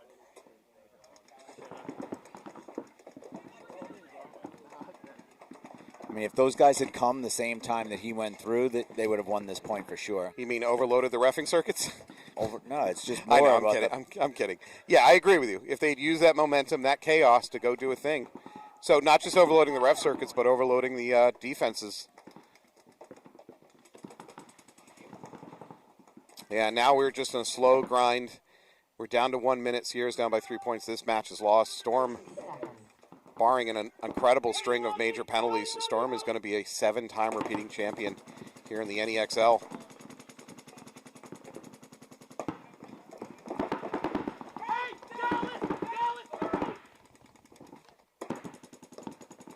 No, that is not going to work. Yeah, he tries to drop back. That's not going to work. Dorito is going to get pinched from 2 directions. Good survivability. He's playing the outside of it. Oh, he does manage to take the attacker of Storm. This is all kind of for show, though. We're under 30 seconds. Rob did lose him. Sears running nice. for the buzzer. Buzzer, time. All right, good decision-making by the last Sierra player. So, successful hang. They're going to bring it to 1-3, but now there's 20 seconds on the clock. You're not getting 2 points in 20 seconds. Yeah. Well, they didn't get skunked, so that's good. Yeah. Good. Sierra played better than a 3-0 final, so it's good that they put a point on the board. Yeah, I mean, you know, when you make it to the finals and you don't win, you're of course you walk away going, this sucks and this is awful. But the truth is, if they can step back and reflect, this was a very good result for Sierra. Yeah, you want to build on stuff like this, so you want to, you did. I don't think they made the playoffs yet. You can click on season standings from here or not. I can't remember if you can. don't know if it's easy enough to do it. Yep.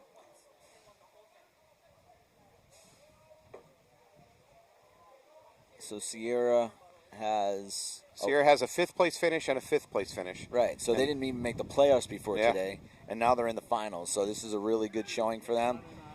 They are a playoff caliber team for sure. So I would have said that before the day even started, and I think they're a very impressive team. So yeah, so hopefully they, like you said, they take the good from this and come into the next event hungry to win. it's tough to take the good from a loss in the finals immediately afterwards. It usually takes a little bit of time to calm down and reflect. I'm making an assumption here. If they've only installed an airball field up at Black Ops in the last year, I can't imagine that they have a lot of teams to practice against. So for them to come down, grinding against each other. yeah, exactly. So I think it's even more of a measure of success if you don't have the same practice opportunities. Yeah, you don't have the same resources. And you got to make a 6-hour drive, probably staying in a hotel overnight. I would take this as validation. And thank you to both teams for not taking a timeout.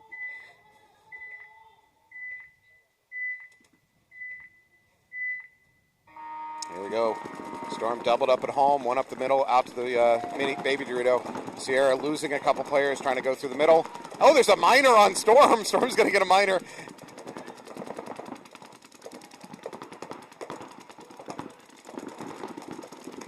Sierra's making a game attempt of it. 2 seconds, 1 second. That is it. That is it. Storm is going to be a 7-time repeating champion. You heard me right when I said that. 7 times. That's crazy. That is wildly historic for this region. Congratulations. Yeah, congratulations, Storm. Congratulations, Sierra. A lot of good matches today. A lot of good parity, too. You saw Trainwreck makes some improvements. Look real good. Wolves still look good. Bloodline looked decent. They had 3 ties and a win, so there's a lot of parity in the league. There's a lot of teams that really have a legit shot of winning this thing. Well, at least getting to the finals. Maybe not winning because Storm's just winning too good it all right now. Yeah. It's boring. Some of our people at home just rewatch the finals of every previous one. They don't need to bother tuning in for this. Agreed. All right, I say it every time. Thank you to the ref staff. They're out there getting shot. They're doing the hard work. And if you play paintball, you should be reffing too. It's part of your social contract. So instead of complaining about it, put on the stripes, go do it yourself. I'm talking to you. Yes, and thanks again to Alex and Corey for the production, all the work they do on the webcast. And I'm going with a girl. I'm guessing boy. All right. All right, thanks, everybody. We will see you in another month.